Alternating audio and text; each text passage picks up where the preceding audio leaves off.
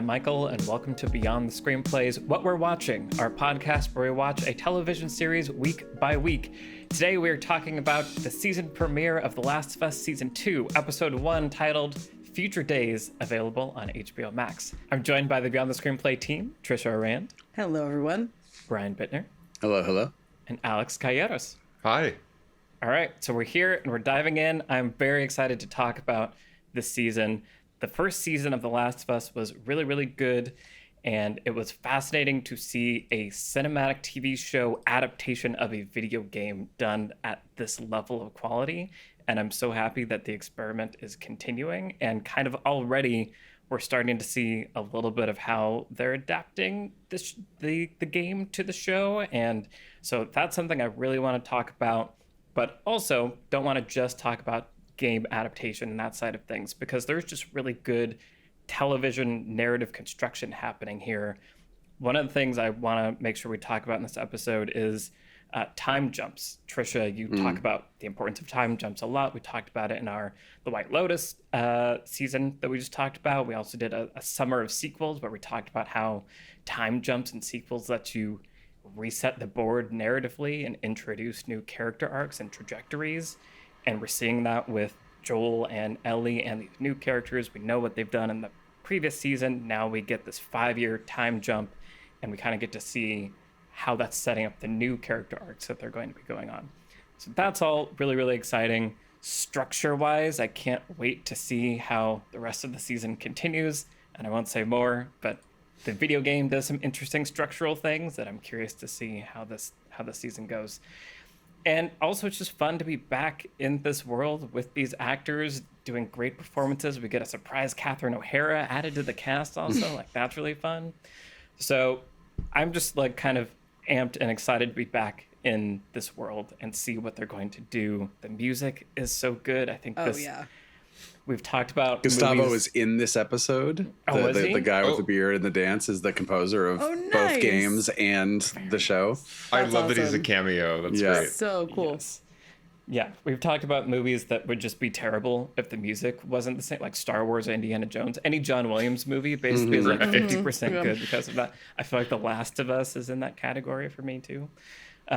So it was really fun to be back in this episode, and I want to do a deep dive, but I want to hear from you guys what your reactions are. Brian, why don't you start us off? What did you make of this episode?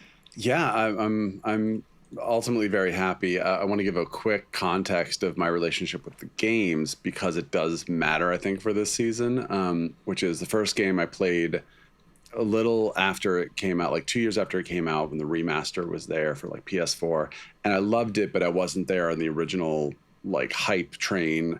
So then it was like I loved it and then didn't think about it much, and then as people kept saying like, oh, it's one of the best games ever made, I was like, I did really like that. And then the more I saw, the more I like thought about it, the more I liked it.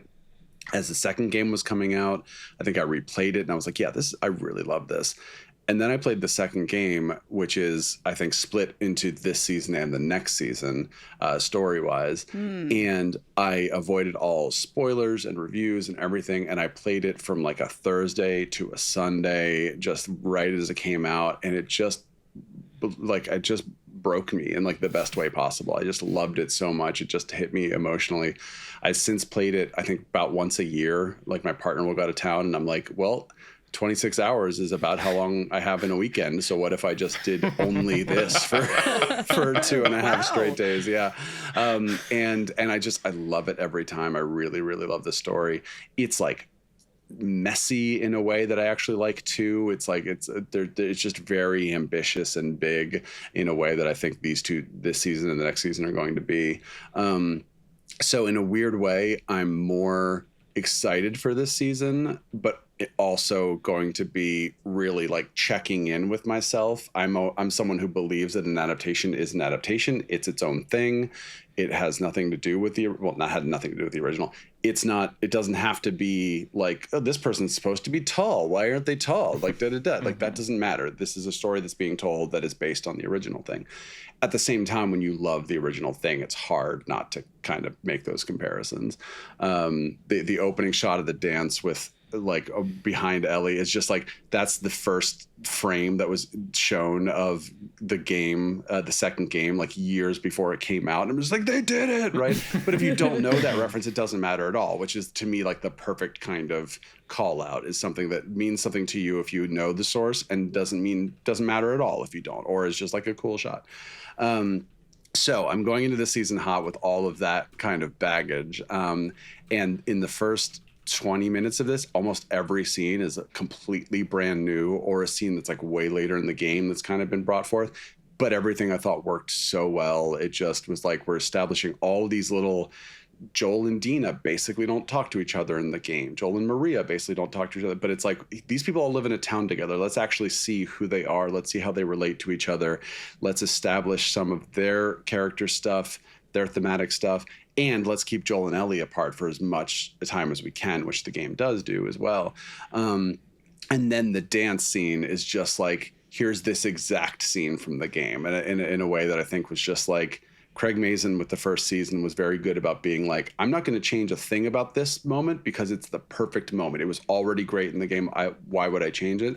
And then other things being like, this doesn't work at all for television, so we have to completely start over. And I feel like that is exactly what you need to be. If you're too true to the source material, then why bother making another thing? Why bother adapting it to another medium?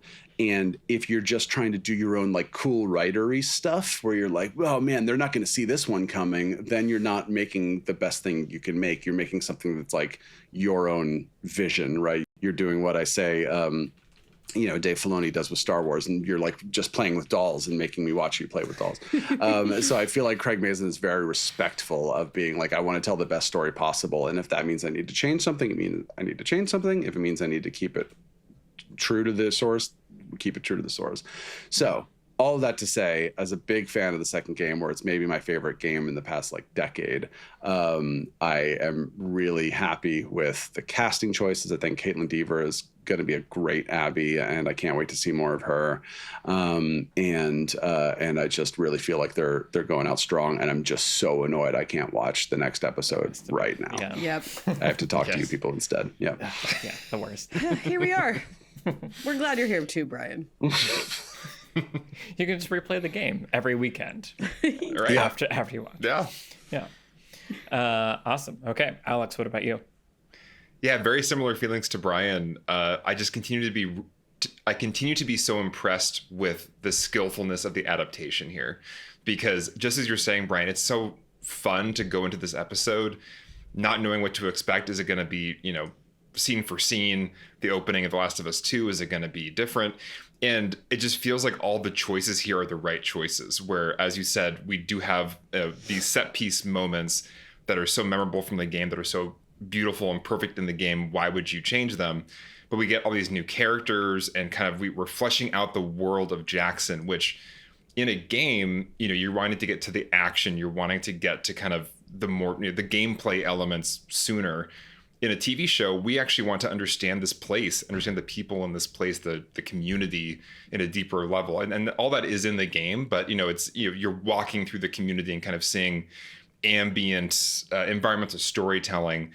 But here in this other medium, we get to have these scenes like, Joel sees a therapist. That's not in the game. Mm-hmm. And that makes sense. There's a community, they would probably have somebody who was a therapist, and they would be very much needed in the apocalypse to do some therapy. Lots of trauma. Yeah, lots of trauma in this world.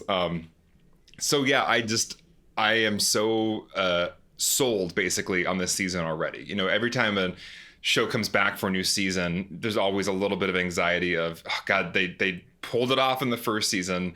But, as we've seen through different What Are We Watchings we've done, you can't always count on every season going to pull off the same thing, year after year. And the cast felt good. Bella Ramsey, is growing into the role of Ellie as Ellie is growing. Like, I was a little bit worried of are they going to still feel too young for Ellie? There's a lot of talk on the internet about is basically is Bella look old enough, and I think she's embodying Ellie in this moment in her life like really, really well. And I was really impressed right off the bat of like, oh, Ellie does feel different already this season.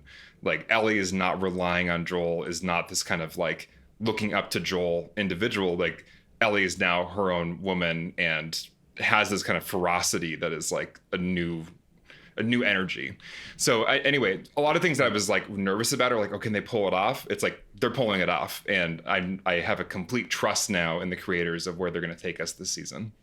Yeah, with Bella Ramsey in particular, I remember being worried about anybody else playing Ellie because Ellie is an iconic character from the game, but Bella Ramsey, they did an amazing job, and I'm totally sold with them as Ellie now. Like, this is their Ellie, and I like that so much. And kind of on the adaptation train, it's like, yeah, this is a different Ellie than the game Ellie, as far as just the feel, the vibe. But I really like this Ellie, and it's a really cool choice for an Ellie for this show and for this world. And there's even scenes, with the kind of Bella Ramsey version of Ellie that feel a little bit different in a cool way. And it feels like, oh, that's the fun of adaptation, is it's the same character, the same source material, but with a different actor, you get to kind of play with a different aspect of the character, or even the same lines that are being said, that were said in the game, take on a different meaning a little bit with a different actor. So that's part of what's really fun about this, is just like, as a fan of the games, seeing new people inhabit these characters and kind of breathe a different aspect into them. Yeah. It's also a weird thing where if you've read a book and it's adapted, you kind of pictured who that person was in the book, but then you're going to see like an actual actor play that person. If you watch an animated show or read a comic book or a graphic novel, you're seeing a sort of two-dimensional adaptation, like representation of this character, and then now you're seeing a human actor play that. But the way video games are now these days, it's like Joel and Ellie are like fully formed people that we have seen and have spent 12 years now seeing. So then it's like when you're like, no, they look like this now. You're like, no, they don't. They look like this other human, but that person doesn't exist. Like the actors exist who did the mocap and did the voices, and they're in the first season. But like we have these like actual full faces that we are now used to seeing. So when I saw Abby's group, I was like, who are these clowns? Like I was like, that's not Owen, that's not Mel. But it's like, no, of course they can't cast the video game people because those aren't real things. Well, because even the actors who play these characters don't look like these characters in the video game. Yeah, that's people kind of forget that, but it's like the Ellie from the game, her actress does not look like that. She actually plays Ellie's mom at the end of the last season, and so it's just like people, I think, grow so attached to these video game avatars because they are so, the performance capture is so good now. It just feels like watching actors, but they don't exist. They are animated. Except for Marlene in the first season, and now Isaac in this season. So we do get a little bit of the people actually playing their own roles. Yeah, that's great.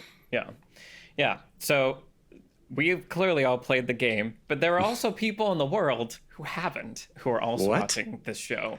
And one might even say this show is maybe more for them. I'm really, honestly, more interested in that aspect of it.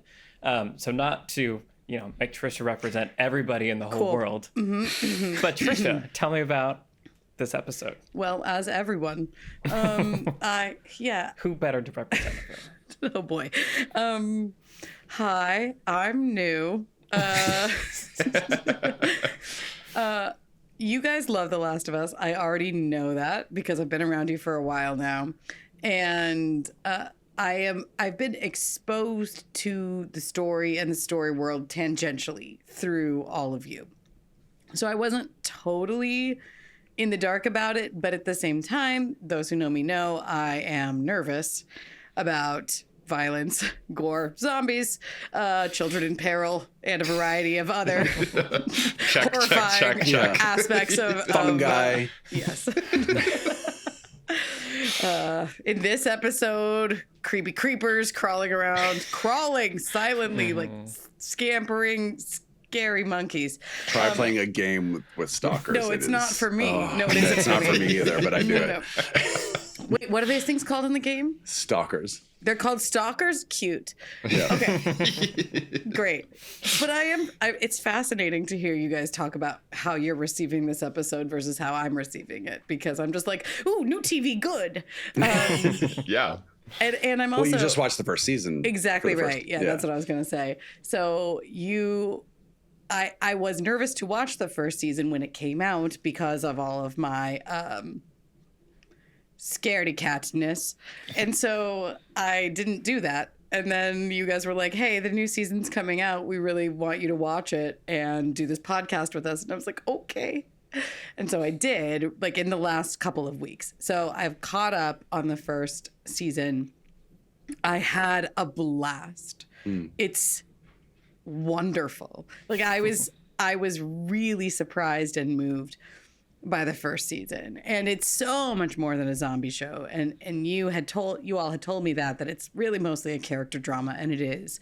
And I can feel the video game-ness in its DNA and in its construction of scenes and sequences, and it doesn't bother me. I think it's really cool the way that it keeps the DNA. It doesn't totally reinvent the wheel about what it is. I can see, like, oh, we're going to fall into this thing now, or like climb into this thing now, and there's going to be some zombies up in here and we're going to have to fight them. I get that that's what video games are, but it never feels like I very rarely feel the story straining to incorporate its like game roots. It all feels like effortlessly done, and manages for the most part to keep the characters at the center of everything and to keep the character journeys present. And so when a situation like an action sequence is unfolding, again referring to the first season here, but also in this episode too, I am tense because jump scares, horror things, I know things are going to go bad. I know this is a video game, so whatever's in here is not going to be chill. But like, I'm also concerned for characters that I know and care about. And nearly always, the characters themselves are in a situation outside of the context of this dark building where there's something scary around the corner that I'm also preoccupied with, and wondering what the choice they make here is going to, where it's going to take them next on the character journey. And I can't wait to get into that with you guys about this entire season, because that's the most brilliant part of all of it to me, is that there's so much context surrounding the like action scenes and sequences, that the dramatic choices that are being made in the scenes and sequences are never just about what's Ellie going to do in this moment, what's Joel going to do here now, how are they going to get out of this thing trying to infect them, for lack of a better word. I was going to try to more colorfully describe what it is to be an infected in this world, and it's beyond my description. So, but I'm all of that is about something so much bigger than just the hand-to-hand struggle of this or whatever. The climactic, I guess it's like, it's actually not the climax. It's really, because the climax is really at the dance. But the sequence here in the season opener, where they go into the market and then we meet that stalker and all that stuff. Everything about that is incredibly tense, not just because scary things hiding everywhere, but because I know the stakes. I know what's going on in the character journey. I know where Ellie is. I know where Dina is. I know I'm worried about Joel. I'm thinking about all of these things at the same time as I'm watching. They're going to go in here with knives for fun? Okay. Yeah. And all of that. We'll talk For about silence. Wowzers. We can come back to it. But again, just like the tension is built up in such a variety of ways, and the character journeys are always at the forefront. And so the action is so much more than action, or rather, it's the best that action can be when we care that much about it. Yeah, 100%. And I thank you for going on this journey, because I am so truly am fascinated to hear about what it's like to watch this show not having played the game, because it's so hard to imagine for myself. So I find that perspective really, really valuable. And I feel like, yeah, the things that we've called out just for this episode, which I do want to talk about more, are all the things I'm excited about for this season. So that's the balancing audiences, like we're saying, where you have half, I'll say, of an audience that's really potentially intimately familiar with the narrative and the story and the world and has lived it and played the game, and other people that don't. How do you balance that? It is this translation of media to media. What stays, what goes? Like you were saying, Trisha, some of that DNA is there, but it's still working on its own. Alex talking about how this medium lets us fill out the story world also, and like Joel seeing a therapist, I think is a really interesting thing, and I want to talk about Quick that. question. Yeah. Is Gale a new character completely? Yes. Yes. Fascinating. As What far about as I can Eugene? remember. Eugene is a deceased character in the game, but is someone that is like referenced and they talk about. So they sort of like take him and be like, what if he was more of a fully fleshed person who had a wife who is still around, essentially, and that's who Gale is. Interesting. I was watching this a few minutes ago with my partner, and he was like, "What? Wait, who's Eugene? Did we see him die? What happened to him?" So I looked it up, which I don't recommend doing, because I assume we're going to meet that character in this season, or at least in a flashback, and I know who plays him now, and I don't look it up. Oh, interesting. Oh, we're going to see him. I didn't know we were going to see him in a flashback. Don't look it up. right. You're spoiling Last of Us Part 2 for us? Yeah. You already probably do. The point is, someone is playing Eugene, but don't look it up who, because it's going to be awesome. That's All right, exciting. Cool. Yeah. That'd be exciting. We were so worried about spoiling it for Trisha. No, it's and I love me. that I she spoiled yeah. it all, apparently. I don't know. Maybe IMDb is not right. It probably is. And then, yeah, just to wrap, just like the character journey is always being at the forefront, even in action. I think, especially in action, I do want to talk about like the action sequences in this show and in this episode, and how in some ways I think they're great. Other ways, I am a little disappointed by them, but it doesn't matter because narratively they're doing the more important things. The sort of, it's like a cinematic like fidelity versus like narrative fidelity thing. The narrative, I think, is winning. We'll talk about it anyway. So there's a lot of really cool things to dive into. Before we go further, I do want to do just a little bit of business. And so for you listeners, so if you are watching on YouTube, go ahead and give us a like and a subscribe, because every week we will be Brian is saluting you. We'll be releasing these episodes as soon as we can get them recorded, probably Tuesdays. If you are listening on Spotify or podcast, Apple Podcasts, this episode is public to everyone, but in order to not clog the feeds of people that maybe aren't watching, it's just going to be this episode that we're releasing there. So if you want to follow along, head to our YouTube channel, like and subscribe there, or head to our Patreon, where we will also be releasing these episodes for free. If you're a patron, you can follow us for free and you'll be getting these episodes there. So that business out of the way. So so many things. So I think, so let's talk about Gale actually, and we won't spoil anything more than that. I'm sorry. How could I possibly have known? No, yeah. Right. But that's interesting to hear, because I feel like this scene had a lot of attention from me because it was a new character, a new scene, a new thing added to this world. And I was trying to think about narratively, what are they trying to achieve here? And world building, it just makes sense, like we've been saying. But it also really helps us cue into Joel's character arc, his trajectory, where he is as we're coming into this new season and sort of setting up, the new state of things.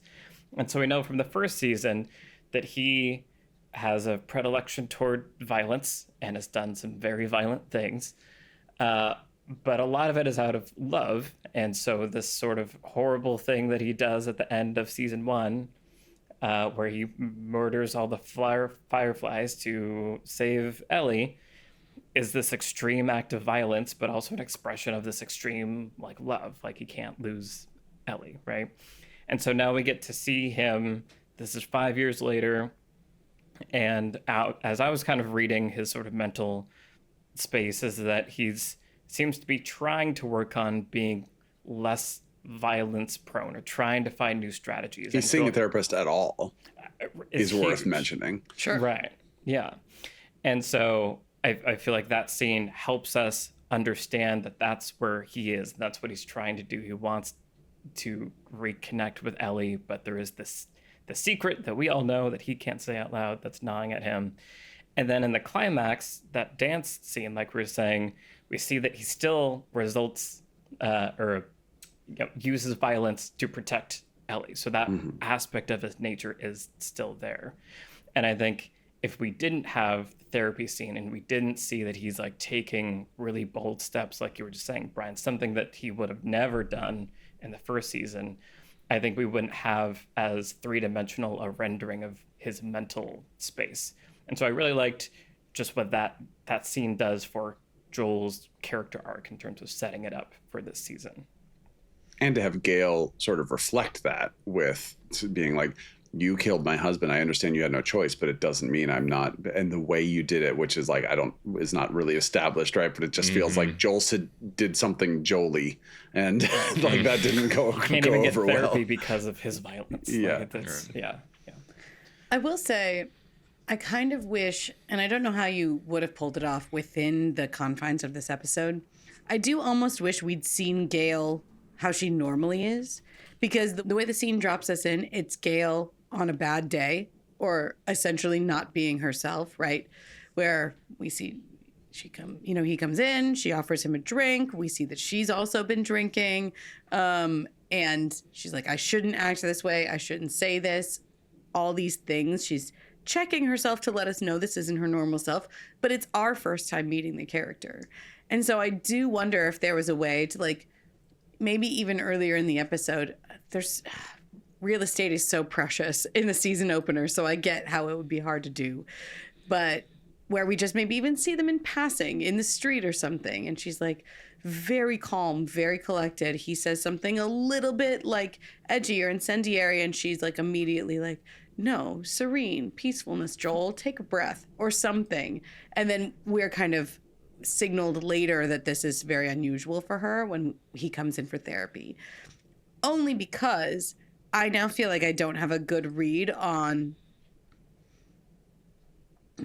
that character and how important she is going to be or not be for the arc of the season. And I don't know that I necessarily need it, but just when you're introducing a new character, it feels odd to introduce them, like, from 0 to 60 within the space of a scene. And if anybody can do it, it's Catherine O'Hara. Like, she does a marvelous job in the scene.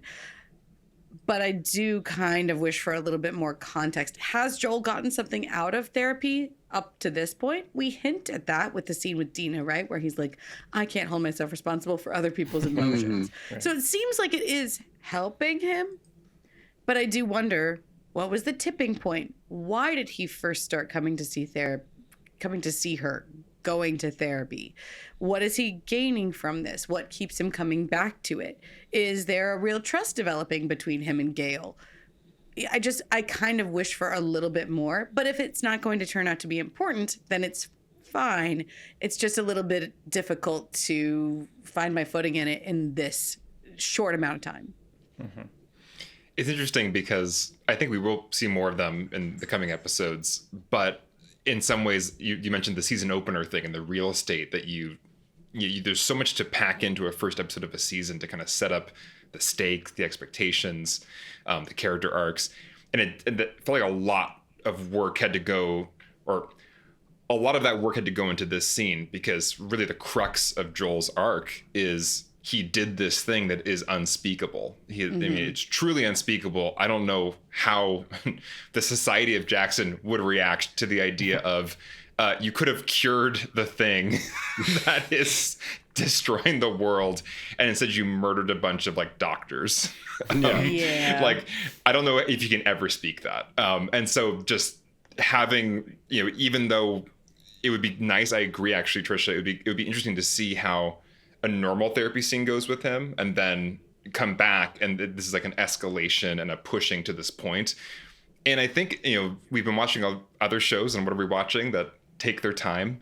And in some ways I could have actually used more than one. I would have been fine with more than one therapy scene. But at the same time, I also appreciate just getting to the point and just like, this season is about this, and it's about this horrible thing Joel did and how it's unspeakable and it's tearing him and Ellie apart. And we're just going to get right to it and skip the therapy sessions where he avoids it, So yeah, I agree with you, Trisha, but also I'm also just, it's part of why I feel like I have a lot of trust right now in the creators of like, you're not wasting my time. Thank you. We are just going. Like, well, I also agree with you, Alex. Yeah. and the fact that at the end of the episode, we see Abby like looking at the lights, it's like, we're not going to watch Abby walk for like 5 episodes. Like, let's just go. We're going. Yep. Right. Yeah, and honestly, that was we'll talk about the first season soon, but that was one thing that felt kind of jarring about the first season was it felt really breakneck speed in some ways. We talk about a lot of shows these days feeling like they're taking way too much time. The first season was like, oh man, we just met these characters at the beginning of this episode. Now they're gone at the end of the episode, and we're moving on to the next thing. But in a way, that gave me the sort of leave them wanting more thing, where it's like, now I want to rewatch. Now I want to like savor those moments. This episode to me felt like a really good balance of those things, where I felt like we were spending time, especially like going on the patrol out to the market sequence and everything. I was just like, oh, I do really feel like I'm getting to spend time with these characters. But at the same time, we are moving forward. We are doing these things, like you said, where like Abby is there. That's a big thing we can get into in later episodes. But in the game, it's not really clear who Abby is or what is going on. There's like a couple scenes of like, ooh, there's a town over there. I think that's where he is or whatever. And you're kind of going like, what's going on? Like, who is this person? And like this, they just open up with like, his name's Joel. I'm going to kill him. And it's just like, I feel like that's the right choice for a show where you kind of have to establish these things early, where in the game you can kind of play around a little bit. There's a lot of like time like nonlinear storytelling in the game, and I think there's going to be some in the show, but I think that the show has to be like, we need to make sure the audience is grounded, especially new people who are coming into this, without knowing who some of these characters are, and just be like, here's a new character, here's their goal, let's go, right? And like that gives you that buys you a lot of real estate for whatever direction the season is going to go from here. Yeah, and I'm glad you mentioned, Brian, that we are going to do a deep dive on the first season as a whole. That'll be exclusive to our $5 and up tier patrons, or what we're watching patrons. And then at the end of the season, we're going to do like some kind of recap deep dive once we have all the puzzle pieces, talk about it. And that, again, will be exclusive to them. And yeah, I totally agree, Brian, that I like that we meet this new character, we understand the context, the staging of her with the friends. It's all very clear. They're at the gravesite, right? You see all like the gravestones. It's like, this is so Joel many crosses. So killed many. a lot of people. So you understand this, and then you immediately get to the crux of the Abby objective arc, right? This like need for revenge and this like violence building inside that also then like, I forget if we go straight to Abby or not Abby, Ellie fighting the guy. I think we do. I think it's okay, right? And so after again, the credits, the opening credits, right, the credits, right? And that's setting up like Ellie's own kind of obsession with violence that we saw kind of build in the first season, and her wanting a gun and all these things, but she's very much into violence, and we're seeing that right there juxtaposed there. And then also in that scene, setting up that the guy she was fighting pulled the punch. She doesn't want people to pull punches, character stuff, but also, why didn't you do it? Well, because Joel would get mad. Yeah. So also then setting up right there that conflict of like, the relationship she has with Joel is interfering with her life, or the way she wants her life to be in some way. Scenes can do many things at once. They sure can. How about that? Efficient storytelling. Every scene is a scene in this show. Yeah. So sceney. Although, hang on. For as much as I'm excited for this season and totally down for the new stuff they add, I don't need a council telling someone they disobeyed a direct order. Yeah. It didn't work in the Star Wars prequels. It didn't work in the Matrix sequels. I hate it so much. I thought it was fine. The scene was fine. They're in the city council chambers. I hate that cute. they took like a just like a trope that I hate and put it into one of my favorite IPs right now. I will say one of the things that I loved most about this episode is the escalation of like a lot of things that could have just like status quo'd and fizzled out. I knew from the jump when they cut that pipe up, and I was like, "Those roots are bad. Why are there roots in that pipe? That's terrible. No one's alarmed." They already look like the so tendrils. sinister. I was No. just like, no. And these roots are in Jackson. They're in the city. This is very bad. And everyone's just like, well, construction problems. No, so much bigger. So I love that. And then you have, Abby and Co showing up. Right at the end, that's bad. Things inside the colony and the situation also very bad. Like there are a lot of problems, and it, if you want a dramatic TV show with a lot of momentum, just setting up conflicts, like there are just so many conflicts. There are no shortage of conflicts, like from the A plot, B plot. I couldn't even tell you which one is the A plot right now, to be honest. It started with Abby and her friends so I assume maybe they're the A plot that's coming here to try to kill Joel. That feels like a big one, but also we have smart zombies now. So there are 5 angles of conflict at least that are introduced. Love in triangle being hinted at. Yeah, right? there's the love triangle problem. Yeah. There's so many problems. It's great. Like, I love drama. Just keep throwing wrenches in it. It's so good because every single scene, like something's gonna come out, right? Mm-hmm. And we talked a minute ago just about scenes being scenes, and when you have people with conflicting desires, and then you have escalating pressure. That's drama. There's escalating pressure from a wide variety of angles, and everybody in the scene facing the pressure has all of these different desires and goals and plans and hopes, and it's all just going to come out in basically every single scene. So, and especially the containment piece too.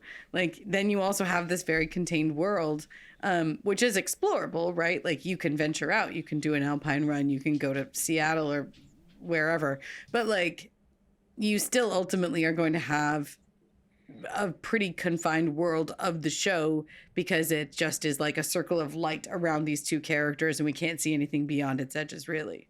Right. Yeah, I feel like an easy thing, the thing that happens a lot of times is screenwriters go, I need to get from point A to point B. So what's my like conflict that's going to get me there? Or what's the one thing, right?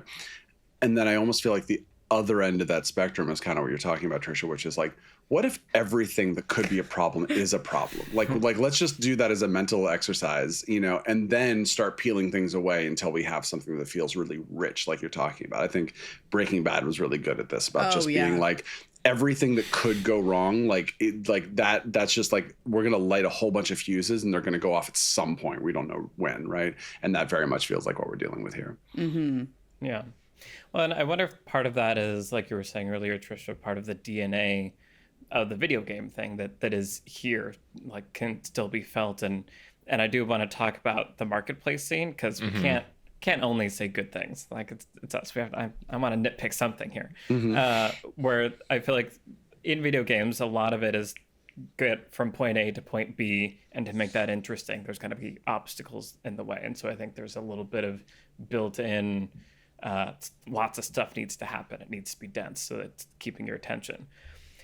And the marketplace scene where Ellie and Dina go inside, and then Ellie follows them and we see the stalkers. I was like kind of frustrated by, because it felt the character motivations didn't feel bulletproof to me in that moment. They were just a little too cavalier about all of this, and I understand that that's their characters and that sort of a general motivation for Ellie or things she wants to be expressing. But also Ellie's lost a lot of really meaningful people to, like, you get bitten and then it's over. Like, that's as normal as things might be, that's still like a pretty big threat. And so there was a disconnect that I was feeling as an audience member with the characters of, like, I understand this is a really dangerous situation. They don't seem to as much. And that threw me a little bit. And just the construction of it felt video gamey to me, and partially because it The was bottle. it was the most nod to the video game Definitely. like section of this episode.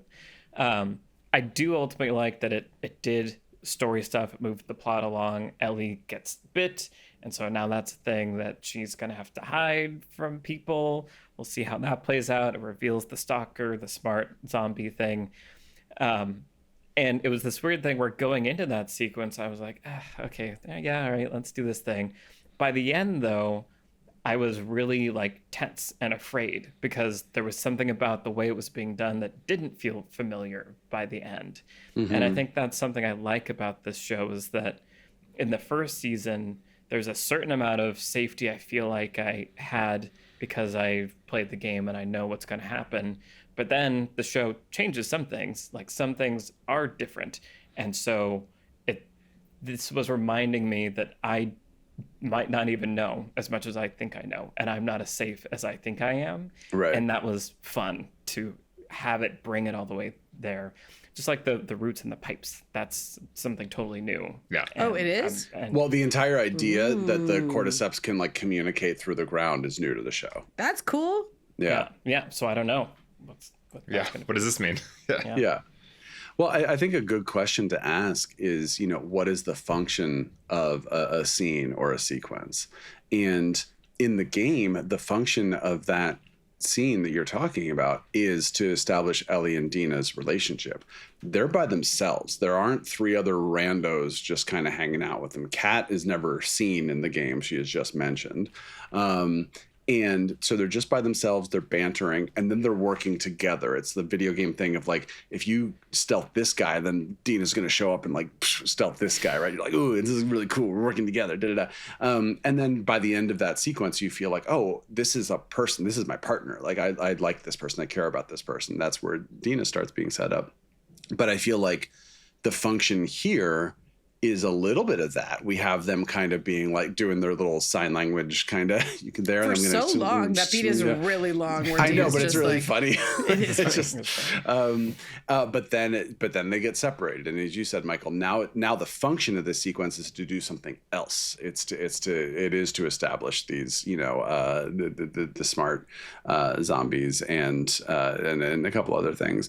I also feel like I was surprised by how little infected there were in the first season. There's like the clicker sequence and then the bloater sequence, and then there was just like episodes where it felt like there was nothing, and that's okay because that's not what this story is about. But a lot of times what happens in the game is like interesting character cutscene, then get from point A to point B, fight some stuff, and then interesting character cutscene, right? So if you're adapting it, you're like, well, we don't need the go fight some stuff, but then you just are like, oh wait, we just have a bunch of interesting character cutscenes and no zombies in a zombie show, right? So you kind of have to find that balance. So that was what was fun for the stalker scene for me too, was like I want a little bit of that. I want a little bit of just like we're stealthing around, we're fighting things. Yeah. I think I agree with you, Michael, that the part that bumped for me the most was just kind of the energy coming into the sequence from those characters, because I get that there is this thing of like they're rebellious, they're kind of, let us go be independent and do our own thing. But these are horrifying creatures. You're greeted outside this market with like a Game of Thrones macabre like arrangement of bodies around a bear with its like intestines spilling out. And they're just so cool about it. And it's like, and Bella Ramsey especially should be concerned about that. Yeah, right, exactly. Yeah, but I mean, and once again, with Ellie, there is, of course, the secret that like she can get bitten and will not be infected. And so it makes sense in a weird way that she kind of has less fear than other people. But I mean, these things can still rip you apart. And also Dina, Dina shouldn't be as cavalier as Ellie. Like, I think that it was a little bit weird to me that there was no difference between them going into that situation. I think it would have been interesting to see at least them have a different scale of this is stupid or smart or fear, but then still agreeing to it together because they want to impress each other or something. So yeah, I think there's like a little bit of that. Like Dina is the one that kind of raises like, is there only one in there, Ellie? Oh, I hear two. Like, so there is a little bit of that. It's subtle, but I agree. She was being a little smarter about it, but but still, yeah. I think, but once we got into that sequence, it was accomplishing the kind of narrative goal of I like them together. They're a fun couple. They have this partnership. They're goofy. So even though the stakes felt like too high for the character scene we were getting, I appreciated that I had that character scene, because then that earns the dance sequence. You know, if we didn't have that sequence with them working together and goofing off, we wouldn't kind of be excited or happy for that dance sequence moment. Mm-hmm. Yeah. So many things to look forward to. Very excited, very curious as this season progresses. 7 episodes this season, which is, I'm curious to see how that paces out, because I agree, Brian, the first season felt breakneck, but also going through it, I was like, oh, but there is so much in this game. Like, there is a lot to traverse, and I'm very curious to see how it goes. I do want to call out just that teaser, that dance scene. As Brian, you said at the beginning, that was like the first like teaser that they released for the game. It was like kind of not the very first teaser, but the first thing that actually ended up in the game itself. Right. Yeah. And I remember when that dropped, and I was just like, this is like so beautiful and amazing. And I was like touched by it. And then it's bookended with this like horrifying violence of gameplay. And I feel like it's just one of the best, if we want to call it a trailers for a game ever, because I feel like it does capture all of what The Last of Us can be and is, and it was cool to see the show doing that also and recreating that moment like faithfully and hinting at some of the violence that of course will be coming as well. Quick math thing, which is the time of the games. The first game is about 13 hours. The second game is about twice that, 26 hours. And then, so the first season is like 9 to 10 hours. And you have the Bill and Frank, you have the Riley flashback episode, and you have new characters like Kathleen. So that's part of it, is that you're taking a game that's like 13 hours, a lot of which is gameplay. So maybe like this many hours of story, but then you're adding new stuff, and then you're trying to tell all that in 9 episodes. This is a 25, 26 hour game that's being told over 2 seasons, but the seasons are shorter. So it's like 7 hours, maybe 14. So I think it's going to be really interesting to see what they do. But I think just the idea of what a season is, telling a game over 2 seasons rather than 1, I feel like you only have so much work you need to do in a given season. So it's like there's probably certain ideas that aren't even going to be introduced until next season. And you have the luxury to be like, let's hold off on that. We don't need to talk about that yet. We can focus on this stuff. We can focus on these characters. So I'm just fascinated to see what they do. Stuff we saw in this episode is like 20 hours into the game already. Oh, that's so interesting. The dance sequence is like a flashback that happens like very late. I don't remember when. Maybe not that late, but like it happens later. And I just think it's really interesting what order they're going to tell the story in. Yeah. Well, not knowing anything about video games myself, I'd be curious to see, you guys are more familiar with the overarching story of the second game.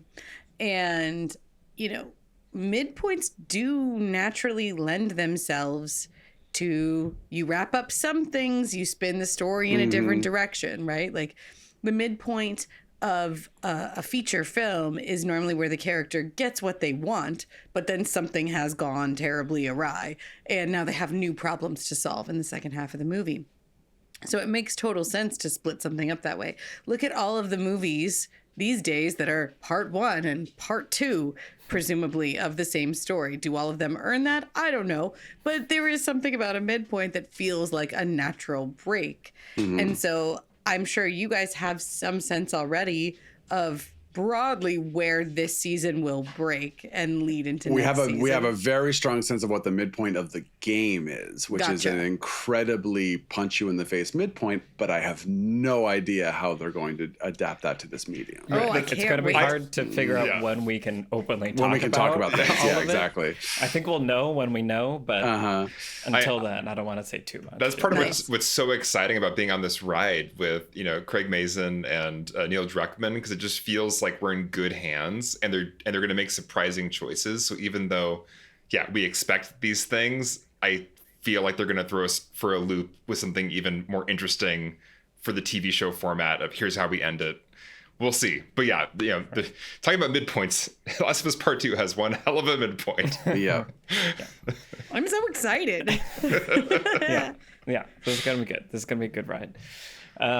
Cool. All right. Well, this has been our conversation about The Last of Us Season 2, Episode 1. To make sure you don't miss anything, head over to the Beyond the Screenplay Patreon or head to the YouTube channel, like and subscribe to make sure you don't miss any of those episodes that we'll be releasing as soon as I edit them. Depends on how much sleep I want.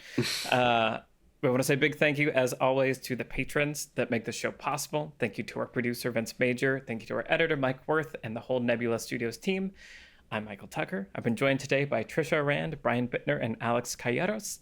And we will see you next week for Season 2 of The Last of Us, Episode 11 of the whole... It's interesting how they're numbering it on the Wikipedia, where they're calling it Episode 10.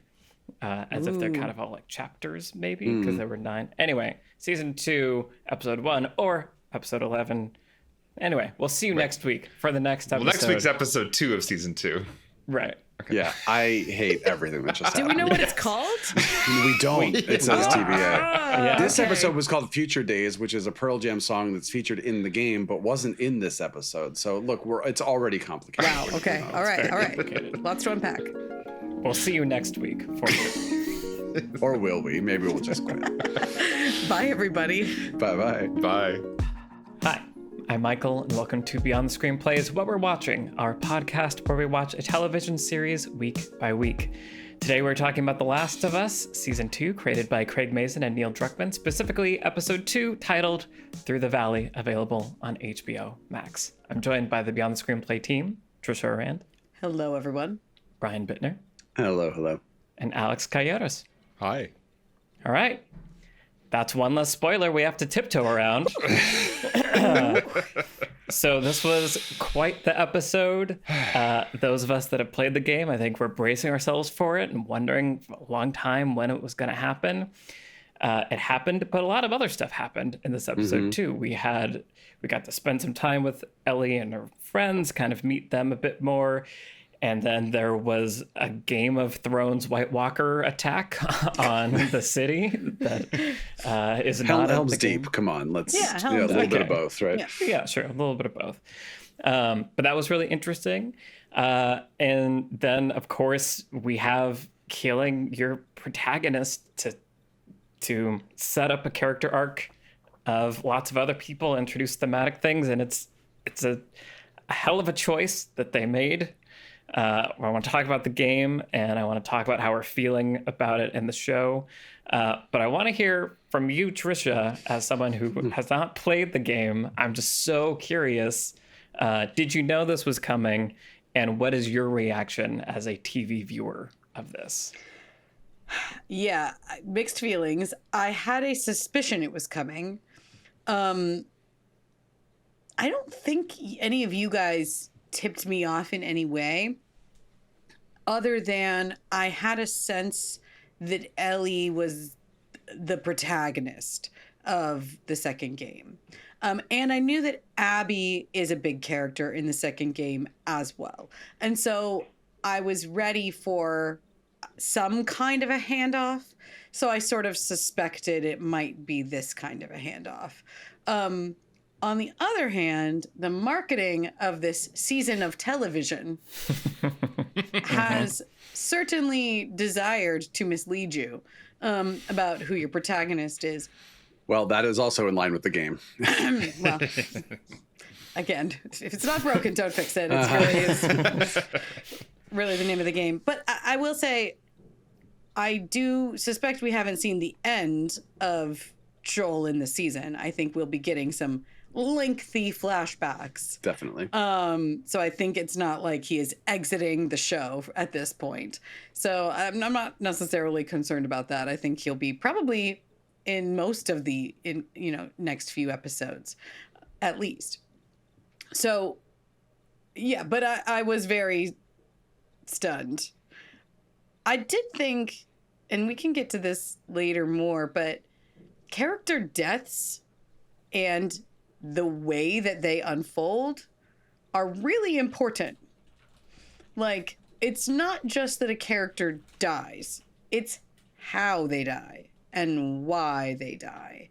Like, it would mean something thematically completely different if Joel, sacrifices himself to save Ellie to the horde of zombies. That would mean something very different than what this death means, right? And so the actual nature of death in drama and the details of how it unfolds are essential for reading the death thematically, and in terms of character arc. And so I would love to talk about that some more. I think it's really fascinating exactly how it unfolds for Joel in this episode. And no one else? I mean, I guess like a few other people, but I was kind of expecting more. There are many citizens of Jackson, Wyoming that don't make it out of here, but none that I have ever met or care about. So it's fascinating where there was a point in the middle of the episode I was like, I don't know how the game unfolds, but like this could be the end of Jackson. As far as I know, like this could be it. Jackson Hole's done. Like this could be all done. Because I know that I know and or suspect that Ellie is not going to spend the whole season hanging around in this city. So I assume something is going to go horribly awry here. So it could be the end of the city, but it turned out that was not the case. And so I don't know. I just think it's really interesting how it all was handled. It also has been brought to my attention on the Discord. That's the attack on Jackson Hole by the horde of frozen zombie mushrooms. That's new for the TV series, which I think is a really bold choice. And I'm excited to hear you all react to that. Yeah. The Discord, of course, being the Beyond Screenplay Discord, where we're also chatting and getting to hear week by week, day by day, all of you guys talk about it. Lots going on over there. Really fun. Yeah. Brian, I'm going to go to you. Tell me about your thoughts on this episode.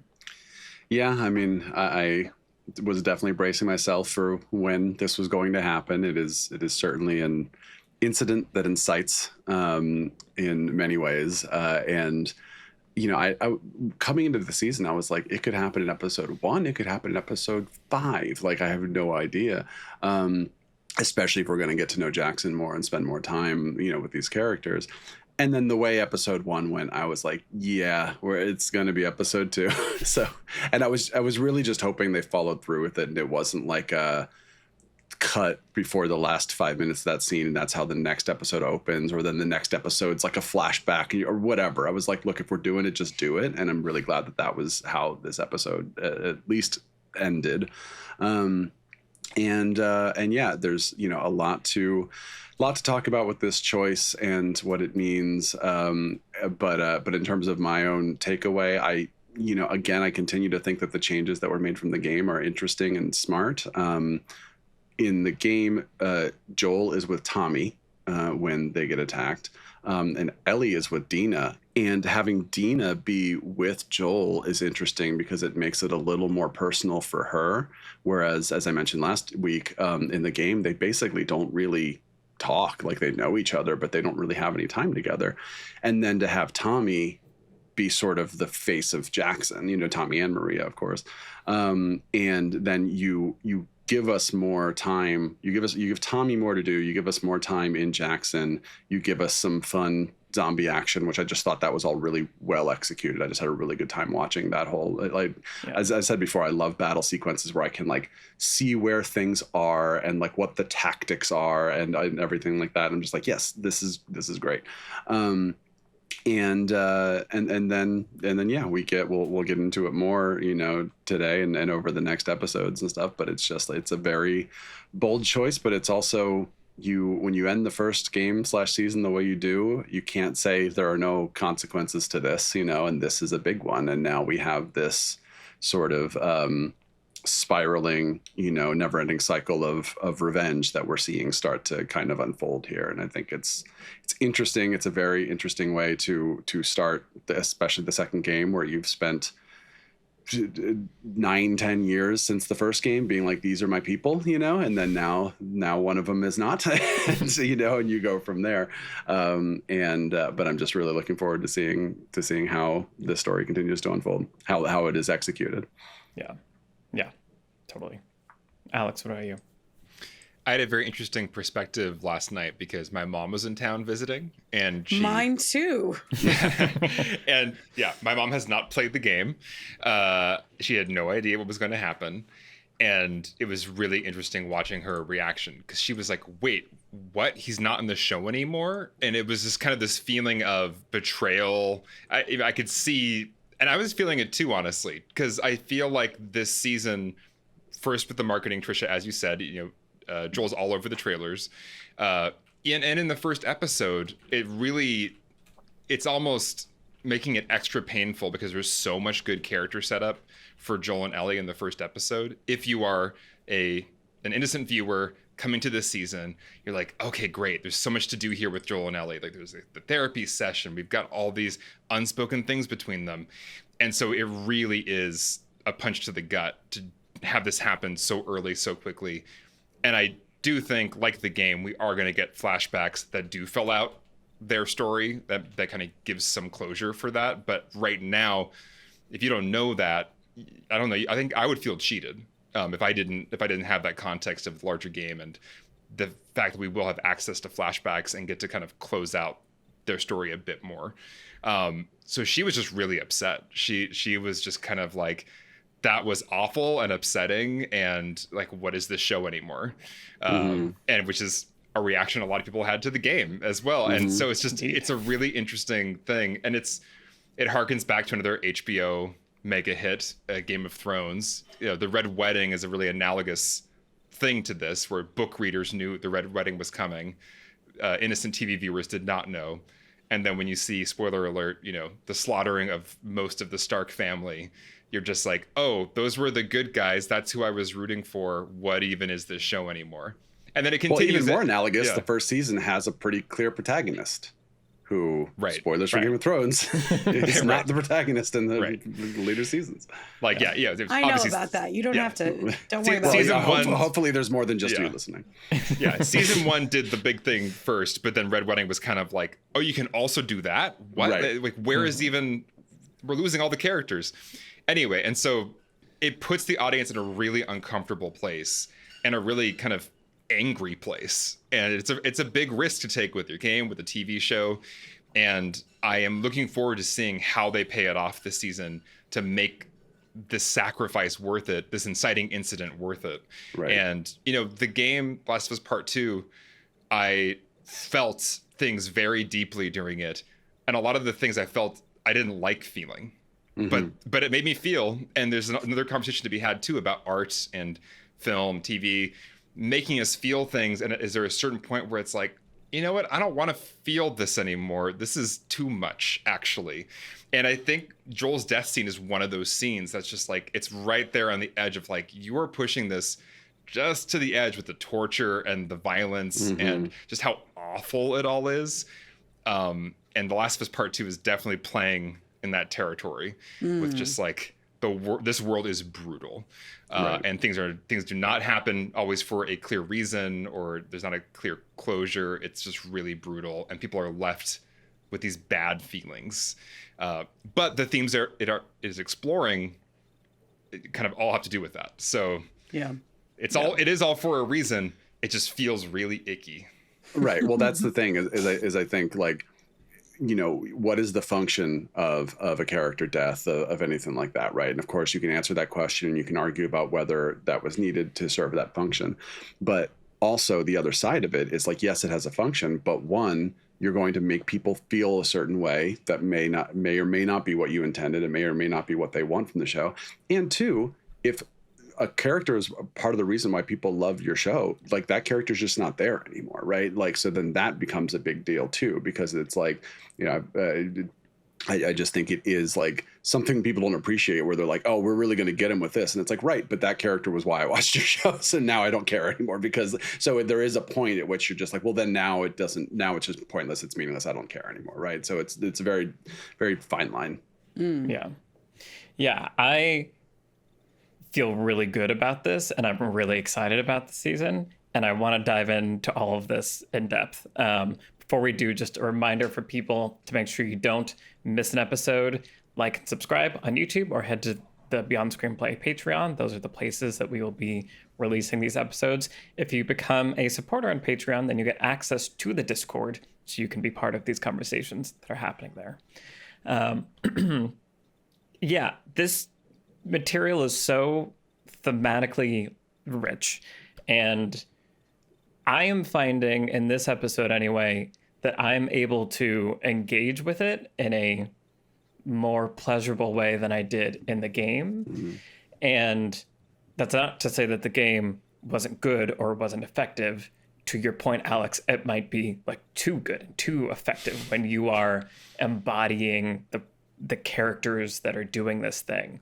And what the game does, and this is tricky to navigate because of the nonlinear aspect of the game, we don't want to accidentally like give spoilers for things that might happen later in the show or something. So I'll navigate this carefully. But a lot of what we saw in this episode with Abby going out, looking out and then finding Joel, like you play as Abby for those sections in the game. And it's creating a sort of empathy with like, well, I am Abby now as the player in this game. And that's how you think about embodying those characters. When we did our interview with Neil Druckmann for our Lessons from the Screenplay video on The Last of Us, he talked about that very explicitly, of like using the idea of you embodying and controlling the character to create empathy. And then the story kind of uses that against you and to evoke all these emotions. And I feel like the TV show is doing that also. Like, I think we get to be with Abby. This episode opens with this kind of dream sequence, so we kind of understand her trauma. We see her with her friend. She's making a plan. It's like annoying that she's in this revenge situation, but then she rolls down a hill and finds herself standing on a bunch of frozen zombies. And for that whole sequence, you're sort of with her, and it's a very visceral sequence. Like, it's very stressful watching them come against like the fence, and it's crushing in, and she's crawling, and you're like, oh my God, I want you to get away. And right. So like I anyway found myself rooting for Abby to survive and get away, even knowing what was about to happen. And then to what you brought up earlier, Trisha, character deaths and how they unfold, the back and forths and the twists and turns of how this all plays out is really important, because Abby's going to die and Joel saves her life. And like, that is, I think, a really critical part of bringing to the forefront this kind of idea of violence and revenge and who's like worth killing or not. And there are so many back and forths where he saves Abby kind of saves him and Dina from dying to the zombies, but then she enacts this terrible torture and murder. And it's constructed such that Ellie is there and sees it all happen. Like, it's just a very well orchestrated character death to bring to the forefront all of these themes about revenge and cycles of violence, and make you empathize, or at least understand kind of where everybody's coming from.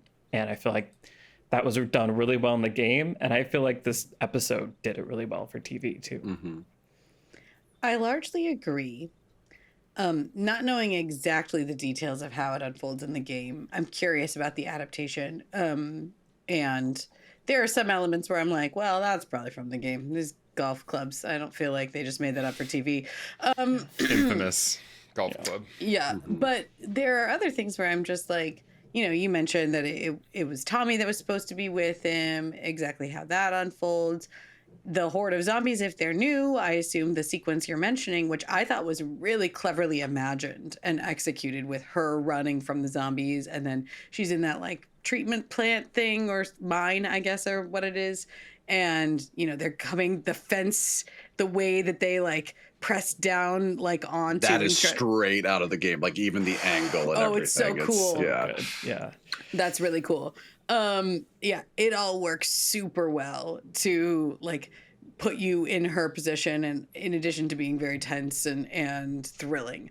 So like all of that I think works really well. There were some things where I was just like, I kind of wish I had a little more. So I don't know when you know it in the game, but the opening dream sequence where she's talking to herself. I wonder if I had known then it was her father, if it would have changed my view of her earlier. Because in that sequence, her younger self or her older self says to her younger self, don't go in there. He's dead. His brains are on the floor, blah, blah, blah. Without knowing the details, I'm assuming it's a friend, a romantic partner, maybe. I don't immediately assume father. And the father piece is crucial for the parallels, right? With Ellie and Joel. We need that piece. I need that piece. I need to know it's her dad. And I need to know that he was the doctor I saw. I remember seeing that doctor, but because the flashback or the dream sequence doesn't tell that to me, I'm left putting it together later when she delivers it in monologue, which is a much less powerful time to learn that information, I think. And so I wish that I had known that going into the episode of, it was her father. I feel like potentially it was hinted at in a way I could have gotten in the last episode with the crosses and everything. But then again, maybe not, because I didn't. So I do wonder about maybe the execution there could have been finessed for me to be even more on board with Abby before she enacts this violence. The same thing with her friends. They don't mean anything to me. And I feel like they could, or their dynamic could bring another interesting counterpoint other than the medical officer who doesn't want any part of any of this, who I really like. But other than that, I feel like these characters aren't giving much in terms of creating layers to Abby's actions. Like, how is what she's doing here not just affecting Joel and not just affecting Ellie and not just affecting me, right? And all the other people that know these two characters, the violence is being enacted upon them. But the people who are ostensibly on Abby's side, what is the violence doing to them? Or how is it interacting with their relationship with her or their view of her? I get some hints at that, but because I feel like, broadly speaking, those characters are underdeveloped, they still feel underutilized in the death sequence. And so they're just kind of standing there going like, we don't like this, but we're not saying anything. As a unit, there's like 4 or 5 of them, and none of them as a unit are saying anything. And that feels like they don't really have agency when they could. What's really interesting is that the game provides you even less context about her by this point. Oh, fascinating. So Way you really are kind of almost, you do embody her, you play as her for a brief period, but it's a mystery. It's like, who is this person? Who am I playing as? What is she doing here? What's going on? And you don't know about her dad. You don't know about any of that. You just find out she's here to kill Joel. And so the show is kind of splitting the difference, where there is still information withheld, but they are providing more context at this point than the game does. So it's an interesting balance they're striking here. Yeah, I mean, it's a big choice to have the season open with her being like, his name is Joel, I'm going to kill him. It would just being like, oh, okay, you are just telling us right away, as opposed to, as Alex was saying in the game, it's just, here's this villain character. They did this. I don't know why they did this. And then slowly the game kind of reveals and you're like, oh, okay, well, I guess like, you had a pretty, we have here something I want to talk about a lot this season is what I like to call protagonist brain, which is here's your protagonist. You're supposed to root for them and empathize with them. And anybody who stands in their way is against them. Right. And who do we have here now? We have 2 young women who had their father figures taken away from them and are out for revenge. Very similar stories, right? One of them is some rando character we've never met before. We don't know who they are. We don't care. And the other one is someone who in the game has been your two people for 10 years, and in the show has been, your person since for a season and an episode now. So we're instantly kind of trained to be like, this is our protagonist, this is our antagonist, this is our good guy, this is our bad guy, right?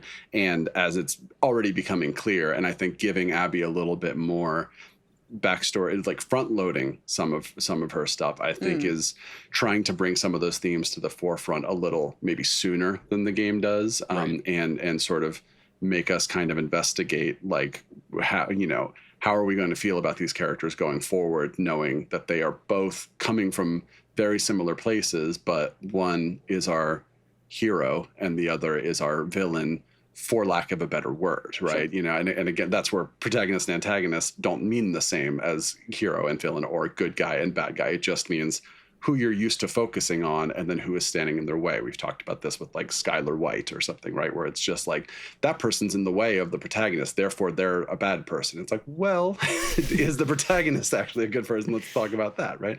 So I think there's gonna be a lot to investigate that I really want to come back to on POV, as Michael was saying, the game has you play as Abby, we are spending time with Abby, and how we're going to feel about everything as going forward.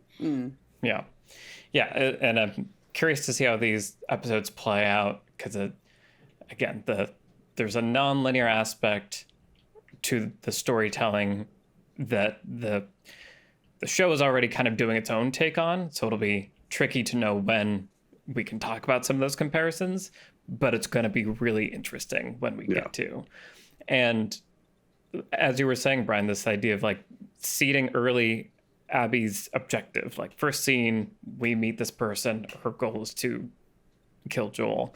I think it's a really smart decision.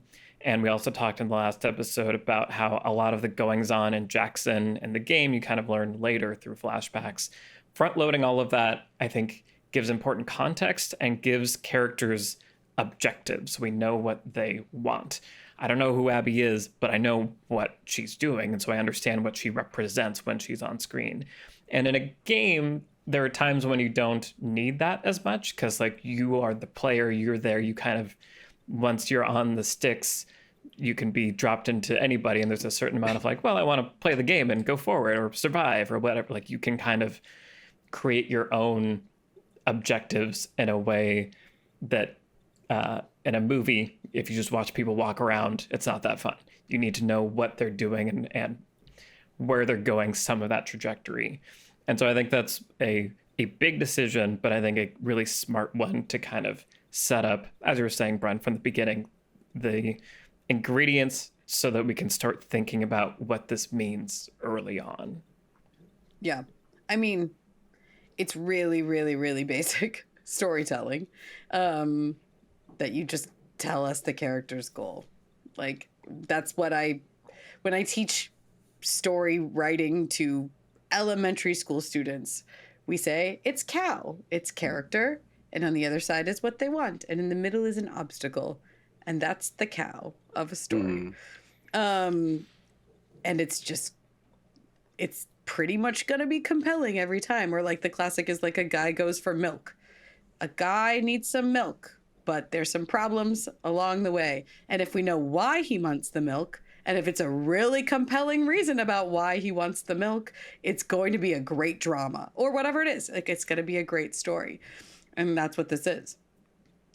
Yeah, I agree. I think what we lose from the way that it's structured in the game, and it's when I say lose, I mean it's trade-off really, is in the game it feels so senseless because obviously we know what Joel did in the first game, but in the second game it's just like it happens really quickly. Like that scene, Joel's death scene is like maybe like 3 minutes long or something. It is not a long monologue about here's who I am and here's my backstory and here's what you did.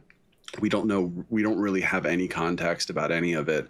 So you, especially as the player, when you are playing the game, you are just like, I need to go kill everyone now, you know? And I think that like that puts you in that just, I can't believe this happened. It is so senseless kind of mindset. Whereas in the show, and then the game starts kind of building in the backstory and being like, oh, maybe it's not as cut and dry. Maybe it's not as simple as it was. But as everything you were just saying, what we gain from making from doing it this way is being like, we know who the characters are. We feel a little more oriented, I think, in a way that helps us see the bigger picture of the story that's being told here. Mm. Yeah. Something that I'm curious about too, because so much of what makes the game really interesting and just fascinating to study is the fact that it's using the game medium, you know, the embodying of different characters at different times, to just really play with your emotions and your perspective. And so, yeah, you make assumptions about people, then you play as them. And you're like, oh, wait a minute, all my assumptions maybe are wrong. And, you know, it's one thing to kind of be playing a game in which you kill people, to kind of confront the player with this senseless, awful thing, to try to invoke essentially rage in the player, and to try to make them feel what Ellie feels moving forward. I'm curious to see how well this works in a TV show, because and it's also just a me thing too. I've never been super compelled by revenge stories. I feel like my reaction to a violent death of a loved one would probably not be like to also become murderous, but probably just a lot of like horrible feelings, but not like I want to go now murder 100 people. But, you know, but like through a game that you're embodying a character that's going to go murder hundreds of people now. So it's just interesting, because I think the game is playing with the form of games, which is you kill lots of NPCs in games, and playing with perspectives and like, oh my God, NPCs maybe are real people. Oh my God, what does that mean for the violence I'm enacting in this game? So there's a meta conversation about games happening in The Last of Us Part 2, the game. And I'm just curious to see how that is adapted to TV, because it's a different form. I'm not the one now enacting the violence or switching perspectives myself. I'm watching it happen on a screen passively. So yeah, I think it's gonna be a tall order to replicate the experiment that the game ran. And I'm curious to see if they're running a similar experiment or kind of trying to change it from an experiment into more of a, I don't know, like a traditional drama experience. Right. Yeah. I feel like the thing that's fascinating about The Last of Us as a TV show is that it is a translation of like something from one language to another. Like the language of video game storytelling is different from that of narrative cinematic storytelling. And I think what's impressive is that, to me anyway, so far that translation has been really, really strong and really, really good, and requires someone who's like fluent in both, like you understand both languages. And that's why, to your point, Alex, this is a tall order, and that's why I'm really excited to see like how this continues to go. Yeah, and just like on a basic like TV episode writing level, like this understands itself so well. It is incredibly well structured. Yeah. It's borrowing some of the smart but conventional writing of a bottle episode of a TV drama. My partner and I call these everybody's hot episodes, but they can also be everybody's cold episodes or storms of brewing episodes. And this is one of those. And like you recognize it right out of the gate if you know what you're looking for. Right, where it's like literally everyone walks into a scene going, oh boy, it's cold out there. Why is it so cold out there? If we go out there, we'll die in the cold. But it's what those episodes are doing. They're creating a pressure cooker on the characters, right? There's a reason why extreme weather conditions are a useful tool for TV writing, because it is able to create this sort of unusual situation. It creates extremity in the characters where they take actions they wouldn't otherwise take to reveal things that they wouldn't otherwise reveal. And so this is doing that on sort of like a big picture macro scale. And then on a micro scale, it's really cleverly structuring, okay, here's kind of like the different elements that have been set up in the previous episode. It's playing them out. It's escalating tension. It's colliding characters in interesting and unexpected ways. It's still doing more expository work for things to come, while it's also every scene is doing action in the moment, where characters are entering scenes and departing scenes as different people in the moment. And then it's still building toward longer character arcs, and then things are ratcheting up and ratcheting up. So it's like, I love when the scene with Abby running from like all of the zombies that she wakes up. Now they're set up in a little bit of a clumsy way. Like, I wish they'd been set up in the last episode as being like, maybe they're hiding under the snow. Maybe there's 1,000 of them. I was like, maybe? What do you mean, maybe? But it's still really impactful because we kind of have a hint that this could be. And then when the Helm's Deep kind of a way, they're like seeding in, like, I need the information about some of what the plan is, but not all of what the plan is. So like, I know when things are going right, but I can still know when things are going wrong. And I'm still curious to see the battle unfold, because I don't know this plan about what these barrels are and like what all of these ramps and things are. Like, again, it's all just rock solid writing on a basic level, and then that it's able to execute on this higher level as an adaptation. And it's just really impressive. Yeah. I really liked the pacing of this episode, and the fact that the battle happened. Once the battle happened, I was like, oh, maybe the Joel thing isn't going to happen, because now we're in a big battle scene right now. But somehow the pacing of it and the ebb and flow made that sequence fun and entertaining to watch, and also left room to build up for, the huge moment of Joel's death. And it didn't, to me, feel like anything was sacrificed in it. And it was a cool experience that we've called out before as a game player, not having any idea what is going on. Like, you walk into the room, Jesse and Ellie come in, and Tommy's there giving the speech about like, here's what we're going to do in case they come in. And I'm like, they're spending a lot of time talking about this thing that isn't going to happen. Like, what's, and they're showing these barrels, and I'm like, how is this going to possibly happen? And so it was cool to, that they were able to construct this episode, have it be surprising to people that are very familiar, and not detract from the major story beats, and seed in even like little things, like when Ellie and Jesse end up in the weed shop, and we get a little bit more about Eugene and like what happened with Eugene. And there's a moment where Ellie realizes he was a firefly, and Jesse's like, yeah, too bad, like they couldn't be saved. And you see this look on her face of like, is that true? I don't like, what is that? Like, this episode had time for those tiny moments too that connect to this bigger context and world. And so I was just very impressed by the structure and pacing of it from start to finish. Yeah, I feel like they've done such a great job at holding both audiences in mind at all times, the game players and the non-game players. Because for me, I could tell pretty quickly this was probably the Joel death episode. And I felt dread about that, because it's not a good feeling to watch that scene again. And I was kind of relieved to have this really fun big battle scene to also get me through the episode that still culminated in this awful scene. But I didn't have to kind of stew in dread for an hour straight. I got to actually have this like enjoyable, big epic battle, thrilling experience.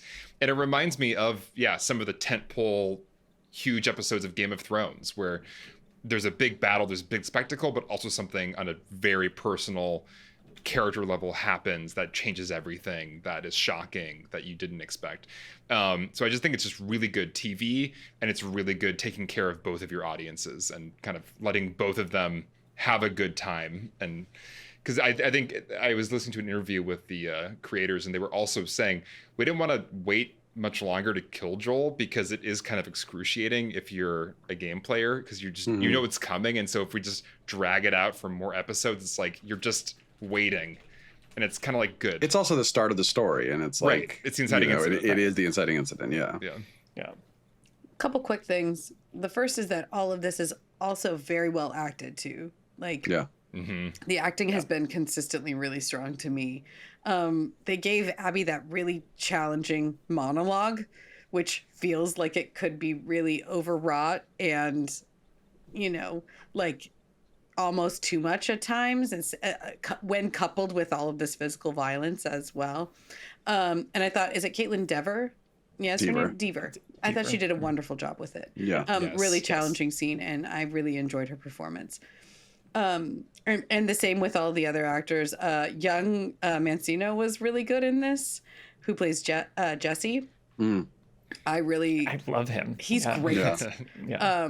Yeah. He's such a good, like, there are certain actors who, like, you see and you're just like, oh yeah, you're Jesse. You know, there are other ones where you're like, oh, you're the show's version of this. And like Jesse is one of the ones where I'm just like, yeah, that's Jesse. Yeah, he's excellent in this episode as well, and I can't wait to see more from him in the season 2. I thought it was fascinating when you're going to kill a character, and this goes a little bit into the details of Joel's death, and I'm sure we'll return to it moving forward, but I thought it was interesting they didn't give Pedro Pascal more to do. Like, he's very passive, actually, in the way that this plays out. I've seen him murder a lot of people so far in this show, and I was like, you guys don't know who you caught here. Like, this is somebody who is very unhinged and very violent, and he could murder all of you. Or at the very least, put up a really good fight. And to my knowledge of the character, he has a good reason to put up a really good fight, right? But it's interesting, he kind of doesn't.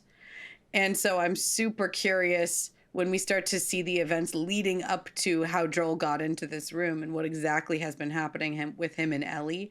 I think it will solve a lot of the mystery for me of the way that Joel acts as the violence, as Abby is slowly killing him. I think there's also an interesting choice to pair him with Dina and have Dina in peril, because that's another reason for him to not fight. If Dina is at their mercy as well, his kind of protective father instincts kick in, and it's like, am I gonna get her killed in my, trying to struggle here?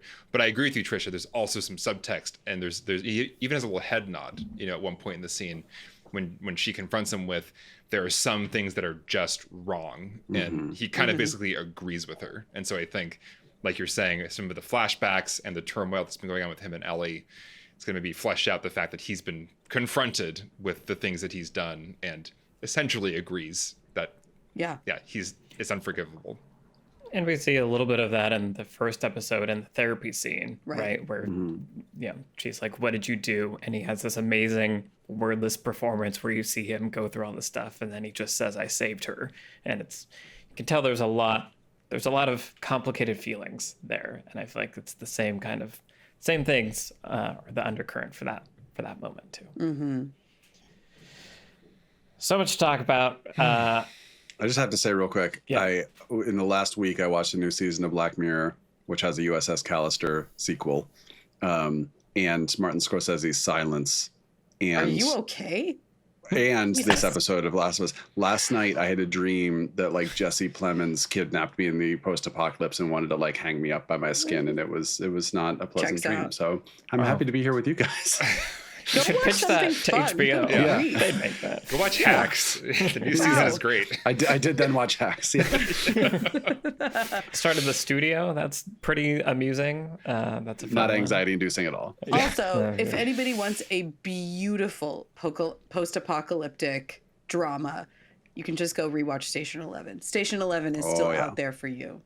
And a positive take on humanity. It's not always fun to watch, but it's beautiful. Also, another thing where I love the original and the adaptation. Nice. So many good options.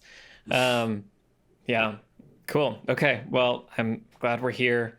The journey we're really here. And I'm very curious.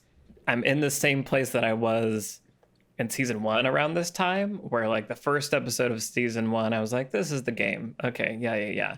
And then the second episode, I was like, oh, this is surprising. And then the third episode was totally different. So like, I'm really excited for the meat of this season, because I'm really not sure what's going to happen next. Even though I know all the things that could and should happen, I don't know what's going to happen next. And I'm very excited.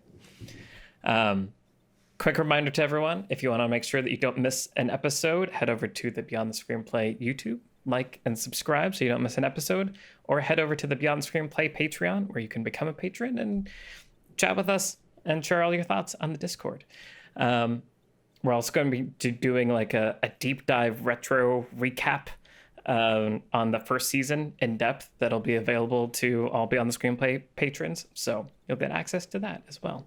I'm so excited. I haven't gotten to talk about the first season at all. I know. It was so like stressful seeing that you were watching it in the Slack. And I was like, I just want to ask Trisha everything. Like, I want to hear her thoughts on all this. So we're going to do that. And that will be available very soon for patrons of Beyond the Screenplay. We want to say a big thank you, as always, to the patrons that make this show possible. Thank you to our producer, Vince Major. Thank you to our editor, Mike Worth, and the whole Nebula Studios team. I'm Michael Tucker, and I'm joined today by Trisha Rand, Brian Bittner, and Alex Calleros. And we will see you next week for Season 2 of The Last of Us, Episode 3. Bye, everybody. Bye-bye. Bye. Hi, I'm Michael. Welcome to Beyond the Screenplay's What We're Watching, our podcast where we watch a television series week by week. Today we're talking about The Last of Us, created by Craig Mazin and Neil Druckmann, specifically Season 2, Episode 3, titled The Path, available on HBO Max. I'm joined by the Beyond the Screenplay team, Trisha Rand, Hello, everyone. Brian Bittner, Hello. and Alex Calleros. Hi. All right, so we had a big shocker in the last episode. This episode felt like a little bit of reset and kind of setting the stage for what is to come, clarifying some arcs and desires for our characters. And it got us to Seattle, which I'm really happy about. There was a period during this episode where I was a little bit worried it was just going to be like an hour of setup and things weren't going to like move forward at all, and that would be a following episode. But this episode gets Ellie and Dina to Seattle after setting up their revenge arc. I want to talk about how the show is setting up the revenge arc and trying to get us invested in it in different ways of trying to get people to buy into it. And it also teases some other groups in Seattle. It opens, if I remember correctly, on this group of people. I guess it doesn't open it, but we see this group of people early on moving through the woods. We learn a little bit about them, and we kind of bookend with then seeing the aftermath of whatever they were afraid of at the beginning of the episode, with them being all dead, which is also, again, going toward trying to get us on board with this revenge kick. So it was an interesting episode, and I want to hear what you guys think and made of it, because it's kind of the first, for me anyway, the gate of unknown was opened after Joel was killed, and I was like, I don't know what they're going to do exactly after that, and this is the first step through that gate. So it was interesting. Alex, what did you make of this episode? Yeah, I mean, it was kind of nice, I guess, one, to have a breather, because Game of Thrones used to do this a lot. You would have kind of the big battle episode where something crazy happens, and there's kind of like the final episode of the season actually isn't the biggest episode of the season. It's kind of like a reset, game board reset, get ready for the future episode. And it's kind of like this was doing that, but near the beginning of the season instead of at the end of the season. The thing that I was feeling was it was tough to follow the first two episodes of this season, because the first episode was another game board reset episode, essentially, jumping us into the future and setting up all these new character dramas with Joel and Ellie and the therapist and the town. And I was really excited about all those story threads. And then, of course, episode 2 shockingly kind of cuts off the Joel story threads, and then also kind of resets the town again as well with the zombie apocalypse battle scene. So it was kind of like, it was like another reset shortly after a reset, and this was like a less interesting reset for me. And so yeah, it was a little bit bumpy in that way just because of what had come before. And I feel like I was more excited about what was to come in the first 2 episodes, and right now it's kind of like things are still wide open. We did get to Seattle, but we didn't really get to Seattle. Like, we don't know any of the characters there yet. You know, we can see the city and we see hints of these 2 factions in Seattle, but I'm not invested in Seattle yet. And so I'm kind of in this limbo right now of, the first episode got me real invested in Jackson. That's all behind us now. And we're to Seattle, but I'm not invested in Seattle yet either. And so I'm not really invested in anything, except for, I mean, it is fun to watch Ellie and Dina and their little kind of will they, won't they? But I don't know. It's just, the first season, it benefits from that classic hero's journey of, you know, like, get the girl to the place, cure, you know, save the world. And this season has to deal with this more kind of ambiguous revenge, new factions, new places thing, and I'm not quite there yet. So I'm excited to see the next episode and see if Seattle can really hook me with the dramas that are happening there. Right now I'm a little bit untethered. Yeah, I think that's fair. I'm feeling the same way, and also why I'm looking forward to the next episode, because I feel like that's going to be a little bit make or break for this season. Right. I think. Brian, how are you feeling? Good. Yeah. Like you said, I was a little worried this was going to be just a Jackson only episode. And we were just, maybe it was going to like end with them leaving. So I am glad that we were able to spend time kind of grieving, you know, the watch that gives Sarah my love, Ellie freaking out at the hospital, like all of that. By the way, my what was changed from the game, part of my brain is off this episode because almost everything was brand new. So it was just like great, cool. You know, so the coming back to the watch and the give Sarah my love and all that, like that was all for the show, and it was all beautifully done. And then Ellie like lying to everybody and then crying, and then but then yeah, I'm glad we spent time there. And then I'm glad that we did leave, and I didn't need us to get all the way to Seattle. That felt like it happened like really fast to me. But at the same time, I'm happy that now next episode we're there and we're ready to go, as opposed to an episode of like traveling and getting there and everything. Like, this show does move things forward, you know, quite a bit, as we talked about in the previous couple episodes. And yeah, I think the only thing, and this is a little bit what you were saying, Alex, about the hooking of it, I kind of wanted a little more grief, and then I wanted a little more revenge. Like, I wanted to be like, we gotta go. Another thing that's changed from the game is it's not 3 months later that Ellie leaves. It's like 3 days later. Like, she gets her stuff together. She goes. Like, she is like, I'm gonna go kill everyone, right? So, and this has this little like, John Wick comes home and then like watches TV for 3 months, and then like, you know what, maybe now I'll go get those guys, you know? And obviously like Ellie's in the hospital, she doesn't have a choice, and and then also she is clearly, as is made very clear by Gail, hiding exactly how she's feeling from the other characters and from us. But even from Dina. So it's like, even when she and Dina are together, there's not the sense of like, all right, good, we're out of there now.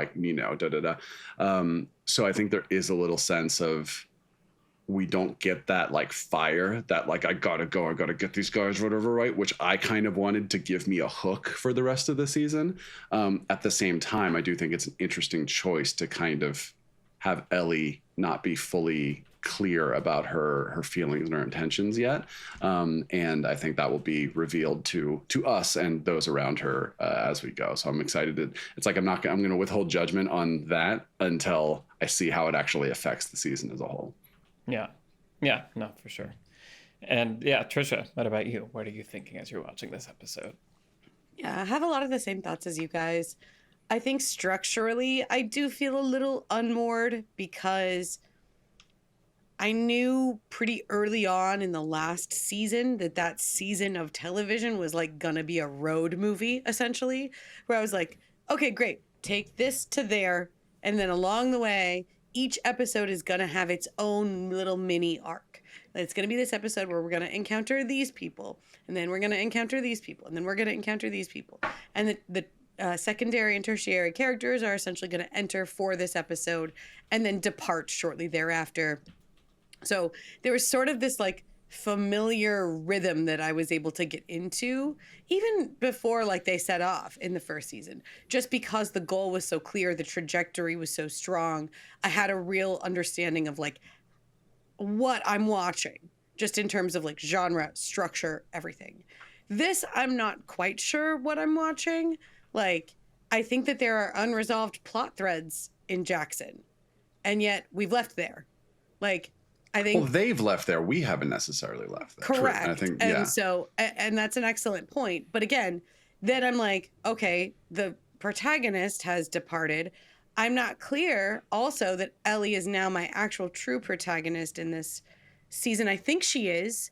But as you were pointing out there, just Brian, like, there's a POV thing happening where I'm not really privy much to her private thoughts. I'm sort of looking at her from the outside.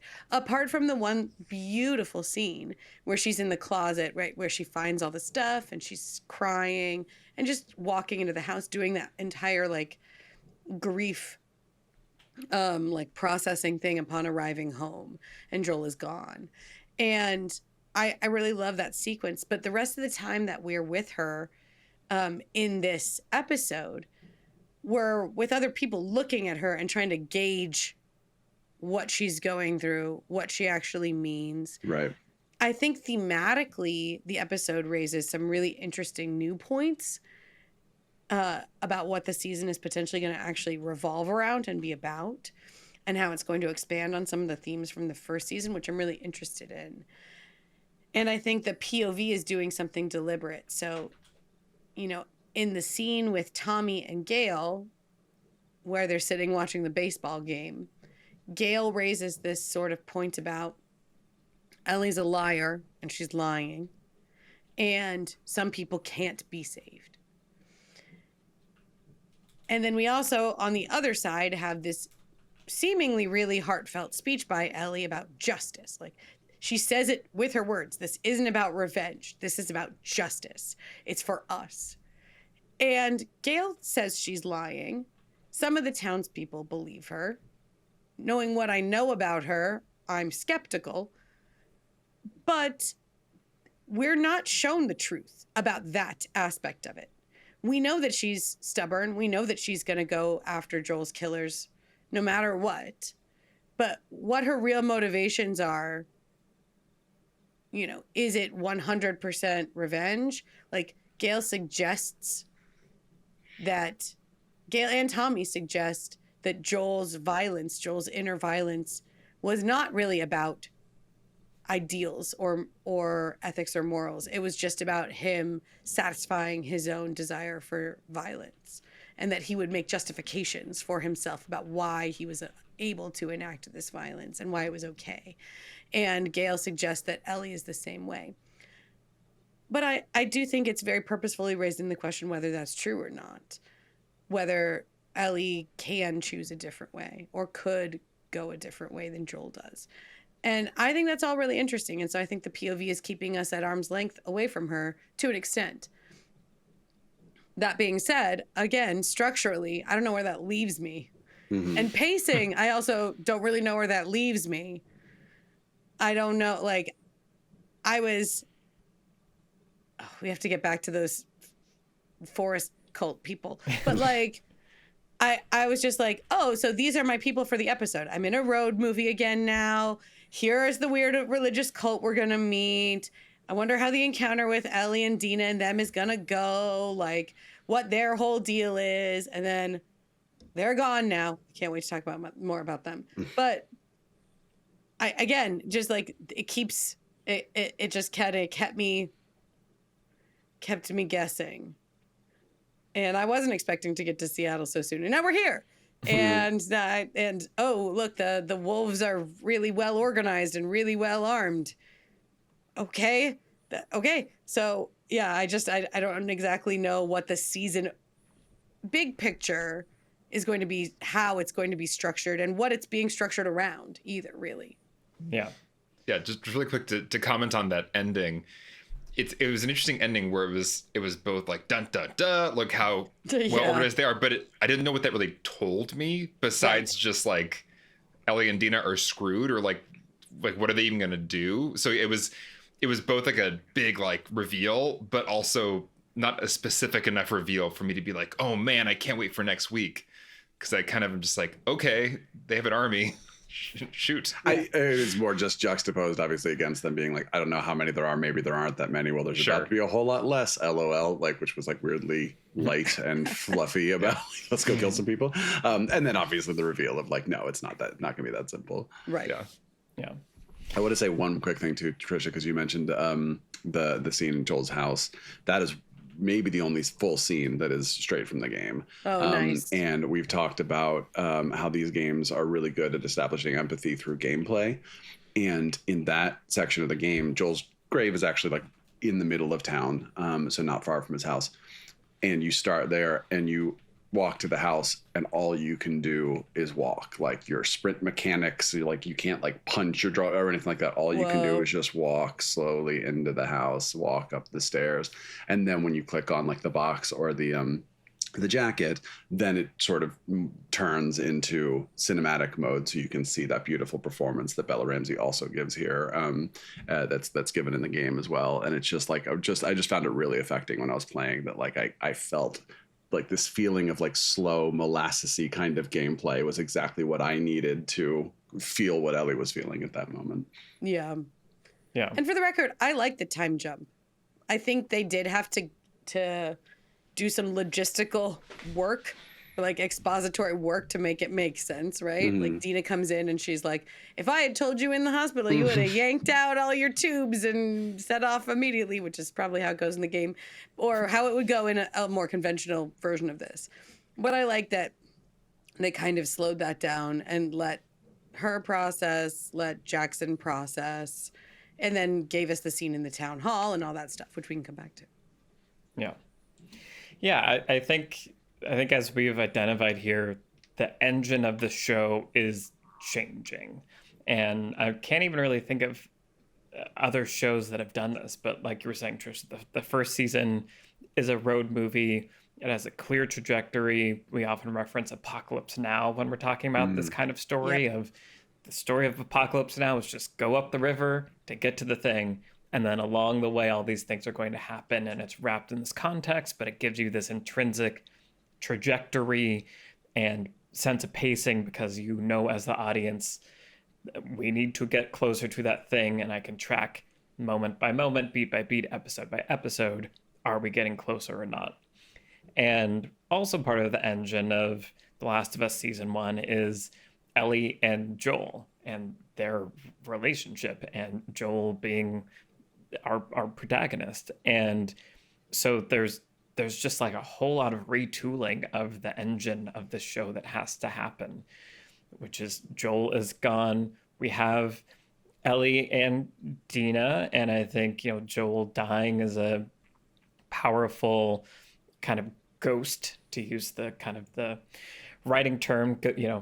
An example of the ghost is season 1, classic ghost. We would see Sarah, Joel's daughter, die. That's the sort of thing in his past that motivates all of his fears, his arc, etc. And so now we have Joel dying, and that is the motivation for Ellie's arc and her obsession. But as we're also saying, she is kept a little like distant from us. And so there is just a lot of like retooling that has to happen. And I think given that, this was a pretty graceful handling of something that could be extremely clunky. But as we're saying, I do think it's going to be the next episode that really lets us know, like, have you successfully rebuilt the engine, and are we moving forward now? Or are we in a clunker for the rest of the season? Yikes. Yeah, because even thinking about, Joel and Ellie, there's a nice contrast there. Even just physically, there's a contrast in that pairing, and also just in their attitudes and their histories. And there's a part of the fun of watching a road movie with a pair is that they're usually opposites, or they can't stand each other, or they got to learn Built-in conflict. Yeah, Right. built-in conflict. And with Ellie and Dina, they're like you're pointing out, Brian, they're kind of lighthearted right now. They're pretty chill about their revenge journey, and it doesn't feel like there's a lot of conflict besides the more kind of like high school, like, do you like me, do you not like me? And so I do think that if they are going to become the new Joel and Ellie kind of pairing that needs to power the season, something's got to develop with them that makes for more drama. Because if they stay in this kind of chill mode, which I doubt they will, because they're about to run into a lot of drama, I think this is not enough to give us that engine that Joel and Ellie had. Well, yeah, and again, just in terms of pacing, like, you're right that the interpersonal conflict is not there. And so there's a reason why that pairing can't sustain a road movie's worth of a season. And so we're in Seattle now. And so, like, Right. there's something else. And there's going to be other people, right? I was actually expecting to see more of Tommy and more of Jesse. And maybe we still will. Again, I'm not sure how the POV is going to play out. But it's very clear that this relationship is too harmonious for a drama. Even with the romantic undercurrent to it, it's just going to become secondary to whatever the big thing is that looms ahead. Yeah. Yeah, and I mentioned earlier, I think it's interesting how this show, or how this episode, tried to establish Ellie's revenge obsession goal. And I appreciated that they tried to make it more palatable to people like me. Alex, I think you as well have talked about not really into revenge stories. Like, I can just quickly be like, no, you shouldn't do that, actually. More pain is more pain. Like, Right. next question. You're like that guy Carlisle or whoever that is that's like, no, this is really easy, actually. We don't do that. Right. But yeah, and so I think they do a decently effective job at finding other ways to buy in. But also, to your point earlier, Brian, I don't get the unbridled, passionate need from Ellie in this. And so she does have that speech to the whole community, which again is not in the game. We get to see other people resonating with it or disagreeing with it. Her argument, even though I agree I don't really believe she believes those things, is interesting. Like, it's something you can understand of, like, we're doing this for the community to know that what happens to you will be answered. We have each other's backs. Like, there are ways of getting into this and buying into it besides just revenge. And even once they get to Seattle and we see that the group of religious people have been murdered, like, brutally, like another father and daughter, right, are dead, that they're assuming those are the Abbey people, the wolves did this. And so it's like, oh well, just justice for, like, cosmic justice means we have to kill the people that would do this.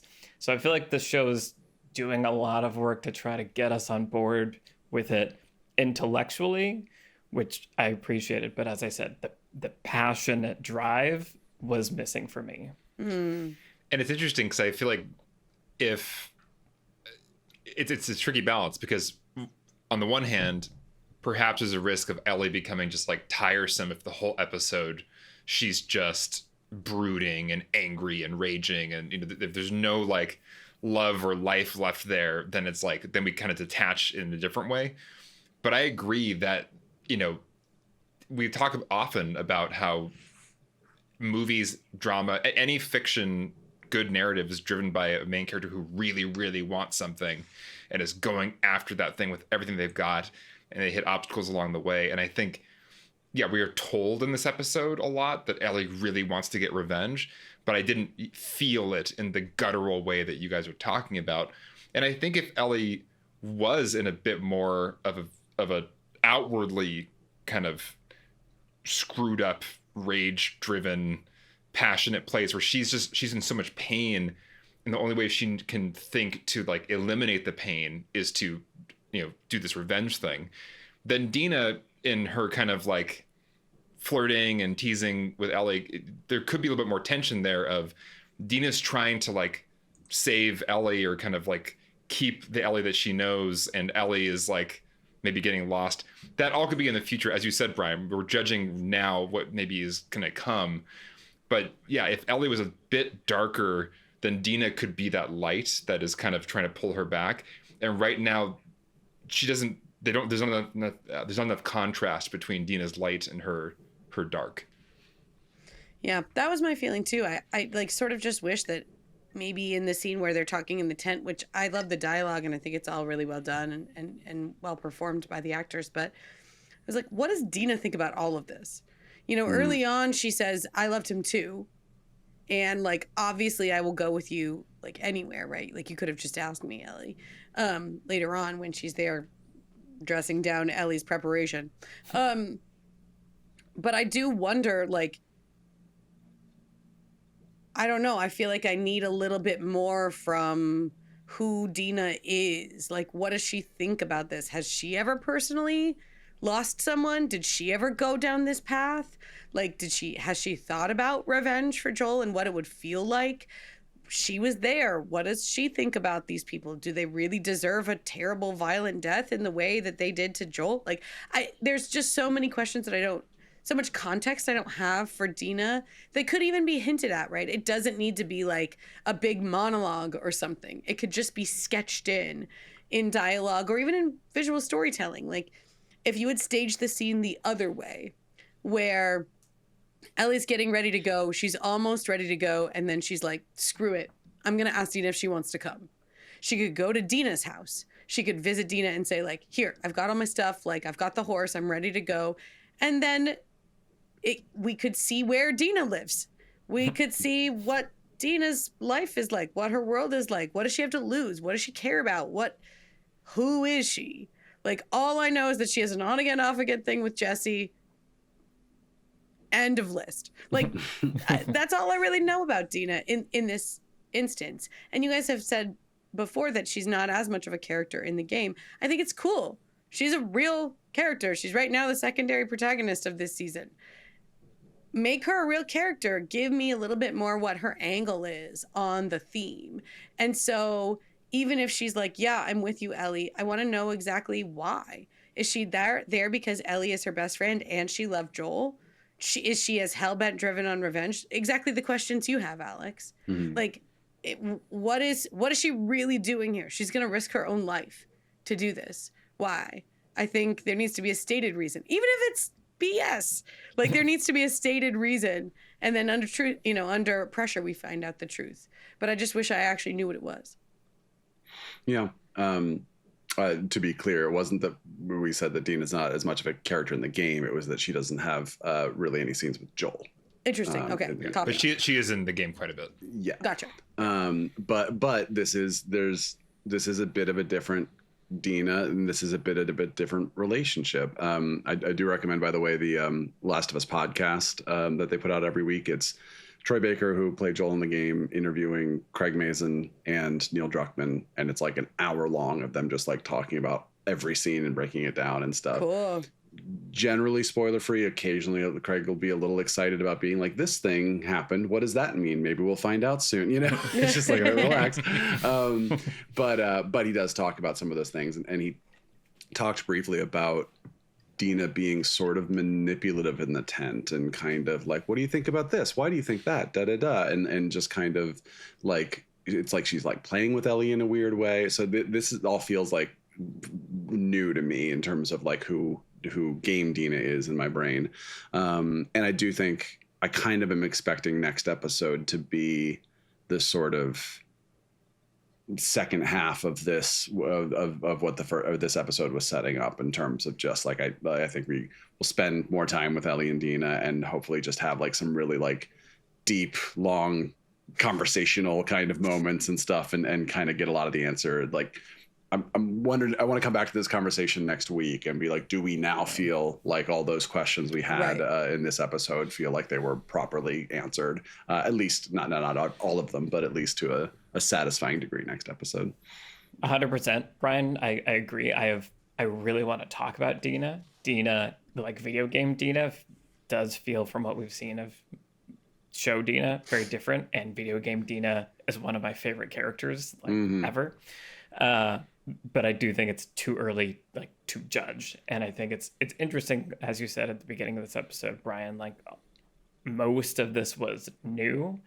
And so there is a sense that I'm having of like, I really don't, like, I've experienced this other text that is a video game that is a similar story, but I really don't know exactly what's going to happen or when it's going to happen or how it's going to happen because of these changes. And I think it's interesting. But I do think we're sort of, as we're talking, there's this like list of unanswered questions that I think next episode hopefully will go some distance to answering. And I think we should revisit them next episode. And it'll be really interesting. And one of the things I'm most curious about is those cult people that we saw. I have no idea if they're in the game. I have no idea what we'll learn about them, if anything. It feels though like, just coming from a screenwriter's perspective, the scene that we saw with them is pointing so much at like all of their random stuff, where it's like, it's actually, if you were just wanted to show a bunch of characters, innocent characters who get slaughtered along the side of the road, there is no need to spend a 4-minute, 5-minute scene with them where somebody's walking, they've got their bow and arrows, they've got their scars on their cheeks, here's the symbol on their back. And then like everyone's walking, why are we going here? Well, I told you we need to get to a safer place. Why can't she protect us? You mean the prophet? It's just like, it's very dialogue-y dialogue that's doing expository something, which is why I was so convinced that Ellie and Dina are going to run into these people and we're going to like get a window into their whole thing, whatever it is. And it reminded me of the cannibal cult in the last season. I've been instructed by legal not to respond to any of your... No, I know. That's... I'm telling you what it's like to watch this as an audience member really with a screenwriting background. Right. Where I'm just like, okay, now we have hammers? Now I want a hammer, Dad. Here's a little one. So many questions there. Well, it's just like a big setup, and then the payoff is not nothing. The payoff is just enough something to make me feel like it's not the payoff, where they like kick over the first guy. Who's he? What's this symbol? I've never seen it before. Like, what is it? Let's point at it a little bit here in the dialogue. And then, yeah, everyone has been slaughtered. Exactly how? Must have been Abby. That was a little thanks, Obama. That like, that wasn't much. I was like, I'm gonna guess it wasn't like Abby. Someone took all the jelly beans from the store. It must have been Abby. That was truly wild. But also, you know, when he says, she's like, who is it? He's like, oh, it's wolves. And then they're like, these are wolves. Come on now. But anyway.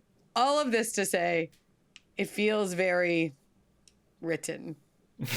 And in a way that makes me feel like I haven't seen the last of any of these people or any of these things that I've been told to pay attention to. So it is interesting how even in this episode, there is a little fake out where we're with them. They hear someone's coming, danger is coming, go and hide. And we don't see who or what. And then later, as we're approaching with Dina and Ellie, my brain was like, oh, Dina and Ellie are the people that they're hiding from. And so then they do the little switch of like, oh no, they're all dead already. That was an interesting kind of, little subversion of expectations to be repurposed elsewise. Which I liked, but I will also say, again, in terms of pacing, as we were getting closer and closer to that, in fact, as we were in that scene in the tent, I was like half in the scene in the tent, which I was compelled by. And I was also half going, we're running out of time to meet this cult. Like, Yeah. I was like checking my watch. I was like, we're not going to meet them in this episode at all, I guess. And then suddenly they were all dead. So, congrats, I guess, on pulling the rug out from under me. But I guess I'll see what it's all about. Yeah. Yeah. Just one last thought about the use of the cult in this episode. I wonder if the episode could have benefited from having more of like a C plot, with the cult Sure. that we're cutting away to, because since there is, there's not a huge amount happening with Ellie and Dina. Like there is the setting off in the journey and the town council, but it's not a hugely dramatic episode. If we had a cutaway to what lies ahead in Seattle, that could even be providing some context for, oh, this is, when they're leaving the gates and Seth is trading guns with them, and it's like we are getting a little taste of they're heading into some like weird stuff in Seattle. That may have been added some additional kind of subtext and drama to the leaving of the safety of Jackson. Speaking of character consistency, Seth, what?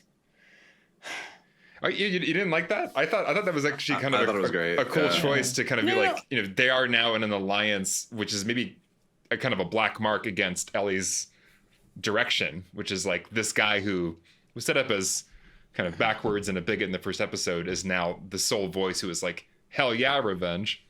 I like that, but again, I would like some kind of textual justification for why that is. And he kind of says it. I in feel the- like I know people like Seth and would expect them to want to go chase people with guns. Is like, the text for me, the textual thing is just like I Even live if it was in just like- America. Even if it was just like, when I first came to Jackson, Joel was the only person who would say hi to me. Just literally anything, like just some kind of background. Right.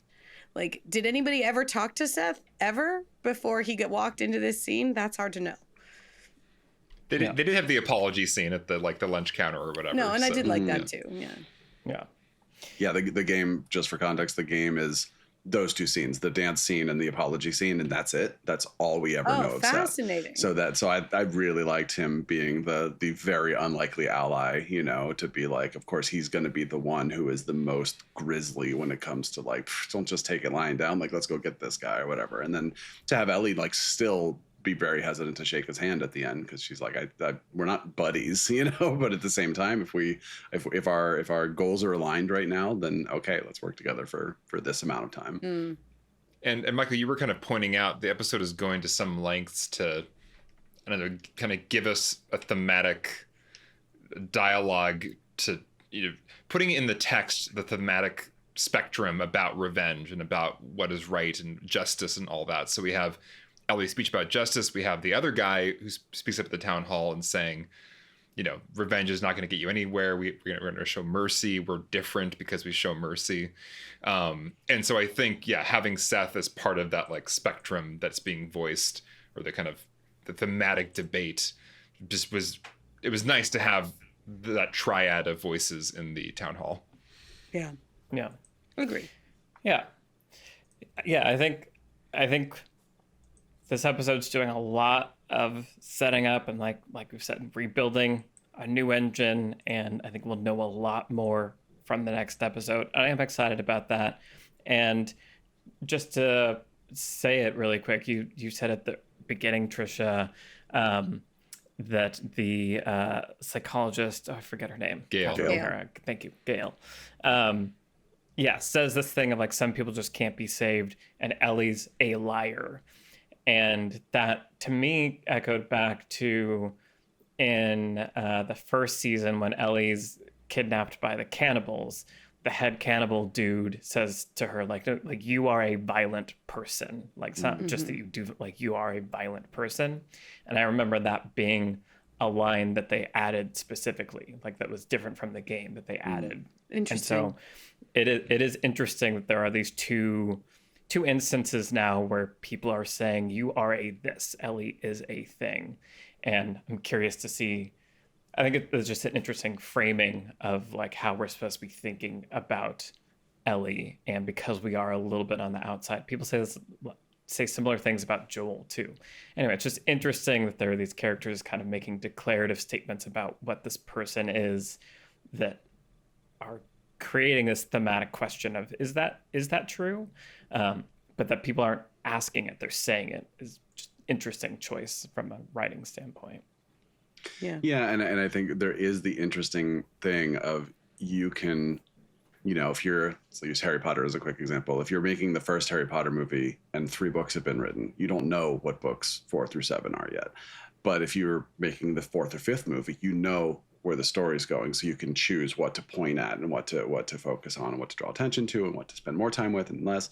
And I do feel like The Last of Us season 1 was made in a post Last of Us Part 2 game world, right? So we can say we know where we want people to, how we want people to feel about Ellie in season 2 and 3, so we can kind of plant some of those seeds in this one. And then another thing I wanted to say real quick, if we at any time in the near future talk about what television is and what episodes are of things, we've talked about a little bit about how an episode can be kind of a standalone thing, or an episode can be just a piece of a bigger, like, 10-hour movie that you're watching. And I think something you said, Trisha, resonated, which is the first season is very like, here's this episode, here are these characters who are introduced at the beginning and then they're gone at the end, and then that's kind of our little story for this week, and then we're going to move on to the next one. And then I'm just thinking about the things that I know about the second game, and I'm like, I wonder if we are going to get into more of a several episodes feel like one big story being told over a couple of episodes, or if we are going to get more of that focus thing. And I think that'll be interesting to talk about the rest of this season and probably next season, to kind of feel we have those little questions right now of like, this thing was kind of set up, but I don't know if it means something else. I don't know if as opposed to like, this thing was set up and then it went here and then it paid off and now we're moving on to next week, right? So I think it'll be interesting to see if this season feels dramatically different in that way than the first season did. And then the last thing I'll say is, did you guys see the opening credits? There's only one person now instead of 2. Yeah, there's 2 little tendrils. Yeah. Nice. And just really super quickly, in our conversation that we had about The Last of Us season 1 that we recorded recently, we spent a good chunk of that talking about the theme of violence and its relationship with like our humanity, right? And how violence erodes our humanity. And I really love that this season is being set up to even more textually deal with that, right? Like the only way for the revenge to be expressed is violently. What does violence do to your soul? And I love that this episode in particular spent a decent amount of time raising that question even more clearly in the text in a way that the first season wasn't really able to. Like, it was in there because we were seeing a lot of violence on screen, but actually starting to talk about what it does to the inner life and the humanity of the person that enacts the violence. I think it's so lovely, and lovely is maybe not quite the word, but like a relief to me. Like, I feel like I feel like the show is deepening its exploration of that in a way that I think is necessary for me to continue connecting with it. Mm-hmm. And so I love that this episode seems to be pointing at like, hey, we're going to talk more about this in depth as we continue, because this really is about violence. And really this is a battle for Ellie's soul. And in a way that Joel truly couldn't be saved, right? But Ellie maybe can be. And I'm so curious to see how it plays out. Yeah. And I'm also glad you mentioned that episode, because that's a perfect segue to my little wrap up here. So if you want to make sure you don't miss any of our episodes discussing The Last of Us Season 2, if you're watching on YouTube, go ahead and like and subscribe to make sure you don't miss an episode. All these episodes are also available over on the Beyond the Screenplay Patreon. We're releasing them to even our free tier of patrons, so you don't have to be a paid subscriber to get these. But if you do want to support us on Patreon, our $2 and up tier patrons get the episode that Trisha just mentioned. So we recorded a season 1 sort of discussion, reflection episode a few nights ago that should be released by the time you're listening. No, that's not true. It might not be released by the time you're hearing. Shortly after. Like a day after. Right. Yes. So that episode about season 1 of The Last of Us will be available to all of our $2 and up patrons. And then a reminder that at the end of this season, we're going to do some kind of similar season 2 wrap up, recap, discussion, reflection thing that'll be cool once we figure out exactly what it'll be. And I think we'll know when we get there what it needs to be.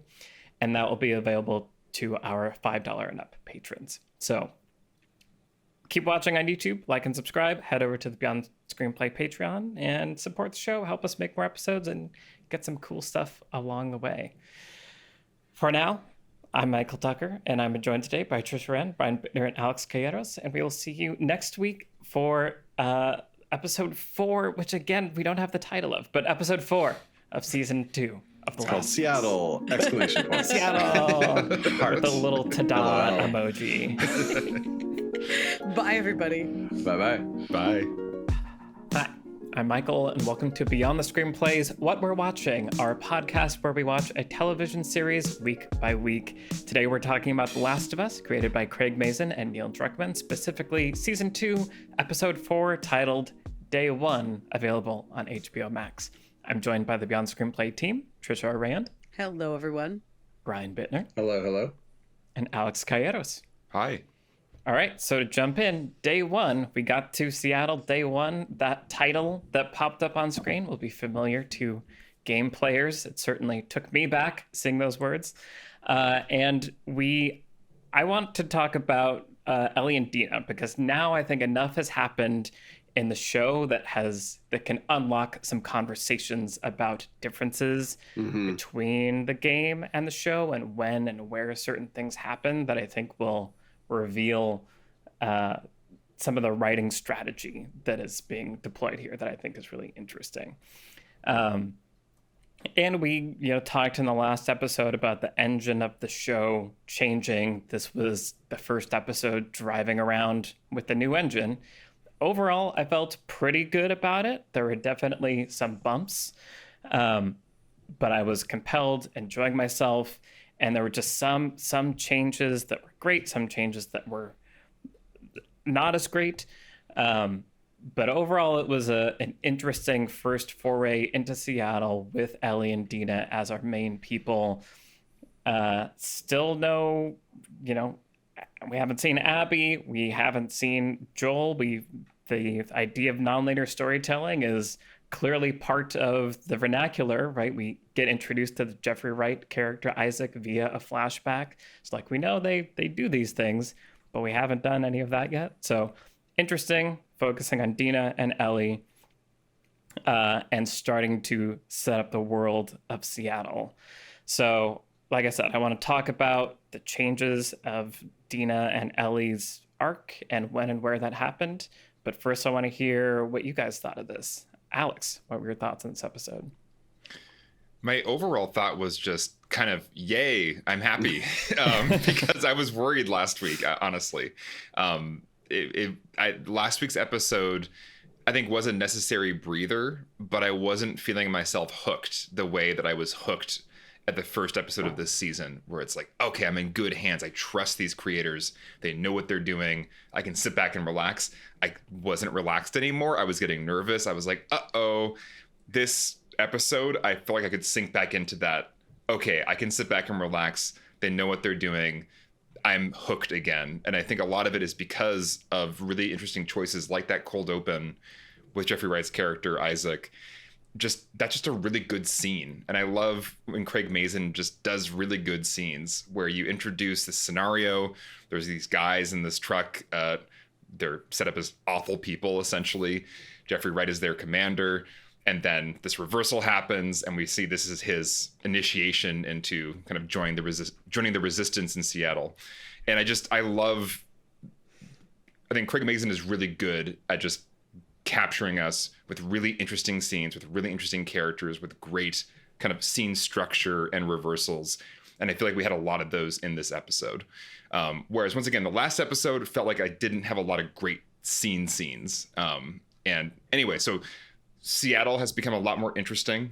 I'm hooked and remembering now more from the game about these factions and the themes, the very clear themes about cycles of violence. And I'm just hooked again. So I'm excited to see where they're going. We can talk a little bit about, game structure, show structure. We only have 3 episodes left this season. So it's going to be very fascinating to see where they leave us at the end, because they could go a whole lot of different directions with this game. Yeah. No, me too. I thoroughly enjoyed this episode and was like, okay, cool. We're back doing some Last of Us stuff. Even just like you're saying, like cold opens with people that make us ask questions and then do cool reversals. And it's like, okay, cool. This is the Last of Us that I know.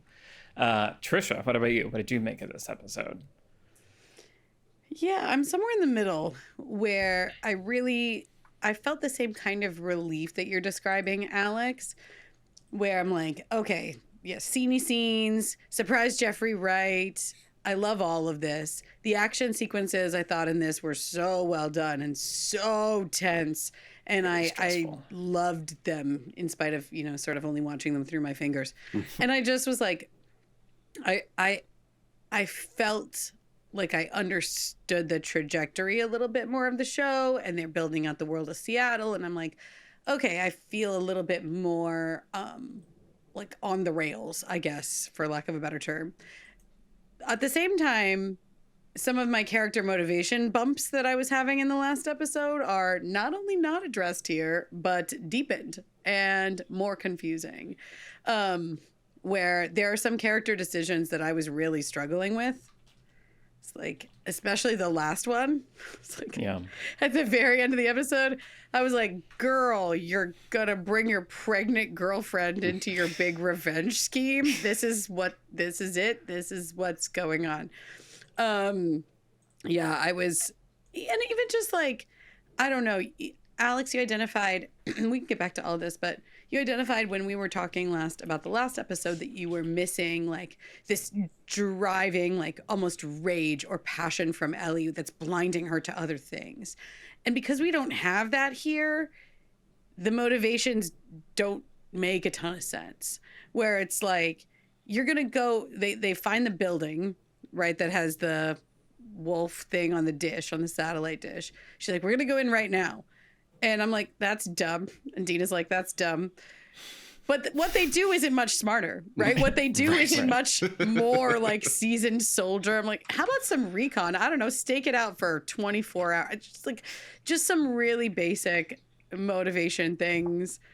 Yeah, getting stuck in there. They go in there. The Seraphites have clearly killed a bunch of people very recently. Extremely recently. Like, they're probably still in there. And yet we're going to go ahead and keep going. And all these things all leading all the way up to, like, you got bit, I'm going to kill you. Oh, okay. No, you're not dead. Okay, I love you immediately. Let's have sex on the floor of this hotel lobby. I was like, I would at least treat someone who had been bitten recently like they had a bad cold. Like, I would at least treat them that cautiously. I don't know if this is the moment that I want physical intimacy. All of it was like, I don't know. It felt video gamey to me in a way that was pretty bumpy. At the same time, as a TV show and as like entertainment, I'm compelled. I think some of the thematic work here is interesting. But yeah, I was kind of like split in my reactions to it, where like there were moments that I was like, oh hell yeah, The Last of Us, like Jeffrey Wright's got a monologue about these pans before he tortures this person. Yeah, brought me in a scene, tell me nothing about it, perfect, I love it. And then there's other stuff that I was just like, what, why? The pregnancy test expires so quickly, guys. There's no chance no chance. Like, they all fail the same way. It doesn't matter how many you take. I just want some stuff like that doesn't hold any water for me. So let's get into it. Yeah, I definitely want to talk about character motivations, because I think some of that is wrestling with the source material and it being a video game. And other parts of it are the aforementioned moving things around when things happen and where they happen. And maybe, Brian, you're about to get into some of this. But I do want to call out another thing I want to talk about is the way the scenes, like you just said, Trisha, we're dropped in, we don't understand anything, slowly revealing it. A lot of the scenes follow that structure, and a lot of it's in the directing. And I recognize the name, but I couldn't figure out who it was. But Kate Herron directed this, who's the creator of Loki, directed like the first season of Loki. And so it was cool to like see her, because I think a lot of the reveals are in the directing and how it's shot a lot of the time too. So I want to talk about that. Yeah, especially that kitchen scene. Totally. Yeah. Even the sound design was really cool there of like, I hear shackles. That's not good. Yeah. You know, something bad is happening. This is a really long conversation about these pans. Just on screen. Brian, how are you feeling? Great with this episode. I really, part of the character motivation stuff is interesting because whenever you are watching something that's adapted of something that you already know, or you're watching a movie for the third time, but you're showing it to someone else for the first time, it's like you already know the things that are going to happen, so you're just watching them play out, whereas somebody else is watching them for the first time being like, wait, why did they make that choice? You're like, oh, good question. I've been watching this movie for 30 years, so I never questioned why they did that, right? Right. So I think for me, it was like not so much questioning character motivations as much as just being like, well, I know what those are already. So now I'm just excited to see how they play out. And I was really happy with just the episode as a whole. It felt like a really good blend to me of world building. I feel like I know more about Isaac and the WLF than I did playing the game 3 times, and Jeffrey Wright plays that character in the game for reference, but he does? like, that's so cool. So not a surprise Jeffrey Wright for you, Right, a very expected Jeffrey Wright. But we've already awesome. seen more of him in the show than we see the entire game. He's like talked about a lot in the game, and then he's in 2, maybe 3 scenes, and that's it. It definitely feels like they were going to do more with him, and then maybe that changed time or budget or yeah Fascinating. But very, very, very happy to see him back for the show. And then I just loved that we got some like really good action. And then I just really loved everything. Ellie and Dina. I want to talk about the take. I want to talk about the take on me scene, and I want to talk about the scene at the end. Where they get together. Because I think there's some things that Michael was alluding to that we can get into here in a second. But changes from the game where I was like, that was an okay change, but I don't know if. And then now this episode kind of felt to me like, that's why you did that, in a way that I found very satisfying. I just was ultimately just watching everything being like, this is what I want this to be. Also, the newsroom scene felt like I was playing the game. I'm just like watching Ellie like stealth up to the guy, and I'm like, that's exactly where you hide, in that corner. Because again, the set is exactly the same, and it's wild to look at. Yeah. And I was like, there's a window back there. I know, like that's where they're gonna go. Just ultimately, this just felt like another really good example to me of like the things I love from the game are there. The things that are changed for a reason, and the things that are new feel like they're rounding out a world that I thought I knew, but now I get to know even more than before. Nice. Yeah.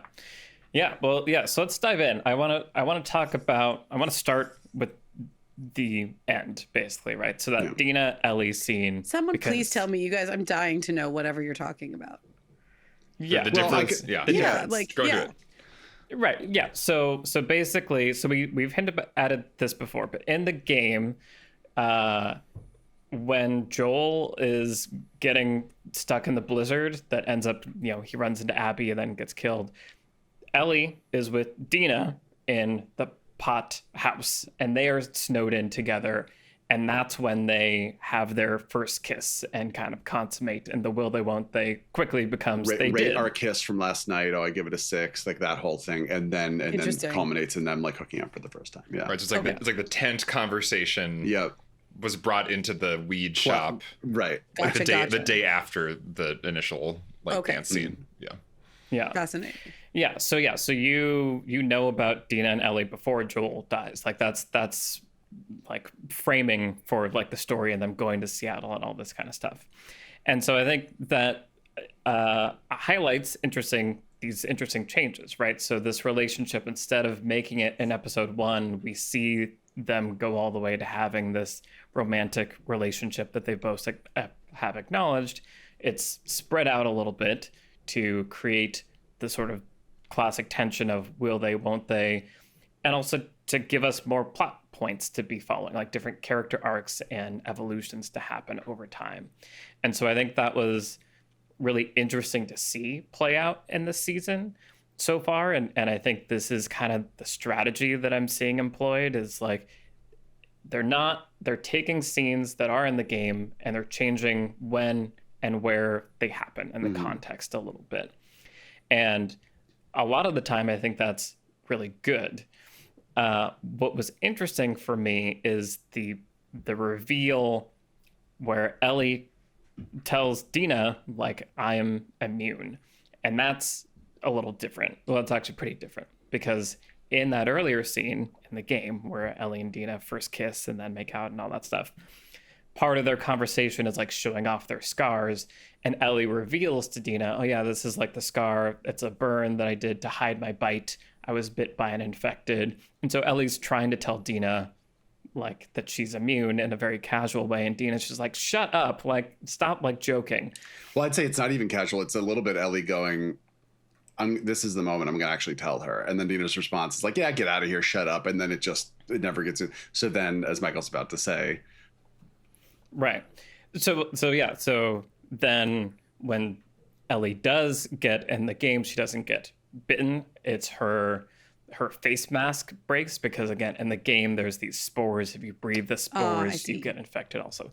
So it's a similar kind of thing, but it happens differently.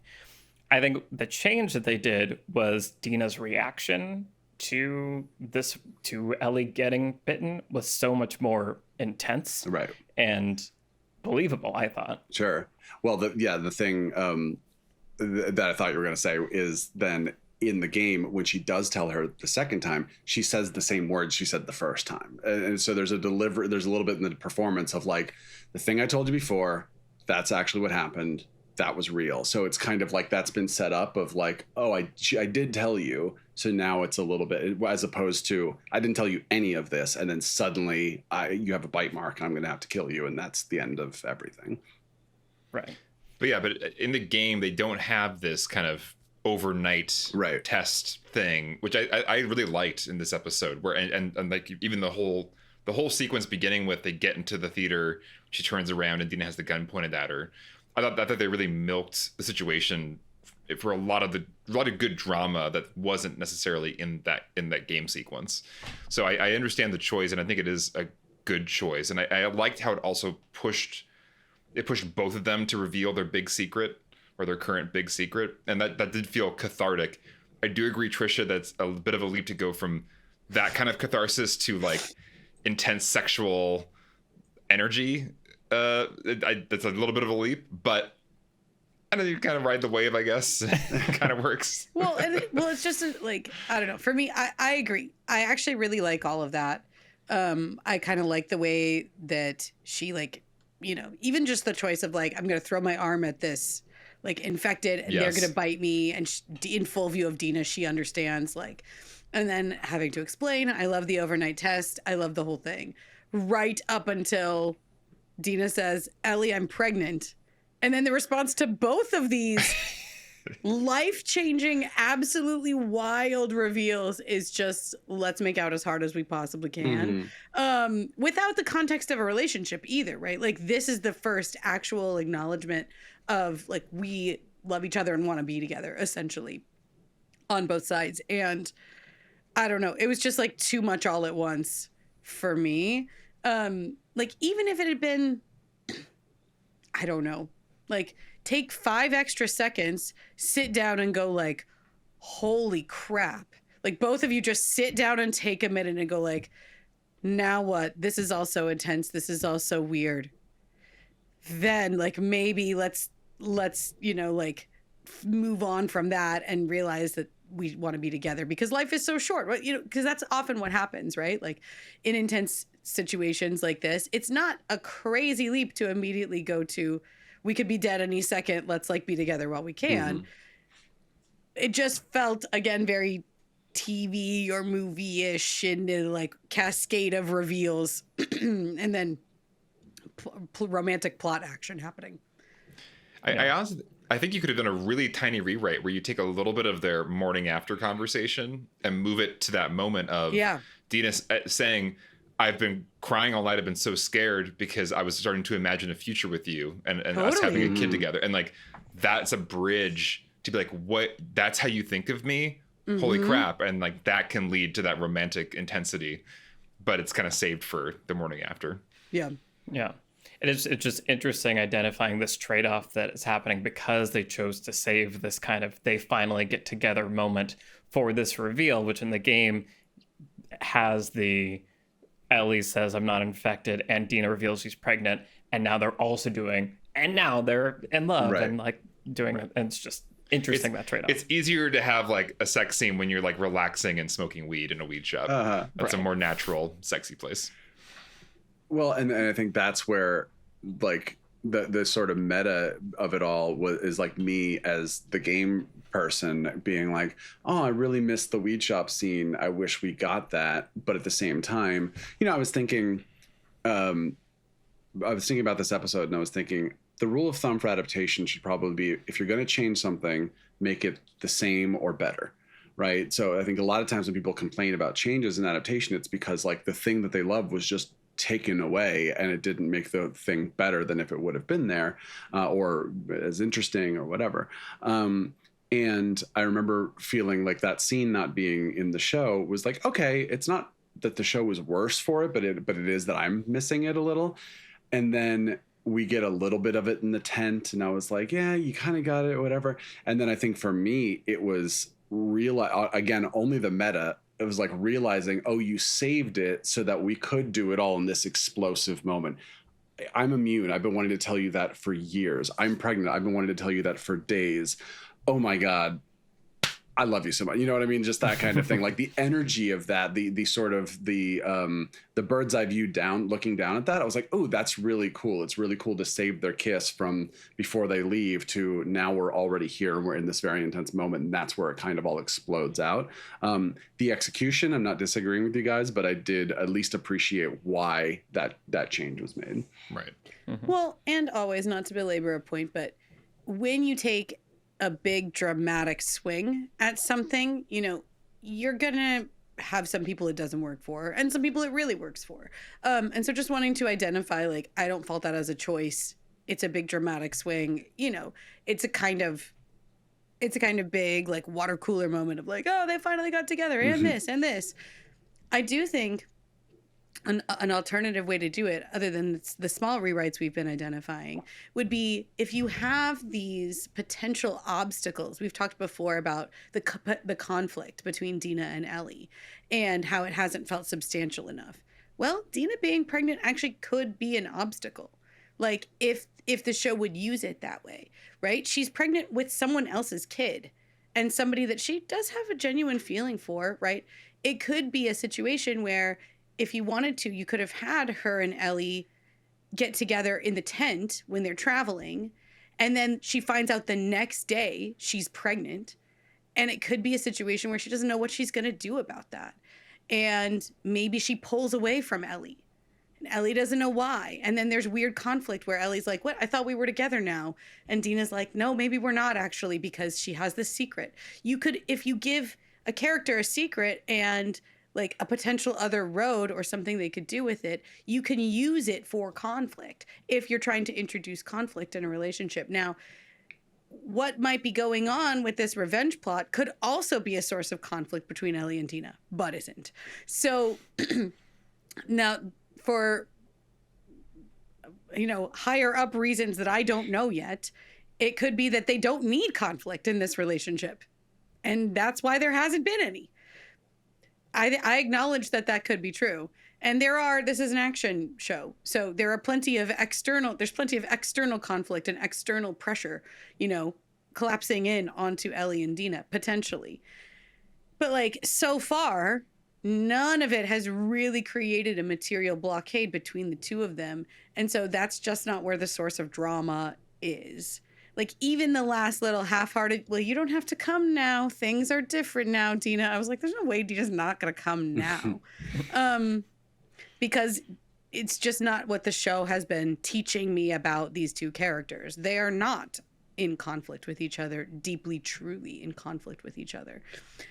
And also, they don't seem to have, the TV show doesn't seem interested thematically in giving Dina a different position on the theme of revenge and violence and these cycles of violence as we've identified. I thought that might happen in this episode, and it doesn't. Dina is not here to provide an alternative take on the theme, and she is not here to provide anything except for stakes for Ellie. Dina and her unborn child are providing stakes. That is a dramatic use of that character, but it's not doing anything beyond that as far as I can tell. Yeah, even just putting my TV viewer hat on, and truly I'm forgetting a lot of even what happens in the game, like for a little while here. So I think the lack of conflict is interesting. And I was feeling that, like there were several moments where it was like, oh, this is the scene where Ellie's going to say, we go forward. And Dina's like, no, that's a bad idea. And then they kind of like are fine and they work it out, and their relationship is good and they move forward together. And that's kind of cool. Like I like the subverting of, kind of conventional drama tropes and conflict tropes. But I don't think that is sustainable for a story. Like we need interpersonal conflict. Alex, I think you were saying in a previous episode, like part of what was so great about Ellie and Joel is like their conflict and that like, frustration, and they're both stubborn and all this stuff. And so I think it was weird to me that both Dina and Ellie are getting along really well, even after the reveal of you're pregnant with somebody else's baby. Like they roll right into like, I'm going to be a father. This is great, which is cute and cool. But then there's also, as we said at the beginning of the episode, like, where is Joel is a note that I wrote at one point. It's like, I don't feel like Ellie needs this revenge. And if they're going to make decisions like bring the pregnant girlfriend into the war zone, I need to feel like she needs that. Yeah, I think what this episode really succeeded in doing was make me buy in and believe in the love story. I think that we can talk about the what's the name of the song? Take on me. The take on me scene. Just the performances in that scene were so wonderful, and I really did believe something special was happening in that moment, between the two of them. And so I think I agree that the conflict isn't there that you could milk from the situation, but I did appreciate it being just a genuinely sweet love story arc in this episode, ending with the kind of almost youthful optimism of like, I'm gonna be a dad. It makes me care about the characters and re-engage with the show in some ways, where it's like there really are stakes that I can care about here. But then it's very frustrating, because then I'm like, wait, but then why are you still going? Like, you're gonna be a dad and you're so happy and you're in love and everything's pretty good now. Like you won. So like turn around, go back to Jackson. We're done here. And you're right. We didn't have that presence of Joel through the whole episode, nagging at Ellie, being that just kind of like ever present drive that, I think in the game, what's being suggested is this drive for revenge is, ruinous, and it's making you push forward even when you by all accounts you should turn back. And we don't have that feeling of that drive through this episode. Yeah. I like that you guys are saying there's not enough conflict between the characters when literally one of them had to convince the other one not to kill her. Right. And that's why that scene was so good, because it was like, wow, we're at peak conflict here and it feels amazing. Right. But it's not ideological conflict. It's not thematic conflict. Exactly. Yeah. It's a sort of like, let's take a little conflict, like side quest, and then we'll come back to like no conflict. Right.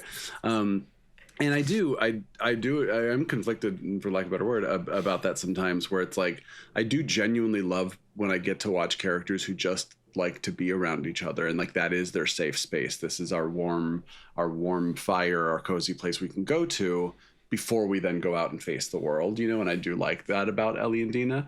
But yeah, I agree that especially now while we're just spending time with just the two of them, then it's like we expect to see a little bit more conflict between the characters. Oh, just to reiterate what Alex was saying, I was literally yelling at the TV, like, you're happy, go home. Right. Go home and live. Like, it's so bonkers to me.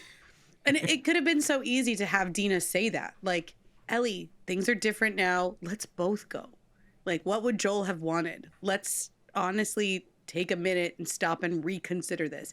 Even if Ellie decides to plow ahead, just having that moment of like, what if we just turned around and went home? Yeah. It just has to be sound internal logic. And I do wonder if we could have peppered in, we set up earlier in the season, Abby is kind of haunted by these memories of the hospital. She's waking up from kind of nightmares in her sleeping bag. If we had a recurring theme of Ellie, and Ellie did wake up with like a PTSD reaction in the hospital, the episode Very after. effective. Yeah. Yeah. So I mean, if that was an ongoing thing that we were using dramatically to show like she is haunted by what she saw, like this trauma is so intense in her body, and she thinks the only way to get rid of it or to like soothe herself is to kill this person. I think we need some of that along with all this happy, wonderful stuff with Dina. Yeah. Agreed. Yeah, I agree. And in terms of seeing Joel, literally seeing him like flashback territory, I'm really glad that we haven't yet. I feel like we need a few episodes to miss him, because if the cold open of episode 3 is a flashback with Joel, I think as an audience we just go, oh, there he is, he's fine, and instead it's like I want to miss him. But to everything you're saying, I want to see, and I said this last week too, I want to see Ellie seething and uncomfortable and everything, right? I don't think I very strongly believe we will get there, but maybe this is a little bit of a calm before the storm where it's almost like they're lulling us into a sense of like, they're just gonna go have some fun, kill some people like times, which like in both episodes now they've joked about it, like, well, let's go kill some folk, People to kill. yeah. But yeah, I agree that it's like I would love to see that drive, and I would love to see that drive put a little conflict between them, like you guys just said, of the sort of like Dina being like, hey, maybe we go home, and Ellie being like, no, I have to do this, and then Dina making that choice to be like, all right, I'm with you. It has more weight to it. It doesn't just feel like together, hold hands, right? So yeah, it doesn't bother me. At the same time, 100% agree. Even thematically, it would be stronger for Dina to not want to go, but then out of loyalty and love for Ellie to go. That's much more of like a dark to her belief system choice. She's choosing violence in support of her belief system, which is what the Seraphites are doing, which is what Isaac is doing. It's exactly all thematically connected. And all it would require is a little bit of finesse in the dialogue. Mm-hmm. Like, you actually don't have to choose any different scenes than the ones that you have. You can just rework the dialogue in the scenes that you have to hit home the point that Ellie can't walk away and Dina won't walk away because Ellie can't walk away. Mm-hmm. You could establish that pretty quickly and clearly. Yeah. Yeah, I think it'll be interesting to see what happens next, because I do feel confident that the showrunners know what they're doing and are making conscious choices. And, I think there's enough pain from the loss of Joel to fill up the tank. I'm going to keep going with this car metaphor, apparently. Wow, like, okay. To with the fuel to, like, get me through this episode of, like, I didn't feel it in this moment, but I know that, like, it was traumatic and Ellie needs this and blah, blah, blah. But I feel like that's running out. I feel like kind of all of the fuel is running out. And that makes me actually really terrified for the next episode, because there's just a little too much happening at the end of this. And that's usually not a good sign for the future. But we haven't talked much about, the Isaac scenes or, the Seraphites. I think there's a lot of world building that I was more into than I thought I would be. I think when we saw the glimpse of the Seraphites and, the shot of like, they have a whole tank and armies, I'm like, okay. But I found all the world building really interesting in this episode. And so in some ways it's kind of like, yay, happy love story with Dina and Ellie. That was really cute. But as far as like the drama and the things I'm interested in right now, it's actually the world and these other characters. And I'm excited to get to know them more. Yeah. Yeah.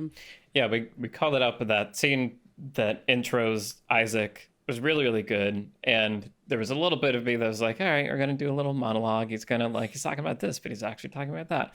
And like that was still like good. What I really liked was when the pressure built up and it became the sort of more deeper thematic thing where the guy who's getting tortured is saying like, we're gonna win. Isaac's like, we have guns and hospitals. What do you have? And he's like, every day one of you leaves to join us, but we never leave to join you.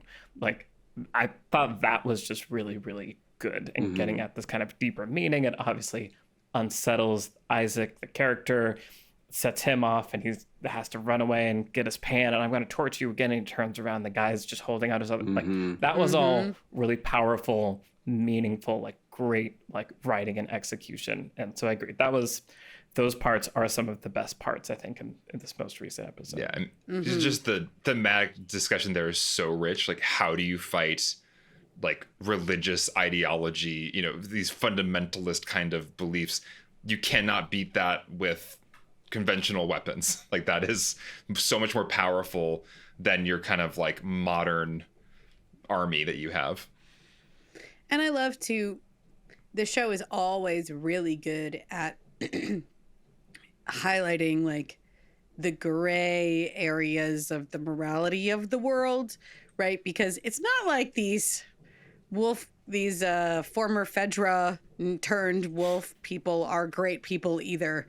They're extremely not great people either, right? We have the torture scene with Jeffrey Wright and Isaac and that guy. And then we also have that younger officer who like says like, good, he got what he deserved, right? Like animal, like literally animal, dehumanized. yeah, exactly. And that's so great too, because all you need are those two scenes to show how far His they've change. fallen. Yeah. It's Right. like at the beginning, you know, Isaac was recruiting him because it's like, hey, you still have some hope of not being an awful person. And here we are 11 years later, and you're an awful person. Right. Exactly right. Yeah. So all of that is really rich and interesting. And yeah, the mystery of exactly what has been going on here still has me leaning forward. I'm really interested in all of it, and very scared by all of it. So it's very effective in that way. I thought all of that was incredibly well done. Yeah. Yeah. And I think, I think you were saying it earlier, Brian, but like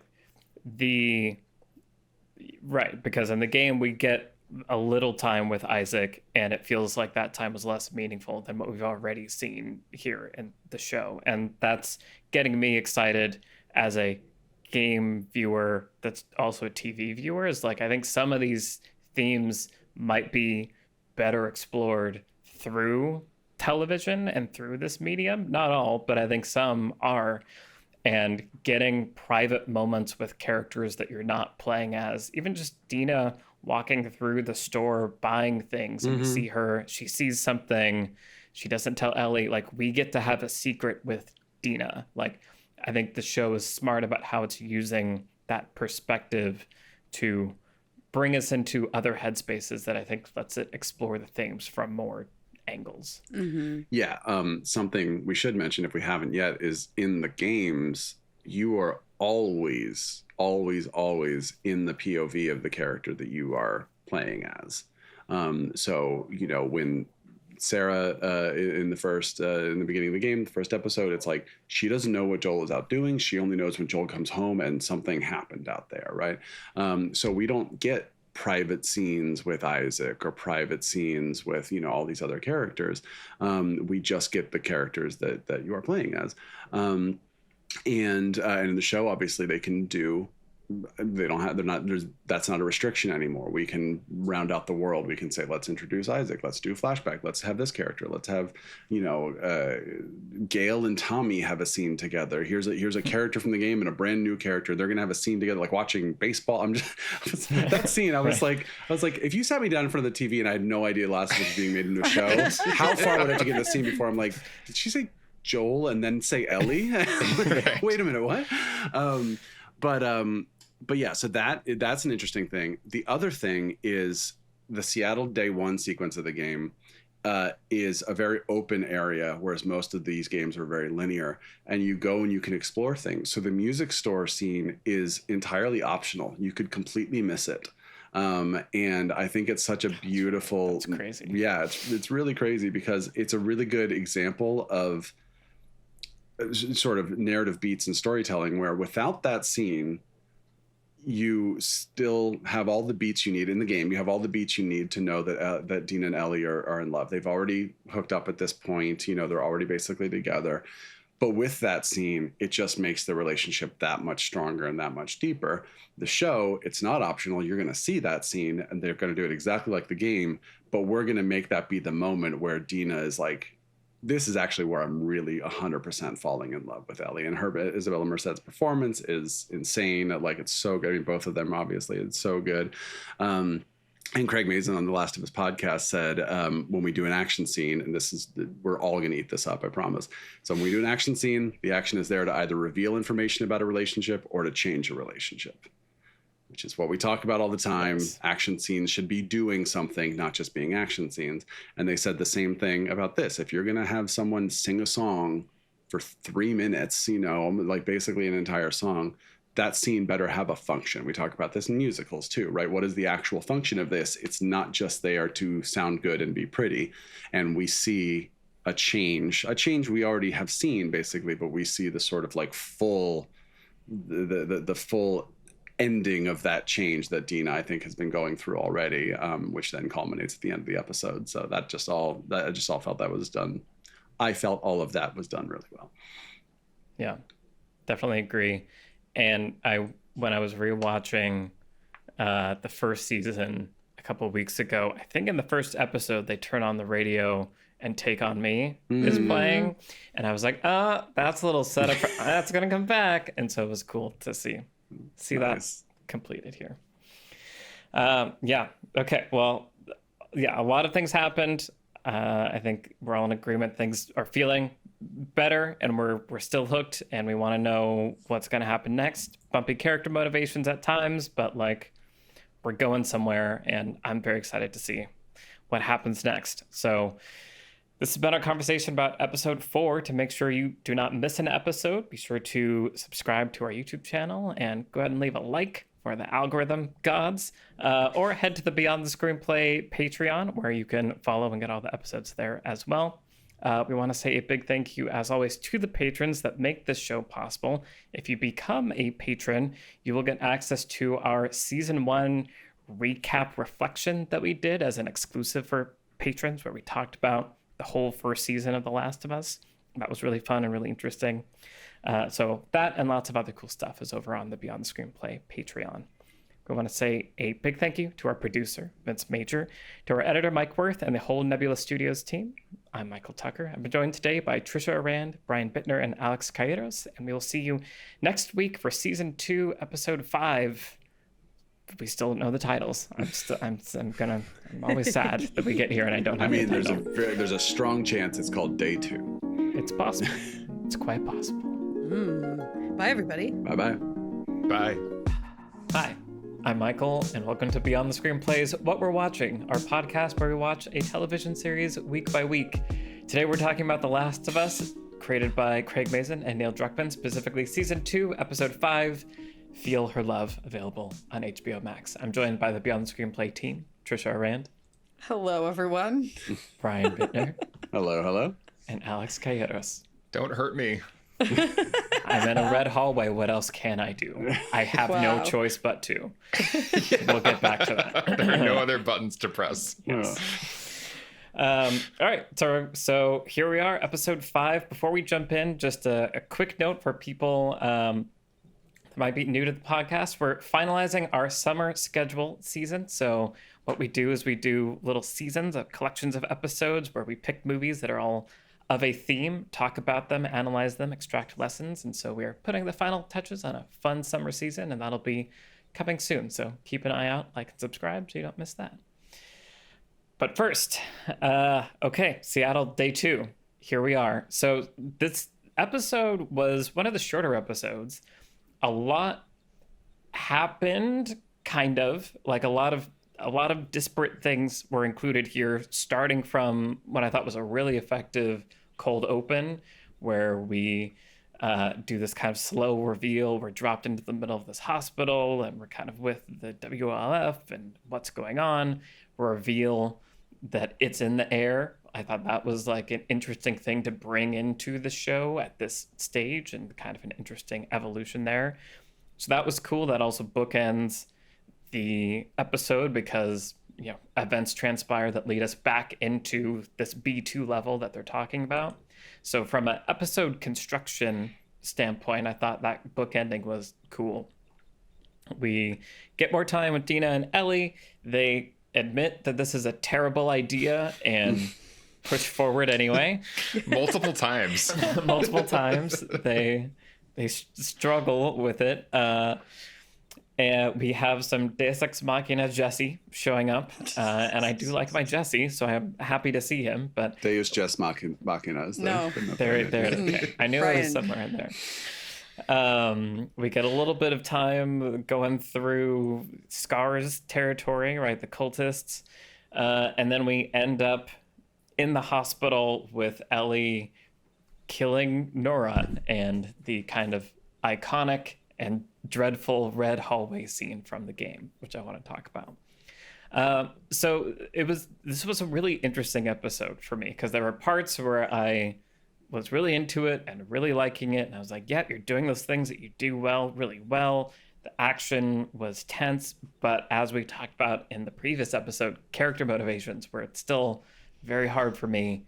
And I feel like with the believability of the universe is such that I am so afraid of, if you get bitten, that's it, people that aren't Ellie. This is a really dangerous thing that you're doing, and you're kind of acknowledging that it's dangerous, but you're willy-nilly taking risks, and you should be dead were it not for the magical appearance of a Jesse.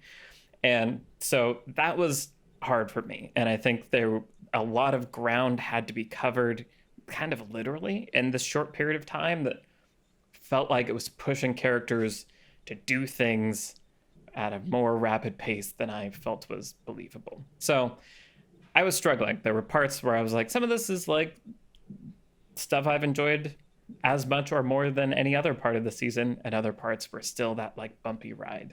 So that's kind of where I'm at. Trisha, I want to hear from you again as a non-game player because it's getting really hard for me to detach myself from the game experience. But yeah, what are you feeling after this episode? Yeah, I want to clarify something really quick, which is I'm a non-game player because I don't like horror things. I mean, I also don't really play video games, but I don't like horror things. And remember when you guys were like, hey, we should watch this show and you'll really like it. And I was like, isn't it a horror thing? And you were like, no, it's a character drama. It's fine. You'll like it. In this episode alone, there was a pile of corpses. There was a disembowelment. There were so many stalkers. And then there was the red hallway scene. And wowzas. Wow. Yeah. So I'm mad at you. I thought of you during this episode, Trisha. Thank you. I feel like I was tricked.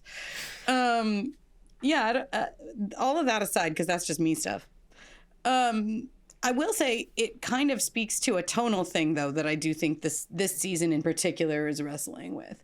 I thought that there was a really strong tonal consistency in the first season. And even the moments of graphic violence and horror felt grounded in the story world for the most part, as we talked about in our season 1 conversation.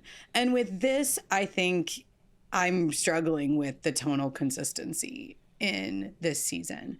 I think that we've, already discussed some of the lighthearted banter, teen romance adventure aspects of this season that feel like they're there, where it doesn't feel like Ellie and Dina are necessarily understanding their situation with full gravity. And then there are really graphic and really horrifying scenes and sequences that almost feel out of place and out of step. And without knowing the game, I don't know what the solution is. I wonder about the adaptability of the material. I wonder about the structural approach. I wonder about the POV a lot. There's the scene in this episode that seems at the very, very end, almost a coda, that seems to indicate that the next episode will be mostly a flashback, or at least a good section of it will be flashback to, you know, why wasn't Ellie surprised when she learned all of the information from Nora in the hallway? And so that that in itself, I think, is interesting, but does feel a little bit like cheating, or like if I had known some of that earlier, maybe that would have helped some of the tonal bumps. Like, Ellie is hiding. It seems like at this point, Ellie's hiding stuff from me on purpose, me, the viewer.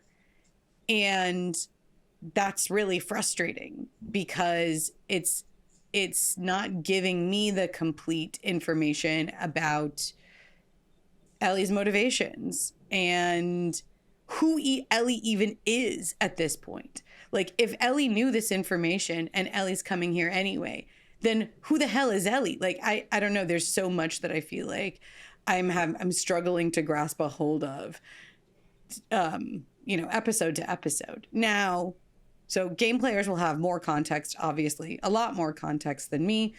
But as one of you mentioned early on when we were starting to cover this season, I mean, a good chunk of the audience has to be me, right? Like, maybe most of us me? Like, our moms are watching this show. Right. Yeah. I mean, in theory, the show is made for people for whom this is the first time they're seeing the story. You know, that's who it should be made for primarily. I would think. And so, yeah, I don't know. I feel like the creators are in a really difficult place, but I also wonder if wonder about, like, is there a way to make it feel like it's all one show instead of this really whiplashy kind of experience that I'm having? And then also, like, feeling just like there could be more on the page. You know, they early in this episode get into Dina. Hi, Dina. What the hell are you doing here? Dina, tell us your story. And I'm like, I needed this information 4 episodes ago. I asked for it 4 episodes ago. And now I'm getting it here, and it doesn't feel like it's enough. And it also doesn't feel like it's that well motivated right here. They come around a corner and there's a random pile of corpses, and they're like, now let's talk about why we're all here. I don't know. I have to get back to that scene. But there's just some stuff where I'm like, I don't know if this is all as tidy as it could be to make it all feel of a piece. Yeah, 100%. And I think, like you said, there's a large challenge at hand here for the creators. I think what is frustrating is I think there were different calls that you could have made that might have fixed it, and that's frustrating, I think. But Brian, what are you thinking? How are you feeling at this moment? Yeah, I am still very much enjoying the show and happy it exists and happy we're in game 2, you know. But yeah, I am starting to feel the messiness right now, you know. And the second game is a lot messier than the first game, but we talked about it with season 1. Every episode felt like it was there to do one specific thing. And it was kind of like, here's this story, we're going to meet these characters, and then we're going to go through the thing, and then next episode's going to be 2 weeks later, and we move on. And I said a couple episodes this season, and really these 2 seasons may be more of here's a big picture, and we're going to kind of cut it up into pieces and put the pieces together wherever they seem to make the most sense, you know?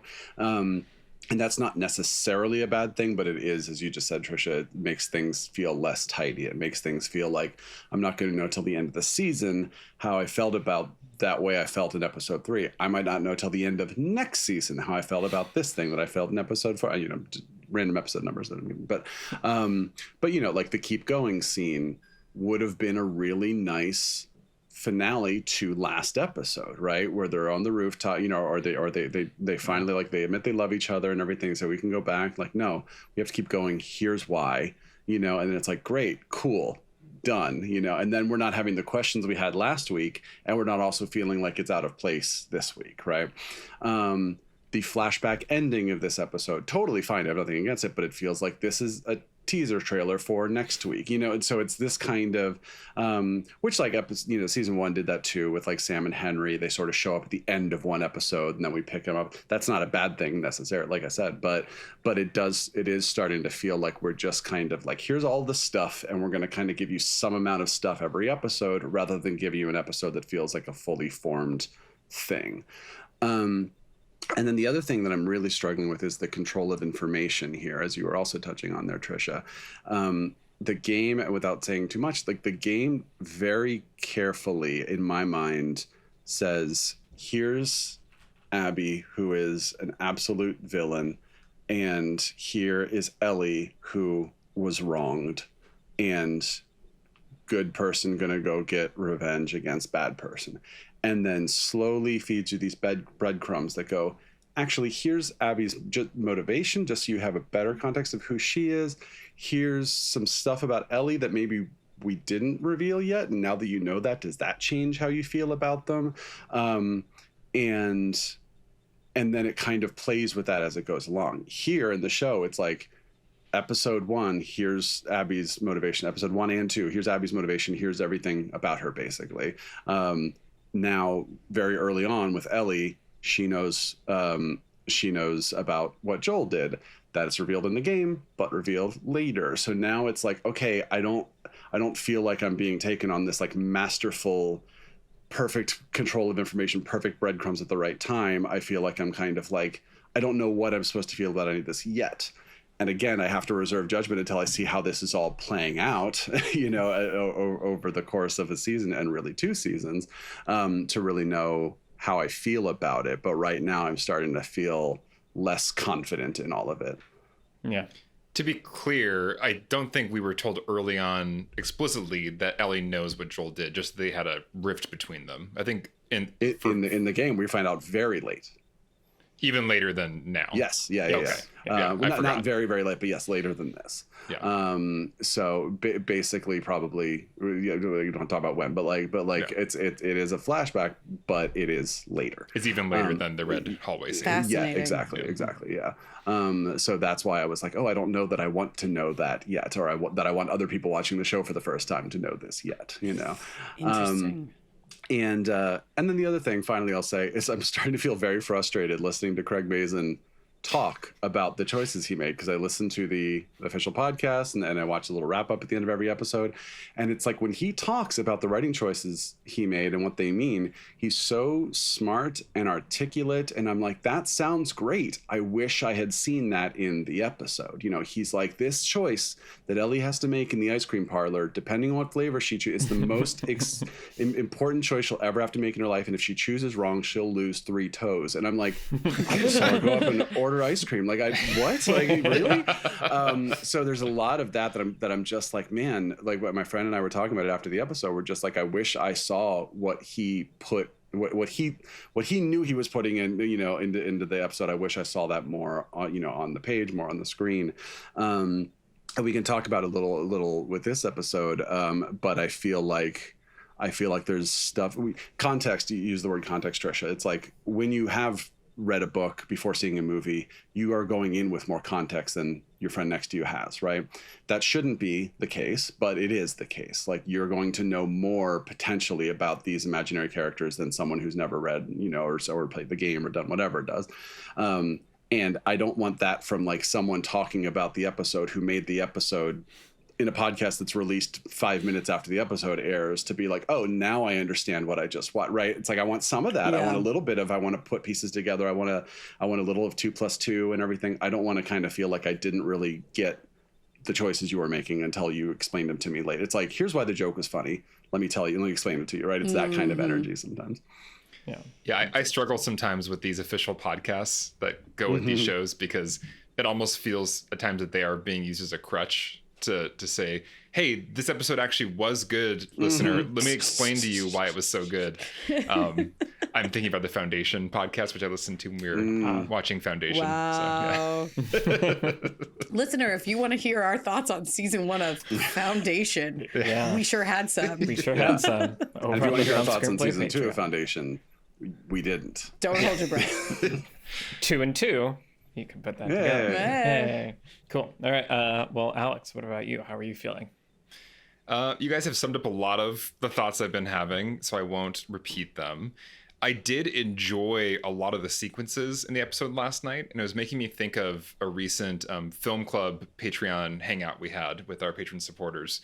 We do that once a month, and we were talking about The Last of Us last weekend.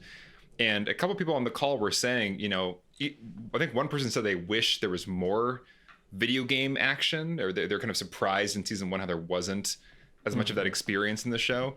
And then someone else commented that they really liked some of the sequences where they almost felt like they were kind of passively playing a game. And this episode felt like the most that to me of the whole series so far in a lot of ways. Just these really extended action sequences that were right out of the game, going into the park, kind of being in the foliage. So I enjoyed seeing that rendered in live action, and those sequences were really thrilling, I thought. I also love the Craig Mazin cold open. I think he's so good at those scenes, and it makes me feel like, he's done such a good job at imagining new scenes with new characters in the story world. It makes me want a Last of Us show written by Craig Mazin, not about Ellie or any of the main characters, but about like the other people in this world. Totally. Like, if I could have seen a whole episode about the people in that opening scene, I would be so happy. I'd be so happy.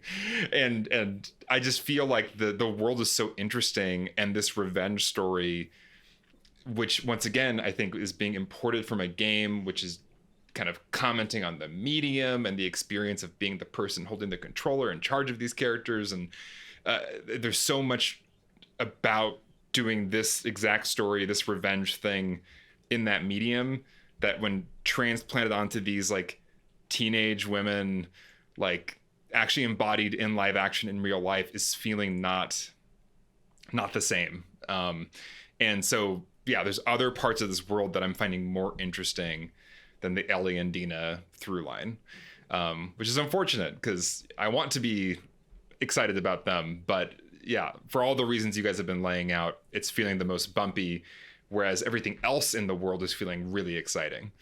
So, I very much agree. And in that film club, we also talked about this kind of idea came up of like adaptation versus translation. At least that's how it came up in my head. And to me, those two things mean slightly different things. And I think what was impressive to me about the first season of The Last of Us felt like it was a story translated from one medium to another by someone who like spoke both languages. So like I heard a story in video game language, now let me tell it in TV language. And it felt like it was beholden to like the soul and the important like parts of the original narrative, but had the freedom to do its own thing and be more of its own thing at times. And this season to me feels much more, we are adapting this material. We gotta hit these beats. We gotta get to these scenes, whether it makes sense for our characters or not. And that's frustrating, I think, for the reason, like you're saying, it like a lot of the new stuff is actually what I find the most compelling about this season. And I think there's room to do that a lot more with this story. So I think it's also interesting how much they're choosing to adhere to the game and that kind of thing. Sorry, go for it. Just going off of what you just said, I think there's this feeling of like hitting your marks. Like we're going to get to the hospital in this episode. We're going to get to this place and this place and this place. These are iconic places from the game where iconic things happen. And so no matter if we've definitely earned this moment or built to this moment properly, we are now physically here. We've hit the mark. It's time for the red hallway scene. So like, go. And that's what's feeling awkward about this season in general, is that we keep arriving at places where an important thing from the game happens, and then we make it happen, but we haven't gotten there organically. Yeah. Well, and it does make me wonder, like, first of all, as a writer, I can imagine how frustrating that could potentially be, right? Like, you have basically a laundry list of check marks that you have to get to. And we've talked about this before when it comes to like sequels or whatever, right? Where basically a studio hands you have to have this thing and this thing and this object and this line of dialogue and all of this BS that you have to incorporate into your 8th movie or whatever that you're writing, because we're a studio and that's all we care about. And that could be really confining. I think, though, if that's the case, it just makes me wonder, like, why not then reverse engineer it? Like, why not, if you have to end up in this red hallway? Like, I was very sure that they were going to kill off Dina and the baby in this episode. Or, like, at least leave Ellie thinking that they've been killed off, right?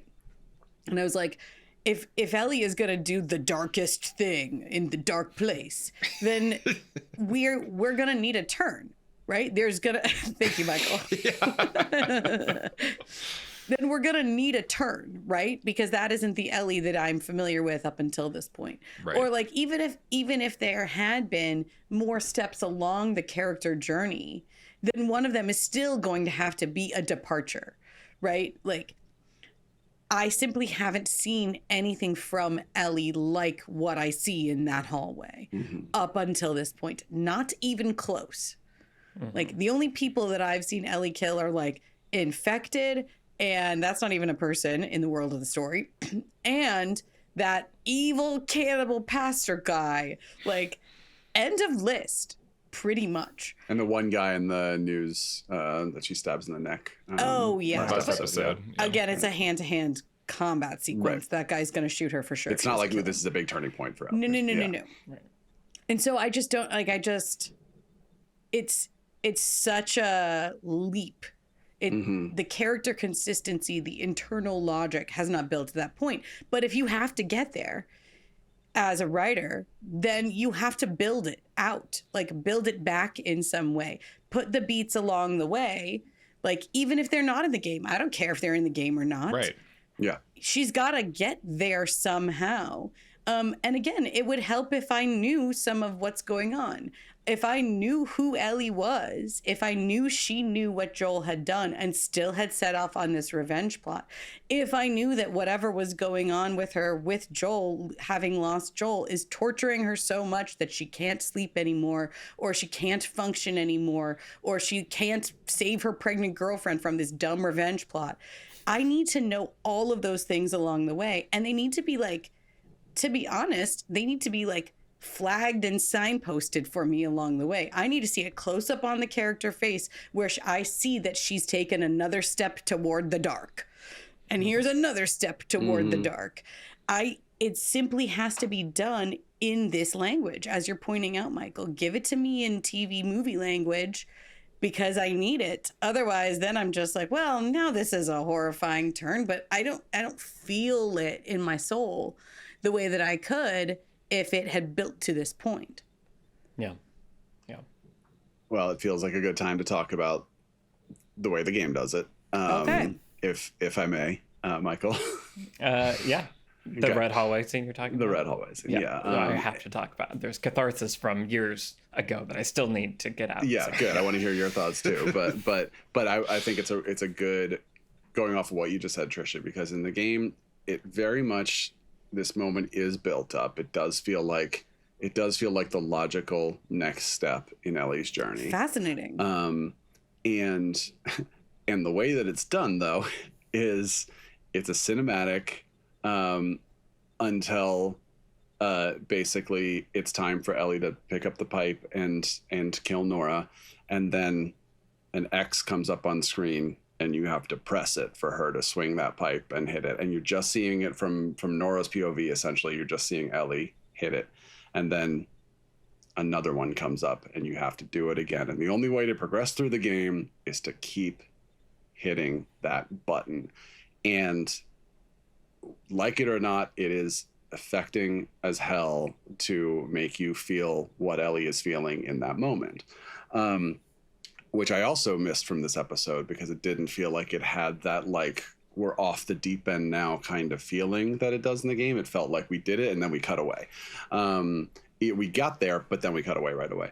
Now, to your point, Trisha, what I was hoping for over the past couple episodes was maybe this is a switcheroo where we are hiding what's really going on underneath the surface with Ellie, as we do a little bit in her speech to the court about, you know, like, I'm not in it for revenge, I'm in it for justice, da da da.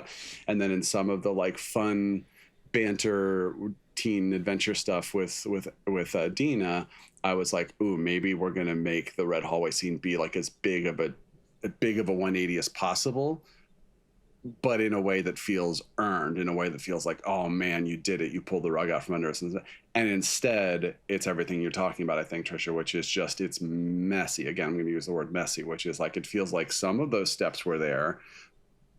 So it's like some of the steps were there to make it feel earned. Some of the steps were there to make it feel like a 180. And it was kind of not really either. It was just sort of like, now this is the next thing on the checklist, so we're gonna have to do this now. So I feel like this was the moment I was waiting for to see how it did it, and it felt like it kind of went, man, you still, like, that wasn't what I was hoping you were going to deliver with that moment. I guess I don't know what a good 180 version of this looks like, because Neither there's do I, things that are hoping to like, see it. yeah, there's things that are twists where it's like, oh, I'm so glad I knew nothing about this until it happened. And then there are things that are like the inevitable but shocking conclusion of a series of events that has led to this doom, you know. And for those, we need all the things that Trisha was saying. And I think I never saw the red hallway scene as like a twist or a like, no, oh my God, it's a huge reveal. It's more of like the inevitable doom downfall kind of arc. It's like the last straw out in a series of straws. Yeah. Right. And I will say that in my experience of the game, I mean, well, I want to hear about Michael's rant. I was angry, not because I was embodying Ellie's anger. I was angry at the game for kind of just being like extra cruel. And I wasn't with Ellie. I was not having a one-to-one Ellie experience. I was having a meta experience of like, F you game. This is just kind of like grotesque now. And so it's just interesting how different people may have different experiences of the game. But even for me, the game didn't build to that point where I was like pressing the X and feeling like this is awful, but like I understand why it's happening. It did feel like a little bit of like, you know, a Lars von Trier film or something where it's just like, I am so European and grotesque. I will like push boundaries. Ha ha ha. It felt more like that to me than like the, you know, beautifully horrific, like inevitable conclusion of a thing. And so even in the game, it was tough. And so that's why I'm so with Trisha that if I were to adapt the game to another medium, I would try to like fix that for myself with solutions like Trisha put forward. Like, what if it appeared that the Dina had just died at the hands of the WLF? You know, like the worst possible thing had happened. Ellie has nothing left to lose except for her rage and sorrow. And that has propelled her into this new mode. Like that could have helped. Michael, talk about the red hallway scene. Yeah, well, I don't want to take up too much time with this, but I think you're getting that this is a pivotal moment in the game and one that sticks with you for forever. And probably most gamers, you could say red hallway, Last of Us, and they would know exactly and have feelings about it. So I guess it worked in that way. Yeah, it's absolutely memorable. I felt similar to you, Alex, where I literally almost stopped playing the game when I was like, you're going to make me do this because I was so frustrated with Ellie and I did not want her to do this thing. And now you're making me do this thing. And that's challenging. But also it's pivotal because it is it's like a Michael Corleone midpoint moment for Ellie, right? It's like, you're going to do this thing that you said. It's a commitment. And there's like no going back, right? This is going to take a toll on your soul. And that's like a huge thing. And I think the show wants it to be that. But as we're saying, it does not feel earned in that way. And so in the game, it's frustrating because it's like, I don't want you to do this. And I'm really upset at you, game, for making me complicit in this action. But that's what's so like fascinating about it. And I feel like to recreate both of those sensations needed some big swings and some maybe big departures from the source material, like we're saying, that have really been absent this season, which is surprising. Yeah. First of all, I just want to let people know that if they ever are in a situation where they have to watch something that they don't want to watch, or perhaps do something they don't want to do, the mute button is also there for you. And you can just turn the sound off. That's something you can do during this scene. Anyway. That's what I do when I play Alan Wake 2. When I played Resident Evil 2, when I was back in middle school, I would play the Big Willie style soundtrack from Will Smith, and that offset their coping mechanisms. Yeah, exactly. Sound is a great hack to get yourself out of a situation you're in. Anyway, all of that, I think that there were a few moments in this season where there could have been more opportunity to really show us actually where Ellie was psychologically. Now, I think you should have done it more. Like I mentioned earlier, like make her make choices, because action is character. Character is action. So make the character make choices that are signaling to us where she really is. But some of the key moments that you can do that are when the character is alone. Now, I mentioned in, I think it was the 3rd episode, where she's one of the very few scenes we have with Ellie by herself. She's like walking around in the house by herself, processing the grief. She's crying. We see how much she's struggling with the loss of Joel. We see her by herself briefly in the music shop scene before Dina walks upstairs, where she sits down and she really starts playing the guitar. She's like looking for a guitar also, and then she finds the one that's magically preserved in that case because it has those random packets of things in it. Anyway, but she finds that, and then we see her by herself. There's another scene in this episode where it feels like that's what the writing is trying to do, where it's like, here's Ellie alone. When a character is alone on screen with us, they have to act authentically to their real psychological state of mind. That's an understanding. That's a compact between the viewer and the character and the writers. Like, when the character's alone with us, they have to be authentically themselves. And so if Ellie had sat down to play that guitar on stage in the theater, we see right now all she does is play a couple notes of a song, decide she doesn't want to play it anymore, put the guitar down and walk away. Maybe the song is significant. It wasn't not the clear lyric to me. is like, if I were to ever lose you. Oh, that's right. I'd surely lose myself. Yeah. Yeah. Okay. Not enough. But it's very... Not enough to... Yeah. Very subtle by comparison to that I'm going to murder someone in cold blood in the worst, most gruesome way possible.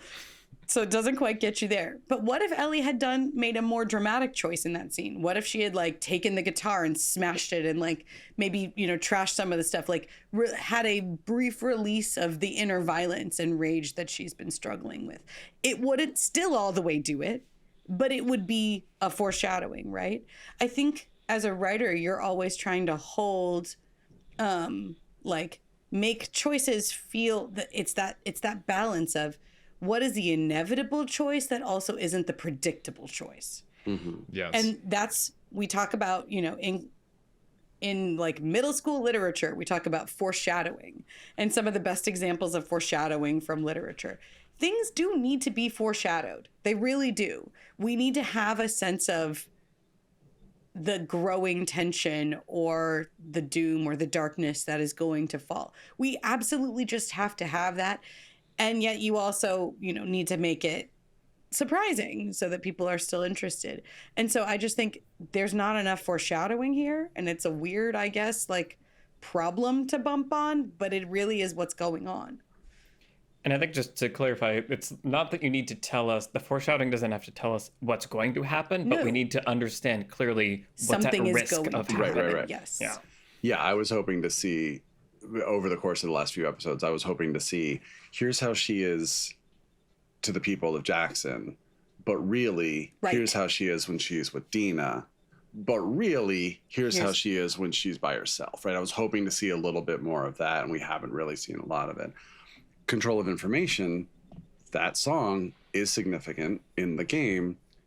At the time in the game where she plays a few notes of the song and decides she can't, we have context for why that song is important and why she can't. Now I'm really frustrated. I expect we'll get that context before the season is up, but again, it's like it's not that it's a bad choice, but it feels like a worse choice. It feels like a worse choice to be like, here's something that you might forget because you're not even remember that it happened because it wasn't significant at the time until an episode or two, whatever from now, where then you have the context, where then you rewatch the season, you're like, oh, that's what that scene meant, right? As opposed to here's the sort of setup, and it's like we get the payoff before the setup, you know. And I again, I'm withholding judgment until I see how it's all used, but that specifically stood out to me as something. No, I'm with you. I was just saying, like, even with all of that being the case, I still think it needs a bigger reaction. Mm-hmm. Like, for it to actually equal foreshadowing for this episode, it still has to be like, she's choked by tears. She throws the guitar to the floor. So you remember that moment later when the setup happens of the payoff. The filmmaking needs to point to it. Right. Yeah. At first, when you were saying she smashes the guitar, I'm like, oh, that's too much, Trisha. But then I was thinking about it, and I do think Ellie's character could be really interesting as played by Bella Ramsey if there was this sense of she's dangerous in like kind of that like troubled kid that could snap any moment kind of way. That's an interesting psychological profile to explore. And just like a troubled teenager who's endured really horrific trauma and who like could psychologically snap from it all. And I think like what you're getting at there, I think that could have been a really interesting thing to kind of play with throughout the season of like, even Dina, it would be interesting if Dina loves her and cares about her, but is a little freaked out by her sometimes, or a little scared actually, and is like, I don't know what you're capable of because there's something in you that's kind of broken. And because that is once again where the Red Hallway wants us to end up. But I'm not really scared of Ellie for so much of the season because she's so kind of charming and fun and cute teenager stuff, and that's most of what we're getting, and not this like broken, dangerous part of her. There could be, I love that idea, Alex. There could be bigger tonal swings where like the lighthearted moments are almost too lighthearted, right? Where they feel a little bit affected, and she's kind of laughing too much or nervously to a point where Dina could be like, you know, we're going to go kill some people, but let's keep it down, you know, just some kind of something to indicate the instability. Yeah. One of the things we were also talking about on Film Club is the difference between game Ellie and show Ellie. And I feel like there is something to this idea that game Ellie feels like someone who is screwed up and has this trauma and is trying to be okay. You're hoping they're going to be okay, but it's not looking great as times are going on. And I feel like it's kind of the exact opposite for me with show Ellie, where like, I feel like show Ellie is sweet and good, but she's trying to like be more or take act, like it feels like a. So Craig Mazin said, he said she's trying to be Joel. She wants to, so it's like she's like forcing herself to make the choice with Nora, for instance, as opposed to it's coming out of her, like she is deciding this is who I am, this is who I should be or want to be, which is interesting. Again, I would like to see that more. Yeah, and like I don't think there's anything wrong in changing that. But I think it's a different story, and it requires different beats and different storytelling. Yeah, the events shouldn't be one-to-one from the other story, which is the deeply flawed, troubled person can't make themselves normal again. They're too broken. Yeah. To go down just a thought experiment path really quick, when you were talking, Trisha, about, you know, setting this up or letting us see some of this motivation earlier, part of me, this is the editor part of me, wants to re-edit everything that we've seen. And what happens if you start this season dropped in with Ellie and some girl named Dina, and they're going to Seattle and you don't know why, and like that is intercut with the events of Jackson. And obviously that's not going to work out super cleanly, but the juxtaposition that you get, because that's a very powerful tool, if you could move the juxtaposition of like Joel's death with like hallway scene or like any of these other things, like that would put us in this kind of the same kind of psychological state that I think Ellie is supposed to be in, of like, this wound is fresh for her, and it could be fresh for us too. Lots of logistical problems, but like thought experiments to think about different ways of using nonlinear storytelling. I even had that thought of just the last two scenes of this episode, which is the red hallway and then the flashback, her in bed, sweet face, hey kiddo. I was like, what if you intercut her waking up, Joel comes in, red hallway, smack, you know, hey kiddo, red hallway, smack, about her, she smelled, you know what I mean? You'd have to earn that, right? You can't just change that. You'd have to make the episode feel like it's building up to that moment. But like even that feeling like this is a result of this, not here's this thing over here and also here's this thing over here. Yeah. Michael, you're gonna make me want the like Phantom Menace re-edit or whatever the Hobbit re-edit. Like I do think there's something really interesting about this season where you could cut it a lot of different ways, and I wonder if there is a different way it could all be assembled with the existing pieces to kind of pull out some of these arcs that we're missing right now. Yeah. If I had more time and was younger, I might do that. Exactly. Young us would have done it in a heartbeat. Would have absolutely done it. Yeah. Yeah. Well, and just quickly before we go, I will say too, for an episode that ends the way that it does, there's also so much else that's crammed in here that feels like a missed opportunity too, right? Like Ellie could have killed someone earlier in this episode, maybe right at the beginning of the episode. She could have had an encounter with there's a WLF sentry that finds the theater and they have to like kill him right there, and it's like maybe messy and kind of brutal and whatever, and they get out of it fine. But it again creates that foreshadowing, and with the world being as volatile as it is, it feels like there's lots of room for that. They nearly get killed by infected and WLFs and scars in this episode. Everybody almost kills them at some point. And instead what you have is this series of narrow escapes that strains credulity, to be honest, when they could have been used for character work. If you have all these action sequences, as Craig Mazin apparently was asserting, as you told us, Brian, in the last episode, that the action sequences are for doing character things, well, they kind of don't in this episode, and they could. Yeah. It's interesting. This whole thing is just quite, again, the experiment that we're getting to experience week by week. I look forward to some perhaps distant future day when we can talk openly about all the things.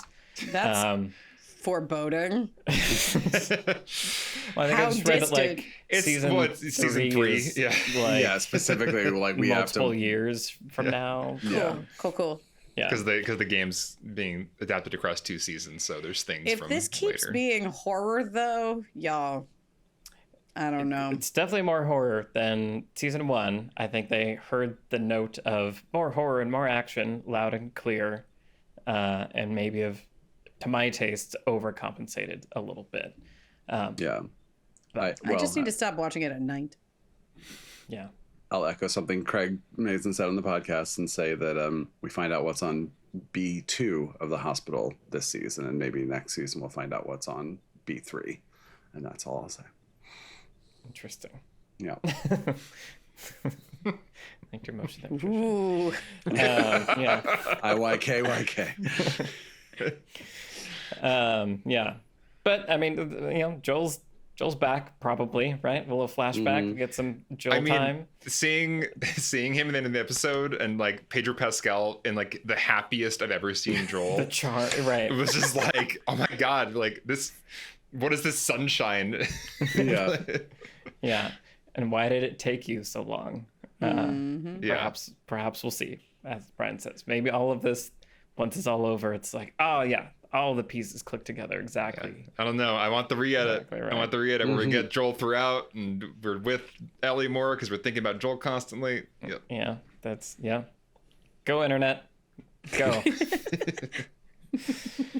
Okay. Well, yeah, this has been our conversation about episode 5. We want to say a big thank you, as always, to the patrons that make this show possible. If you want to support us and help us make more episodes and stay up to date on the new season that's coming out and get access to our exclusive conversations, like when we talked about the whole first season. We're going to do a recap reflection once the season 2 is done. So all of that is over on the Beyond Screenplay Patreon. So head over there. Thank you to the patrons that support us. Thank you to our producer, Vince Major. Thank you to our editor, Mike Worth, and the whole Nebula Studios team. I'm Michael Tucker, and I'm joined today by Trisha Rand, Brian Bittner, and Alex Calleros. And we will see you next week for Season 2, Episode 6, TBA. It's a weird name for an It's a episode. weird name. Yeah, it's the same name as Episode 7, too, weirdly. Bye, everybody. Bye. Bye. Hi, I'm Michael, and welcome to Beyond Screenplay's What We're Watching, our podcast where we watch a television series week by week. Today we're talking about The Last of Us, created by Craig Mazin and Neil Druckmann, specifically Season 2, Episode 6, titled The Price, available on HBO Max. I'm joined by the Beyond Screenplay team, Trisha Rand, Hello, everyone. Brian Bittner, Hello. and Alex Calleros. Hi. All right, so we got some Joel in this episode. I'm really excited to talk about the return of Joel. This unlocks some structured conversations because we got a lot of Joel flashback, and so I think we can dive deep into the why this was done this way and what was gained and what was lost perhaps in doing it. I want to talk about how you measure relationships in a story and the importance of sacrifice toward that, and there's a lot of sacrifice in The Last of Us. And we got to see Eugene. We got that payoff that was set up early and how it was used to kind of bring out this emotional confrontation, I thought was really good. Joey Pants. Joey Pants. Yeah. Nobody Well, ever wants to Trisha say his said real that. name. Joey Pants is his official name. Joey Pants. When Trisha said, "Oh, I just saw who's playing Eugene," and then I looked, accidentally saw it when I was like scrolling through something else. I was like, "Oh, that'll be hilarious." Nope. I'll laugh a minute. That was this movie or this episode for sure. So I want to get into all of that really quick. Before we do, I want to do just some quick podcast business. So our theme for our upcoming season is going to be Big Swing Summer. So we're going to be talking about movies that are extremely ambitious, overly ambitious probably, and in some ways are like the best movies ever, but also flawed at the same time. We've got some ideas for movies, but we want to hear from you guys. What are some movies you think fall into the big swing category that you would like us to talk about and cover? Leave those in the comments. And then also, we're getting ready to talk about Mission Impossible, The Final Reckoning. We did a whole series a couple years ago leading up to Dead Reckoning Part 1, where we covered the whole Mission Impossible series except for 2. So that's available in our catalog and over on the Beyond Screenplay Patreon. And so our new episode talking about The Final Reckoning will be available for patrons over on the Beyond Screenplay Patreon very soon. Which, if that's not a big swing, someone did something wrong. It all connects here. Yeah. So fun stuff. Let us know. Big swing movies. Also, just in general, if you're new to the podcast, movies, TV shows you'd like us to cover in the future, let us know in the comments. But now, The Last of Us. So I loved this episode. I thought this was really, really great the whole time. I was like, this is what I come to The Last of Us for. I thought it was structured really, really well. We get that really interesting cold open with young Joel and his dad talking about fatherhood, setting up, the last line. There's a nice book in there, right? I hope you do a little bit better than me. He uses that again when he's talking to Ellie. And I feel like it felt like a catharsis to me of so much of what I needed to understand and feel with Ellie and Joel and what's been going on underneath was there. I think the changes that they made in order to show the dominoes falling of how we see Joel tell Ellie what he did, what really happened, I thought were new and really compelling and putting characters into intense situations where they have to make revealing choices, and then the motivations coming out of that make crystal clear sense, and it's excruciating to watch, but so good. I feel like Bella Ramsey, Pedro Pascal were amazing in this episode. The performances were just beautiful. Anyway, so I loved the scene or this episode, and in some ways that makes me frustrated because I think things were sacrificed in order to achieve this episode, and I'm wondering if the net gain was worth that. But that's what I want to talk about. Brian, I want to hear your thoughts. How are you feeling after this episode? I mean, very positive overall. I think just to go off what you just said, some things were sacrificed for the season. My biggest, not even complaint or gripe, but my biggest, I guess, personal setback for this episode is like feeling the writery kind of guys in a room with index cards looking at all the flashbacks from the game and looking at this and being like, let's put this here and let's put this here, let's add this so that we can take that line and then repeat it over here. And that's also me knowing the game really well and having spent the last 5 episodes with you guys talking about, oh, this thing was maybe not where we thought it would be, and that's interesting, why was that? Something like Ellie playing the first lines of Future Days last episode, right? And it's like, in a way that feels like that could be like, let's recontextualize it so it's a setup, it's almost a payoff before the setup. Or it's, we have to put this somewhere in the season and she's not going to play guitar after episode 6, so I guess we'll just put it here and it'll just make sense kind of holistically once you've seen the whole thing, which is also true. It will. So that was the only thing where I was just like, I'm seeing a lot of the sort of how like you just said, Michael, a lot of the season was kind of maybe picked apart to make this episode work. That being said, this episode works. They took I think 4 flashbacks from the game, put them together into one episode, added the cold open with young Joel, added the Eugene thing, and made it all make sense together. We can get into that, but it felt like it just did a really good job of giving us kind of everything we've been wanting, more Joel, more context, some answers to some of the questions, even what Gail says, how you did it and with Eugene and all that stuff. And as you said, the performances were just felt like anything I had that felt like a little, like I was seeing the scaffolding, was fixed by just these performances and just these characters making me really believe every second of what they were doing. Yeah, absolutely. Alex, what about you? How are you feeling? Yeah. I it's hard for me to talk about this without getting into editor mode. And I know that's a conversation you want to have, but I think watching this season and especially seeing it through Trish's eyes, she's not played the game. She doesn't have the context of these flashbacks already. I was both enjoying the episode, and as it went on, I was liking it more and more and more. I thought the scenes got more and more the sequences were really well done. The sequence with Joey Pants was so powerful. It's a new thing for the game. I'm honestly afraid to say his last name, not Pants. Toliano. Yeah, see, I don't know. I can't trust that I'm gonna say it right. So Joey Pants. The scenes just got better and better up until that final porch scene, which was also really amazing. And so the whole time that was happening, I was just thinking, what if this was episode 3? What if episode 3 began with the washing of Joel's body, the 2 brothers, dead body of Joel and his brother there, that could go into the Texas flashback. Then we have Ellie is like unconscious or whatever, and we can almost use the framing device of her being out or unconscious or in the hospital as going back in time, seeing her memories from the last few years, ending with her waking up in that horrific state after we see all these flashbacks, maybe ending with a flash to Joel's death again.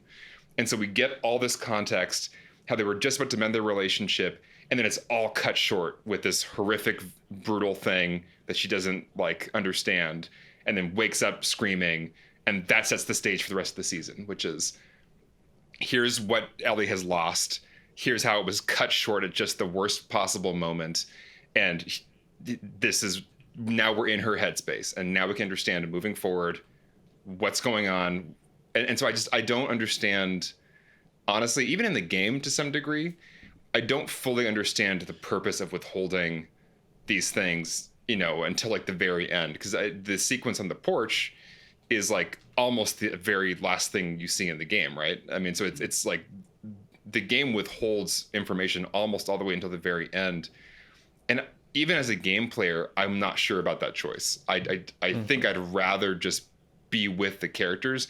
And once again, I think I can appreciate The Last of Us Part 2, the game, is doing some experimental stuff, and it is playing with me as player with the controller, controlling characters who I don't even necessarily agree with or understand, but I'm still pushing forward and doing this anyway, and that's a weird feeling.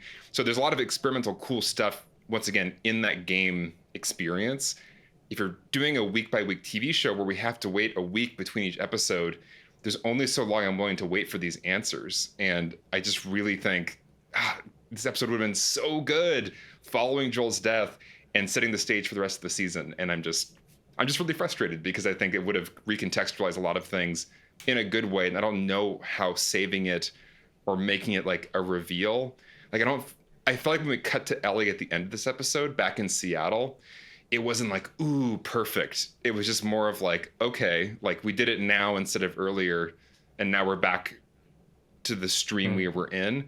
But like cutting away from her beating the girl to death in the red hallway and then cutting back to Seattle here, I didn't understand why this was the moment for all this.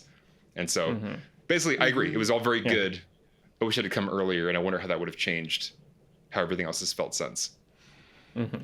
Yeah, my thought initially was that we needed to miss Joel for a few episodes to really feel his absence. So having a flashback with him right after his death wouldn't achieve that. That said, it would achieve everything else you just said. So it feels like it would have been worth it in putting us in Ellie's headspace. And like also, I think I heard Craig Mason say, like, now that you've seen this episode, now you have the context for Ellie in that red hallway. I'm like, do we? Like, I don't know that I feel more like, oh, now that we're there. So yeah, it's interesting. Honestly, I also don't feel like it fixes all the problems either if you put it earlier. Right. But I do think I would miss Joel more having seen this episode. I would be like when Ellie's like putting coffee on his grave, if I had just seen this episode, I would be more with her than I was. Yeah. Trisha, talk to us. How are you feeling? Sorry, I went up for a while there. Well, I'm with you. My pitch for after I watched this episode was just swap the last episode and this one. Like literally just make this episode 5. So it accomplishes the thing you're talking about, Brian, where we miss Joel. And I really did. Like when the episode started and Pedro Pascal walked in, I was like, oh, thank God. Like I missed him so much. And then so much of the episode is this lovely, difficult relationship, but like a meaningful relationship that I'm invested in. And I think making me miss that did accomplish something. But I feel like I absolutely needed to have all of this. I needed all of this before we got to the last episode. So like they go to the theater, Ellie and Dina confess their love for each other. They find out Dina is pregnant, which also I'm like, hey, Ellie, if you ever get into this position, I hope you do a little bit better than me. Ellie finds out she's gonna be a dad. Okay, which she's not. Everyone's ignoring the fact that Jesse is also actually the dad. But that's fine. Right. But in Ellie's mind, right, she's gonna be caring for a little one, but responsible in a parenting role. So if that's the case, then juxtapose that with the thing that informs this thematically. Right before, like she finds that out, then we have this episode, then we see why she goes and does what she does when she gets into the hospital. And I don't understand what is really gained by this like weird gotcha that the show is trying to do to me. I'm like, but what's the gotcha here? Like, if I knew what the song meant, if I understood that in the theater going into that, it weights all of that more like heavily, and it doesn't. I still am not quite sure that the turn is earned for other thematic reasons, which we can get to, where she makes that really dark turn to the dark place and the violence. However, it goes a damn closer way. We're a lot closer if we have this episode before we have the last episode. And so I really am, I'm perplexed in my experience of watching this, because I'm with you. Like, Michael, when I was watching this episode, I was just so emotionally involved in it. I don't think it's like bump free, but I do think it speaks to the heart of what is compelling about the show. And so I just don't understand why we don't have the context for the dramatic choices to understand what they mean in terms of the character arc and themes before we have the choices. Like, so I don't know. It almost is more frustrating for how good it is. Mm-hmm. Mm-hmm. Yeah. 'Cause I feel like there's a form that has been used in kind of, think about like a twisty Christopher Nolan movie where it's fun to rewatch it a second time once you have all the pieces. But I don't know, like a 7-week long drama is not the form where I would think, like, hide all the information so I don't understand what the characters are doing until later. I think I just want to feel the right thing in the moment that week, and there can still be mysteries, there can be questions. And I think obviously we want questions and mysteries as audience members, but when it comes to just character motivations and character emotions and drama, where that's all that's happening on screen, if it's just a blank slate, I don't understand anything about what is going on inside of them. Those scenes are just not compelling in the moment. And going back to TV structure, there's a really big difference between hiding information within an episode that's revealed at the end of the episode, right, versus something that's revealed at the end of the season. That's a different thing. If you want to do like a reverse setup payoff kind of thing, where like, okay, I don't know what the coffee means when she puts it on Joel's grave. If you told me that at the end of the episode, that might mean something different. Or like, if you tell me what the line means at the end of the episode, or you reveal something in the same thematic like chunk of dramatic storytelling, that's really different than making me wait weeks and weeks to figure out what it is. And it's one of those things, speaks to classical TV structure and episodic structure, as we've discussed before. We really got into this a lot on our season 1 conversation about what is so good about that season is that it understands itself as a weekly television show. And the episodes are structured in sort of a classical weekly television show way. And this season does not seem to understand itself as a weekly show in the same way that the last season did. And that's really frustrating. Remember Lost? I really do. I sure do, right, Michael? I think there's something really interesting in the source material here too, because I think it's fair to say that the video game is interested in making you rethink how you feel about things and people, and kind of recontextualizing things for you. Even like events from like, the first season, where we have more perspective on that even in this season. But I think it's interesting as an experiment. But for all the reasons we're saying, I don't know that it works in a TV show where you need to understand the why and be bought in. We talk about Breaking Bad as the kind of perfect example of something where you may not agree with what the character is doing, but you always understand the why behind it. And so that leaves room for empathy if you're willing, but at least an understanding of what it means that this person is making these choices. And I think you need that in television and in cinematic narrative storytelling, where we want to be with the people, even if we don't agree with them. I think we need to be like, identify with them and understand. And so it's an interesting experiment. And I feel like in 4 years or whatever it is, when the show is finally like finished, people might look back and have lots of different feelings and thoughts about all of this. Is that worth it? Is an interesting question that I struggle with personally. Right. Well, I'll echo something I said a couple episodes ago, which is two things the game does is one, it makes you feel like Joel's death is just completely out of nowhere and it's just horrifying and awful. And then Ellie has to go get revenge. And people pointed out in our episode last week, in the game, it's a video game. So you're running around as Ellie killing like dozens of dudes. So then Nora in the Red Hallway is like worse than those things, but it feels like an escalation. Whereas Trisha, you pointed out in the show, we've seen Ellie kill like 4 people or something like that, right? So this feels like, oh wow, way out of left field, right? The other thing the game does is using that like bad person killed good person, so other good person has to go avenge.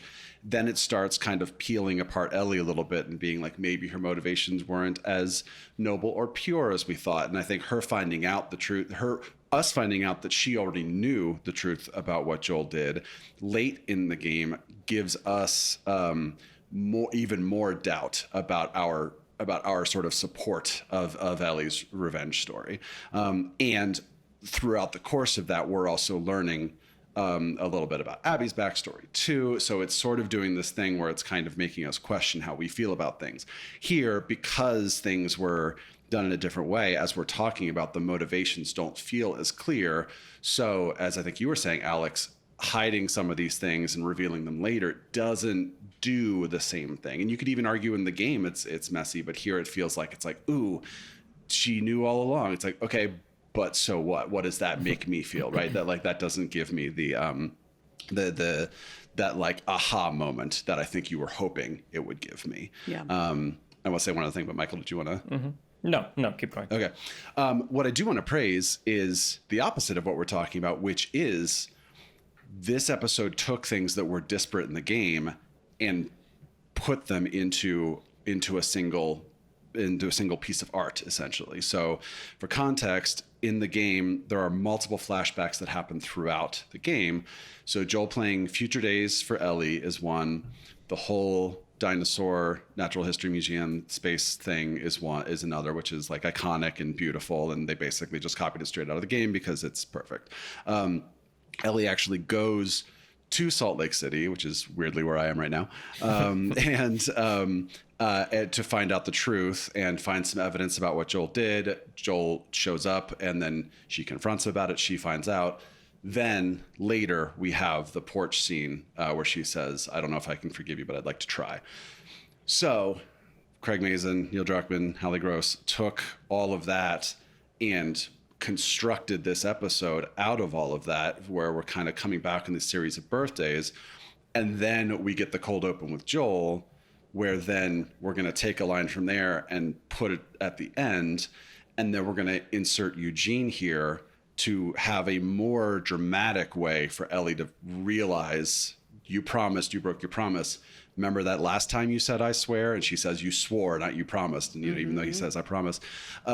So I do want to praise that everything we're talking about being like, hey, an episode should know what an episode is. That is also what this episode was doing. It was taking disparate things in the game and putting it together in something that felt really cohesive and of a piece. And I think that's really cool.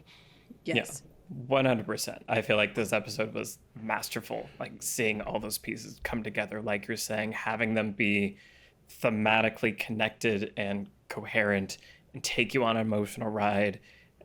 Let the focus be about parenting and the sacrifices and this idea of trying to do a little bit better. It's there throughout, and it's really, really powerful and really clever, I think, to find that through line through all of these flashbacks and put it together.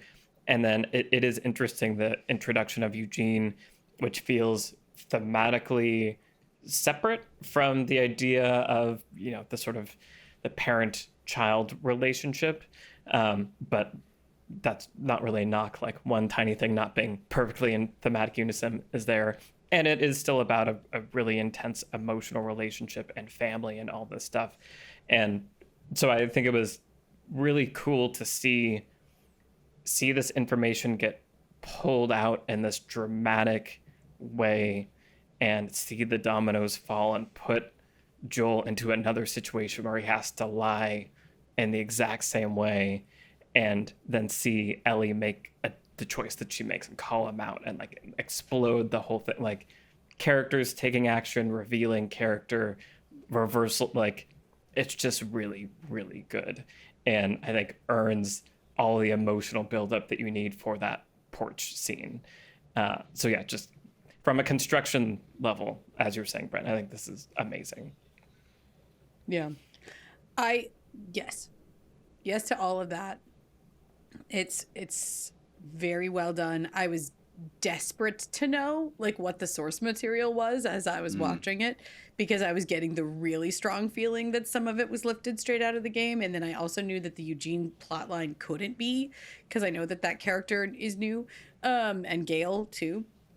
So I was so curious to see like how it was adapted. And I think you took all of what you had and made the smartest adaptation choices possible. The birthday construction is brilliant, right? Because it creates this like specificity and sort of like formalism to what they're doing, and it kind of does that outside pressure thing where it like the construction of Joel feels like he has to do something for Ellie on her birthday, and there's this ritual almost that they have, is its own like pressure cooker of a situation where they're gonna be, you know, he's got a thing going on and it's gonna reveal some stuff. And I thought all of it was just, very smart writing. And I will say, I appreciated a lot the cold open and how it actually draws the theme of violence into the dialogue. Because as you guys just said, one of the biggest issues that I've had with this show is that it's about violence. And if you don't have the experience of playing a violent video game, then you kind of have to make it about violence a little bit in the text. And so far, it kind of hasn't been much in the text, other than like the few violent actions that are taken, but not very much about like, what does it mean? Other than the meaning the of violence. The meaning because I feel like there's gore right. and there's like, you know, that kind of violence, but like the meaning of violence. I right. think In is, terms of like, the soul, right. And the character psychology. And, you know, I appreciated that the cold open finally got to that. And I don't think I've ever seen a scene like that before, where you see an abusive parent admitting to it, to the children, and also like kind of linking it to this like cycle of violence that he's been a part of, that he doesn't necessarily feel able to totally break out of that pattern. I thought all of that was great. And I was like, finally, some violence in the text. What does it mean? Because I was thinking a lot about the scene at the baseball game that we've talked about now a number of times, with Gale and Tommy, where Gale addresses the violence directly in the dialogue, and Tommy does too. And kind of, for me, that scene is so like maybe thematically the key to this entire season, or it announces itself to me that way when I watch it. I went back and watched it again after this episode. All that being said, when Ellie finally finds out about Joel murdered everybody in Salt Lake, her response is not actually to all of that violence. Like, her anger is mostly about herself and like her own purpose, right? This sense of like, dying there would have given my life meaning, and you took that away. Not you murdered dozens of people in cold blood. That's or we not could have saved the world. She's mad about. Right, yeah. She's not about all the murder and death and violence, actually. That's not why she's upset. She's upset about her purpose being taken away. And that felt like a new theme to me a little bit. Like, I don't know if I've really seen Ellie ever wrestling with this idea of like life having a purpose, her life in particular having a purpose. She doesn't live that way. Never heard her talk about it to Dina or anyone else. So that kind of felt like it missed an opportunity to kind of bring the aspect, the thematic conversation about cycles of violence. It's there when Joel says, I hope you do a little bit better than me. But it's not in Ellie's response. It's not there in what has Ellie been stewing about all of this time? Is it about the fact that Joel is inherently violent and has killed lots of people? It seems like no. It seems like actually that isn't what she's mad about. And that was really startling to me. It was interesting because there is a close-up of a piece of paper in her room. bunch of moth drawings around it where it's something about purpose, like.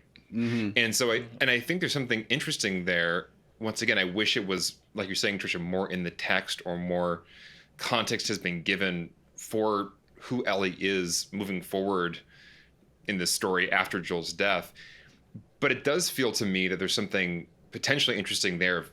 Why does she turn towards the dark side? What is this descent that I think the game shows very clearly, and the show kind of did a left turn into, which is, if she realizes that she could have served this purpose, this really important purpose for the whole world, and Joel essentially kind of like on her behalf decided, no, you're going to serve a different purpose. You're going to be my daughter.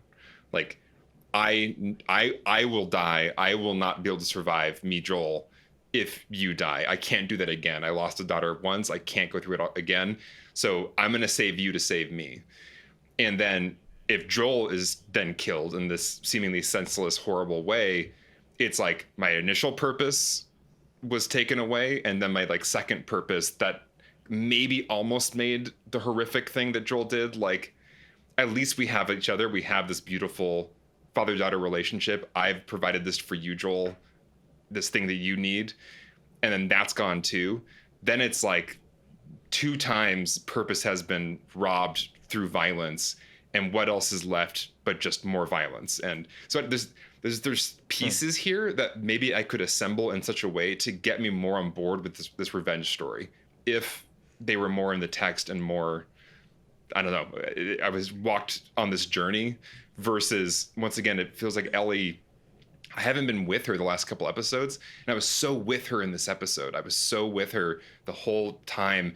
The look on her face as they're riding away after Eugene has been killed was like so amazing. Because I'm like, I know all the layers of emotions and things she's thinking about. Oh my God, he's been lying to me. And so I've been with her so much in this episode, and I have not been with her on the road to Seattle and in Seattle. And there's something here with purpose, and like, it's not just grief. It's also, I was alive and immune for a reason, taken away. I was not made into a cure for a reason, for Joel, taken away. That seems like a cool story to me, of like, nothing is left.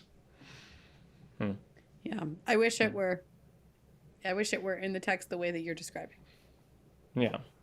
Yeah, I mean, I agree. It feels like that idea of meaning kind of emerged in this episode out of nowhere. It also reminded me that in the game, you like your journal of like what you've been doing is literally Ellie's journal, and so you do get kind of little windows and insights into how she's thinking about things.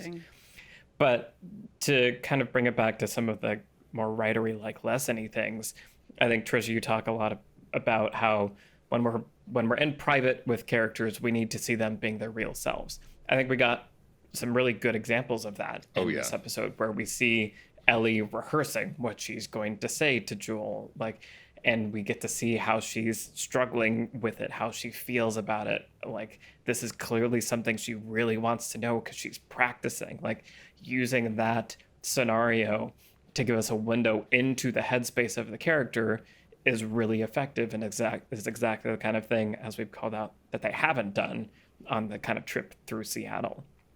So, yeah, I think that was interesting to see these techniques that are utilized so well in this episode. It's almost conspicuous that they've been missing in other parts. And then, I was just thinking again about like what this idea of sacrifice in relationships, and how in a story, in a movie where it's all about action and doing things, like it has to be, emotions and mental states have to be externalized.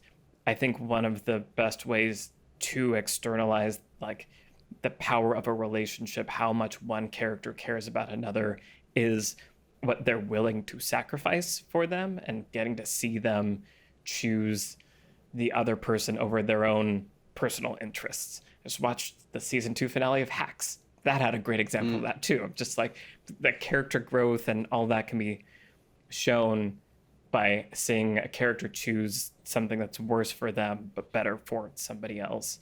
And it just made me think about how Joel sacrificed the world for Ellie. And I think that was really powerful in that porch scene, and that he says, I would do it again. Like, it's so audacious, but it's so real, and the love is just so palpable that it earns, for me, Ellie saying, I don't think I can forgive you, but I'd like to try. Like, I don't know that I would have expected that reaction from her, but the enormity of the love that comes out of this sacrifice, I think, is really powerful and like unique to The Last of Us. And I think that's what still makes the show and the story so special. It's like when that's there, there's just so much present. Mm-hmm. Yeah, there was a weird time thing for me, and this is kind of when I say, like, I see the scaffolding a little bit, again, just knowing the source material so well, where she finds out when she goes back to Salt Lake City about what Joel did, and then later we have the porch scene where she says, I don't know if I can forgive you, but I'd like to try. Here, she basically confirms it to herself in the Eugene sequence, but then it's only in that porch scene where she finds out for real, and then seconds later says, I don't know if I can forgive you from, like, but I'd like to try. And I was like, ooh, was that earned? Like, with no time in between to be like, I just found out all the horrifying truths, and my next line is, I don't know if I can forgive you, but I'd like to try. But again, as you just said, Michael, like the construction of it, the performances and everything, it's like about as good as you can do to sort of be like, how are we going to get from this moment to this moment in seconds and actually sell it? And again, I don't know how I'd feel. Trisha, I don't know if that felt for you like earned, essentially. But for me, it's just like knowing that there wasn't the sort of time gap that there was in the game just made it feel like, oh man, that's a big turn to go from you just did all that stuff to, I don't know if I can forgive you, but I'd like to try. Yeah. I mean, I'm a parent. So anything about like parents being willing to do literally anything for their children, I'm just like, yeah. I mean, yeah, like it's so real. And I was actually reminded in that scene of the scene with Eugene, actually, and the exchange with Eugene at the side of the lake, when he says, like, if you have any last words, I'll pass them along. And Eugene says, that's not what I need. I need her last words for me. Mm-hmm. Yeah, that hurt. That was a good line. Yeah. I mean, yeah, the performances, just all the performances. Joey Pants. Joey So Pants, good. so good. And even just the choice to show the birds flying away without the gunshot. The It's like, how sound many times design have we is seen that? We beautiful. don't need the sound. Yeah. Oh, beautiful. Yeah. But thinking about that, you were talking, Michael, about family relationships and this almost like interdependent, reciprocal love and need, like so much so that it, what you're willing to sacrifice for it becomes almost limitless. And so I was thinking about that exchange where, yeah, he was saying, I need her last words for me. And then it's like, well, if you love someone, you can always see their face. Right. And then he says, I can see her. When Joel is describing how much he loves Ellie, I think it wasn't impossible to me that you could be so compelled and so enwrapped in that kind of love that you wouldn't want to try to repair that relationship Right. and stay in that relationship. Mm-hmm. I thought the performance was lovely. It is a bit of a quick turn, but I think it worked for me, especially because she did kind of already know it. Right. Exactly. I think there if was it a was big like, 9 months kind of. the shock in the Yeah. moment of like, how dare you? I fully believed your lie for so long. Right. It's like she definitely didn't. So I think it worked okay. But also, Yeah, that's what earned it for me was the fact that it was essentially confirmed for her 9 months prior. Sorry. Yeah. Yeah. And she even talks about, I think, that she sort of was like, I think I knew Right, anyway, right? And I feel like Bella Ramsey talked about, even in the end of season 1, her mental state for Ellie and that final moment when Joel lies to Ellie is like, I think Ellie probably knows, which I think is different than what the Ashley Johnson Ellie was thinking. And I know there was a conversation but I feel like that was an interesting kind of payoff of it seems like Ellie has known this whole time, this like the weight of this lie, and just needs him to admit it. And that's almost why it's extra painful when she sees him lie again and like confirms this kind of the fear that she has. I really love when TV or film can access these things that are really real and present in most of our lives, like in our families or in a friend group, or like there's always those unspoken things, or there's something where like nobody talks about this thing, and these things like take up space in the room, you know, these lies or these unspoken truths. And I just love when media can get at that thing, which is a thing we've all experienced at some point, where it's just there's a truth and we're all not talking about it, or we can't go there, but like we can all feel it. And I think just the heaviness of that feeling was portrayed so well in this episode. Yeah. 100%. Yeah, I like this episode. I feel like it's that thing, as we've talked about, where it made me happy but also sad. It's so like conflicting of like, oh, I wish the rest of the season was this good, but also this was really good. Thinking about sacrifices and what you do for the other person also had me thinking about Ellie and Dina, and how we kind of, the lack of conflict that we've talked about also kind of comes with a lack of sacrifice. Like they're almost so on the same page that it doesn't feel like they're sacrificing a whole lot for one another, or at least that you could do more with that. And I think that could deepen that relationship. And yeah, now that we're going into the finale, I really don't know what to expect. Just like, we're doing the finale now? Like, yeah, what? Well, and I wonder too, like, I would love for the next episode to try its best to kind of thematically pull it together. Right. Like, it was wild to me that Joel said, like, if you ever get there, I hope you do a little bit better than me, and then made no effort to remind us that Dina is pregnant and that there's going to be a child introduced into Ellie's life, theoretically. I was like, make the thematic connection plain here. And I wonder if they will. Like, I wonder too about like editing. There are ways to do this with editing, right? Like, instead of cutting straight away to Ellie walking up to the theater in the rain, you could have cut back to Ellie walking into the theater in the rain and she falls into Dina's arms. You could earlier, if you really needed to have the scene with Dina and Ellie, like Ellie finding out that Dina's pregnant, if you needed to have that come before this episode, you could have had a little bit more like thinking about like dialogue about what it will be like to be a parent. Like, oh, like, shoot, we're going to be parents. What's that going to be like? Who are we going to be when we become parents? Just some kind of thing to connect it to this Ellie in this episode. Because theoretically, this is the Ellie that was in that scene. It's like, there's so much that's being, that's dangling thematically that I would love to see neatened up and brought together. And so, yeah, like Ellie's purpose, is that going to come back? We're going to find out more about that. Will we see the moths again? Will we, I don't know. Is we going to talk about violence anymore? We going to talk about it? I hope so. Let's find out. Yeah. The moth thing, also the other thing is relationships, sacrifices, and seeing people put work into a thing. And we get to see Joel put a bunch of work into like perfecting the guitar that he gives to Ellie. That's another way to show, to externalize a relationship and how much someone cares. I also love the tiny but very rich symbol of the bone, right? Where he puts a piece of death onto it, like essentially, right? Like into her guitar. And it's called out a few times in the text where he asks Seth for the bone. We see him working on the bone. And then when he gives it to Ellie, he tells her it has a real bone, you know, like piece in it or whatever. It's like, bones are a symbol of death. Joel put death in his love for you, Ellie. Here it is.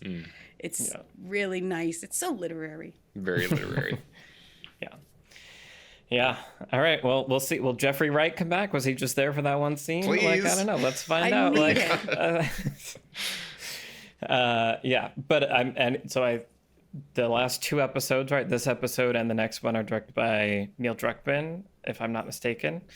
And I think watching this episode did confirm to me that there was some macro plan in place, and maybe it's not hitting exactly the way it hoped, and maybe it is for other people. But that makes me extra curious going into this finale. Next episode is not directed by Neil Druckmann, but it is co-written by Neil Druckmann, Hallie Gross, and Craig Mazin, the sort of Nice. Great. co-writers of the game and the writer of the show. Yeah. Nice. The Holy Trinity, if you will. Yeah. Indeed. Speaking of Trinity, I heard this on the podcast that Ellie had a Matrix poster in her room that had Joey Pants on it, and they were just like, well, we can't leave that there, so wow, that's they had to cut it amazing. out with VFX. Yeah. Oh, that's so funny. What version of the Matrix poster is he on? Yeah. He's the fourth person on the like the original the normal poster. Oh, Faces wow. poster, yeah. Oh, that's so cool. That is really cool. All right. Well, yeah, we'll be back next week for the finale of season 2. Very curious to see what it is. I'm excited. As I said at the beginning, our theme for the next season is going to be Big Swing Summer. Let us know what big swing movies you want us to talk about in the comments. If you want to hear our conversation about Mission Impossible: The Final Reckoning, that'll be available to patrons before the end of the month over on the Beyond the Screenplay Patreon. It's also where our retrospective of the first season lives, and where we will be posting our kind of recap reflection of season 2 after the finale. Once we've kind of gotten everything, we're going to do a dedicated episode about, now that we have the whole picture of season 2, what do we make of that? That'll be on the Beyond the Screenplay Patreon. We want to say a big thank you, as always, to the patrons that make this show possible. Thank you to our producer, Vince Major. Thank you to our editor, Mike Worth, and the whole Nebula Studios team. I'm Michael Tucker, and I've been joined today by Trisha Rand, Brian Bittner, and Alex Calleros. And we will see you next week for the season finale of season 2 of The Last of Us. Bye, everybody. Bye-bye. Bye. Hi, I'm Michael, and welcome to Beyond the Screenplay's What We're Watching, our podcast where we watch a television series week by week.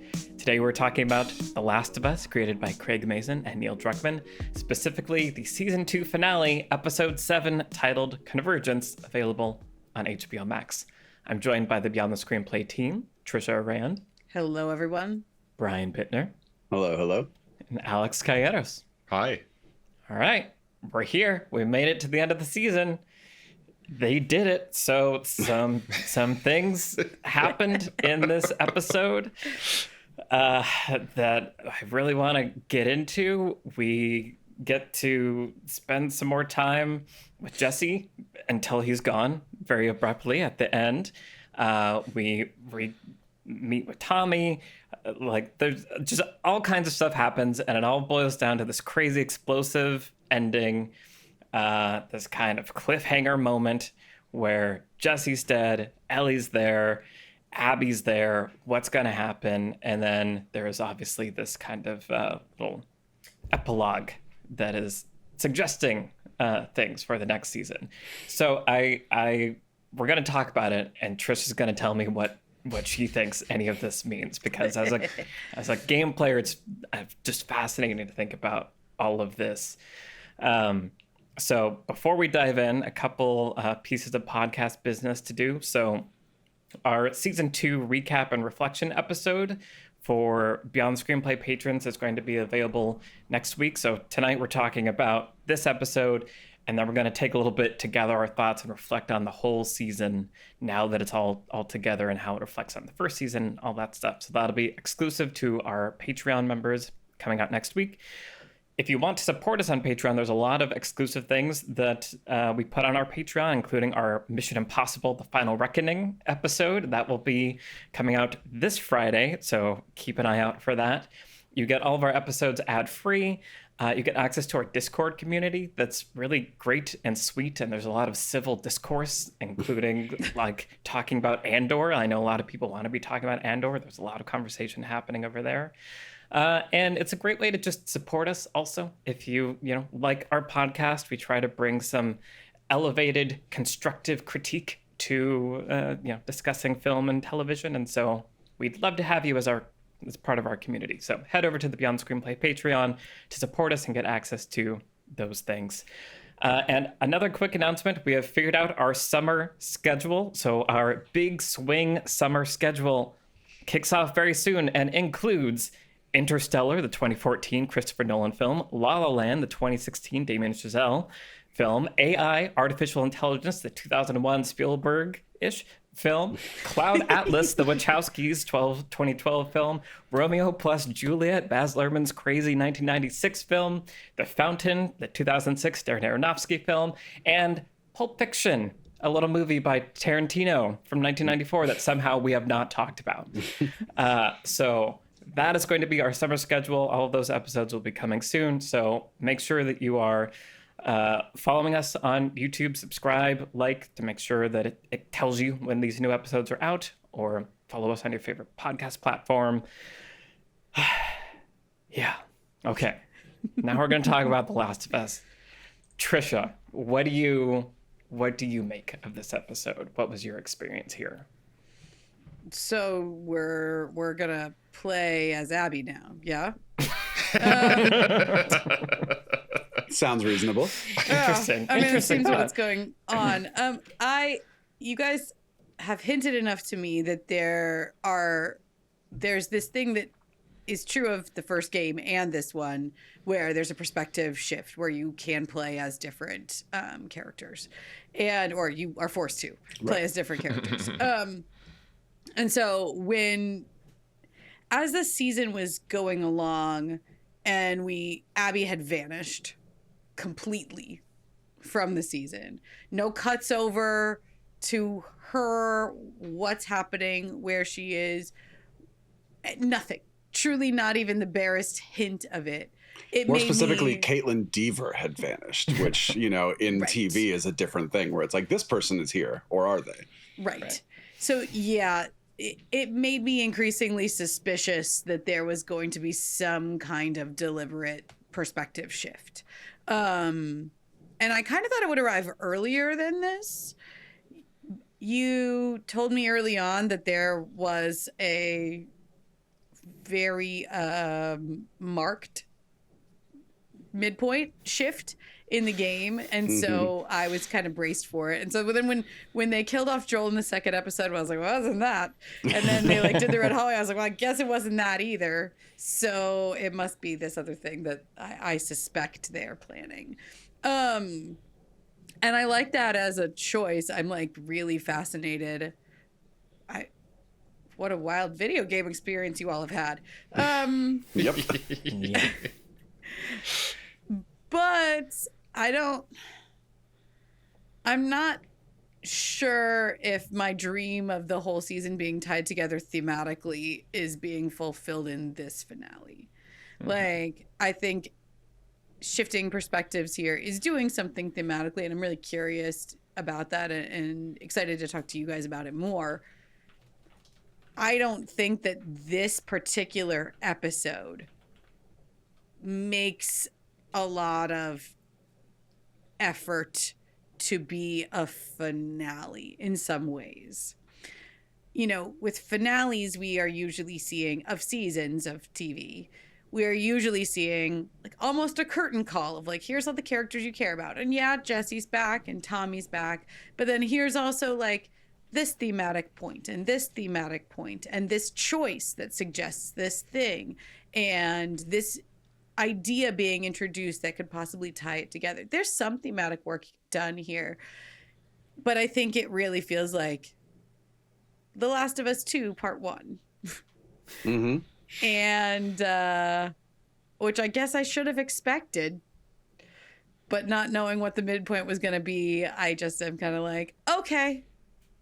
But also, if we're not getting season 2 or season 3 for maybe 2 years, this is a standalone season of television, whether you like it or not. So that's an interesting conversation to have, especially when we talk about the season as a whole. Absolutely. Yeah. This show seems interested in conducting the same experiment that the game did in that way. And it's been interesting hearing TV watchers go along and I think overall stay pretty involved and invested in the goings on.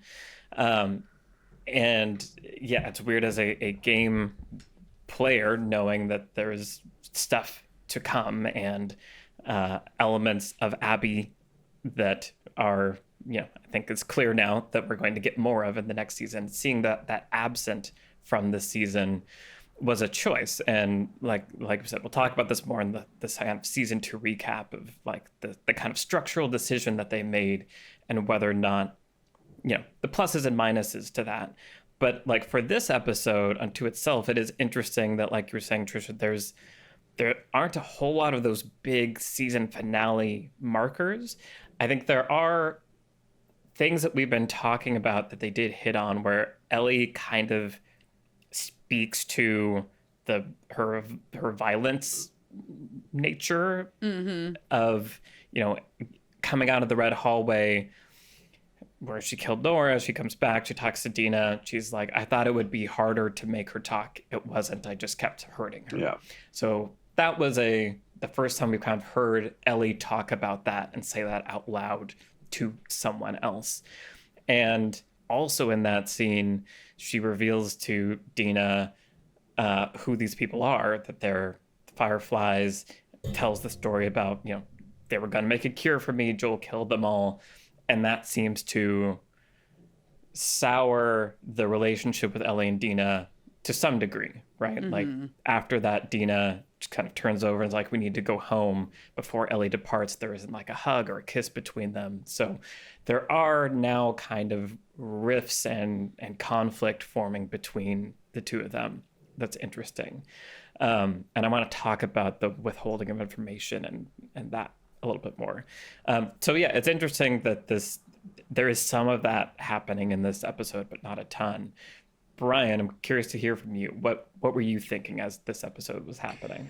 Yeah, picking up on that, I did enjoy the episode as a whole, and we've had this weird thing, and again, we'll hold some of this for talking about the season as a whole, but we've had this thing this season where it's like, why was that choice made? What's going on here?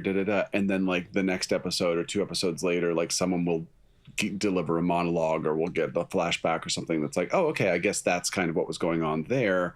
Or even that little Future Days piece of the song, right? Where it feels like things are being told in the wrong order or whatever. But then it's like when those things are given to us, in some ways it kind of can make the previous thing feel more satisfying in retrospect, like I expect I'll rewatch this season at some point. And when I do, I'm hoping it's going to feel a little bit more of a piece, knowing where it's all going.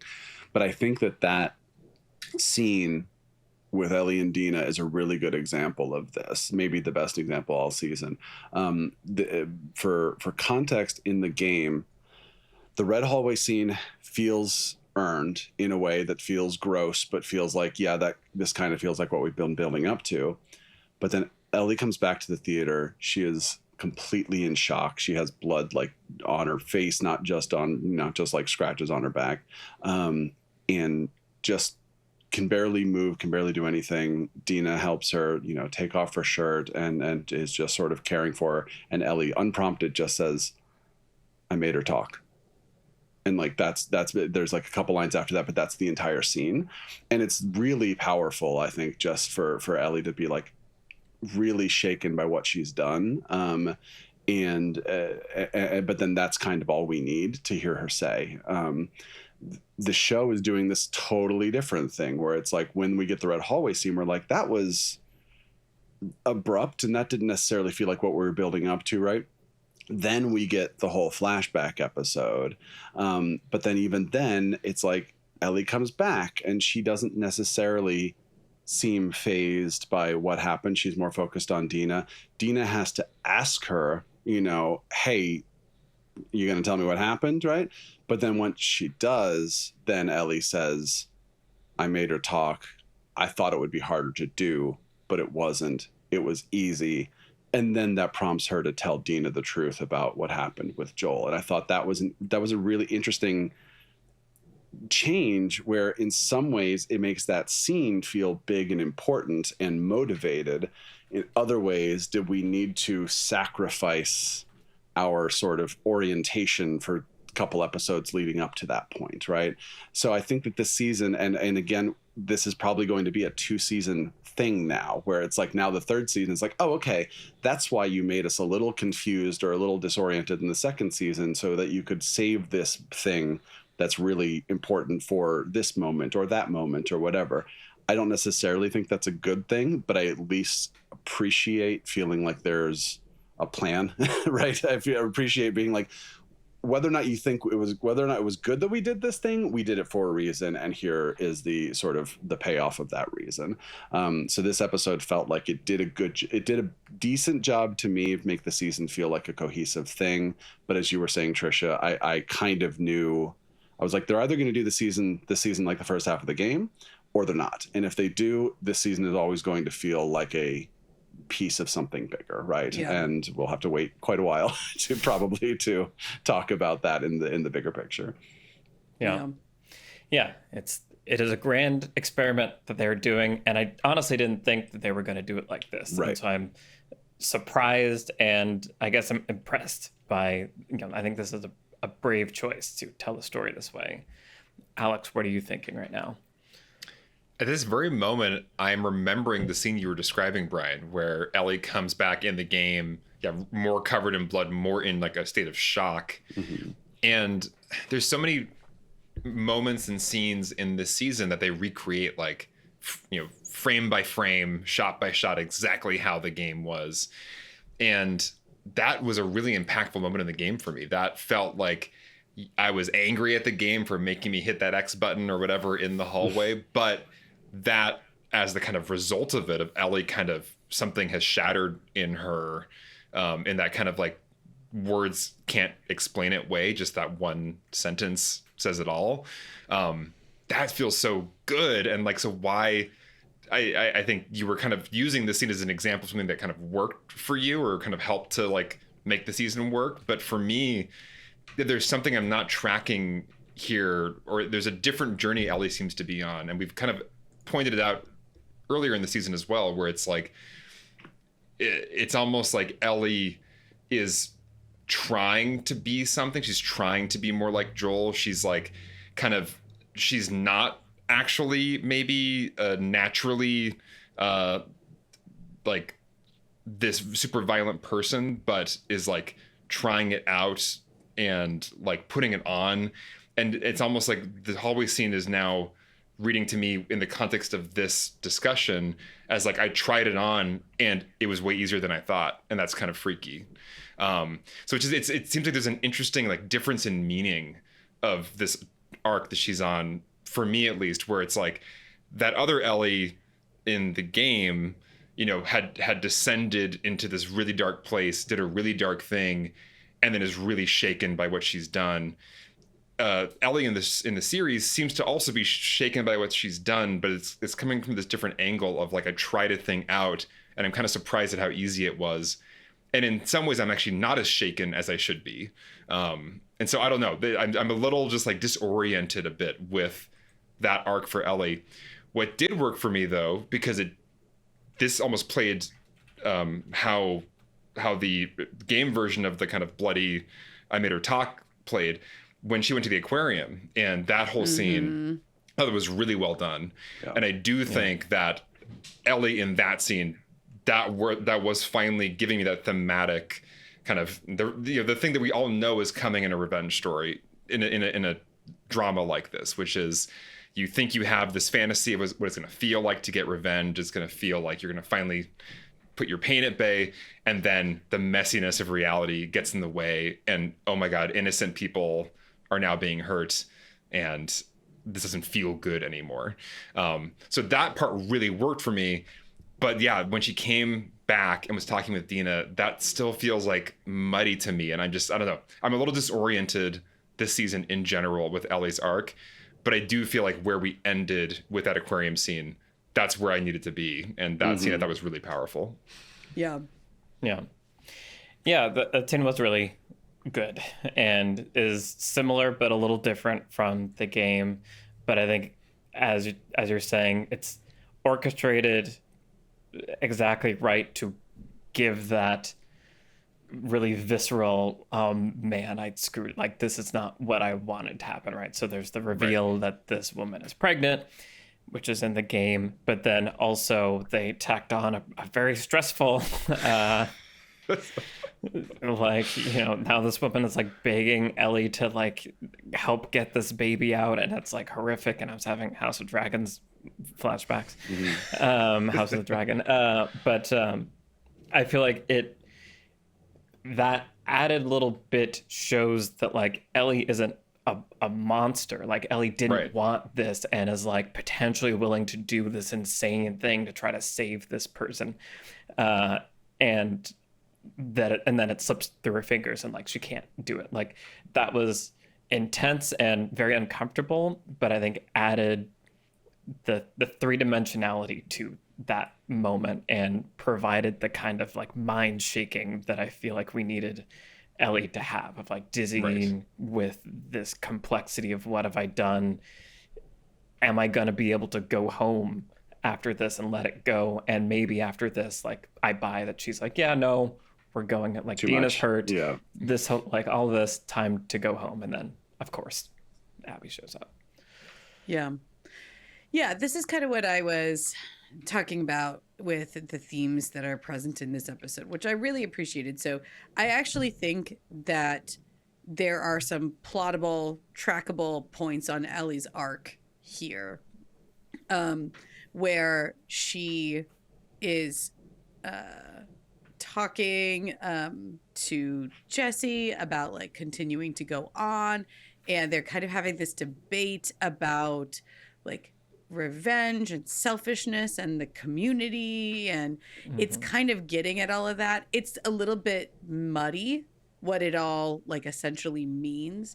I think one of the things that I've missed is sometimes when we talk about theme, we ask it as like a question of like, what is the responsibility of an individual to the community? You could ask it in that way, if that were the theme that your story were about. But often a theme is best represented in a versus, right? Like this versus this. And that versus can be presented as two clear paths for a protagonist to take.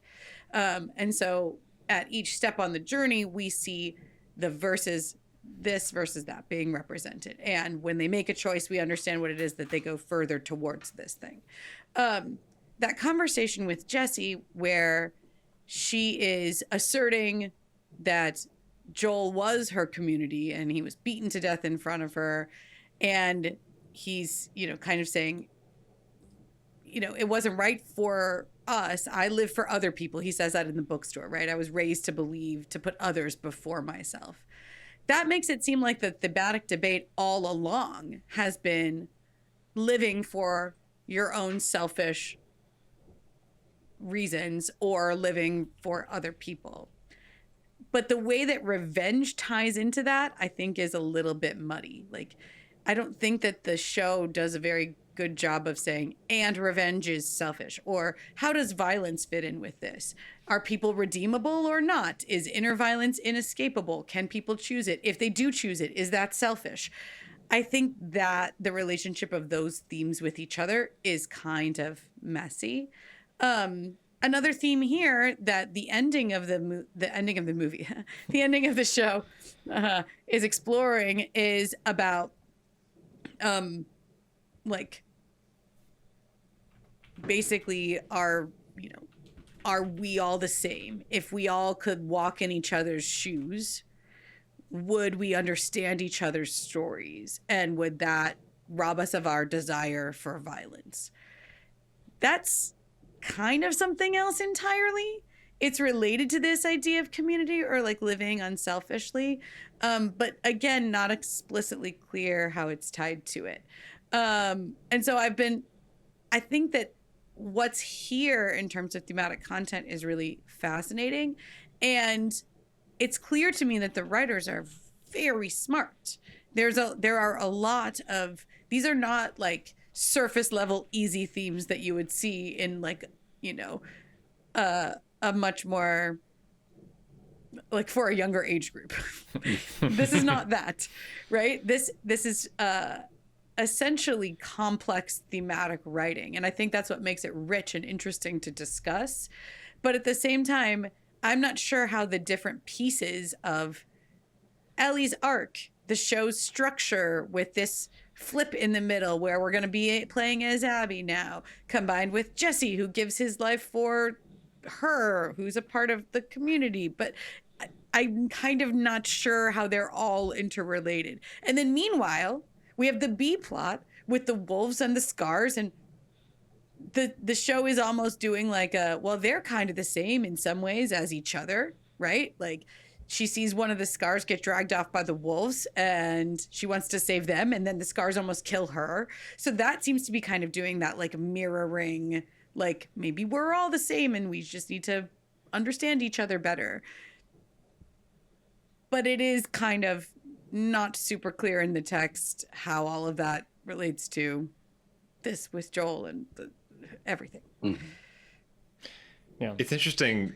I think you're getting at something really interesting there, because on the one hand, the themes I agree are messy. I can look back at the whole series so far and see, you know, Joel makes a selfish choice, you can argue, at the end of season 1, which is, I can't live with losing another daughter.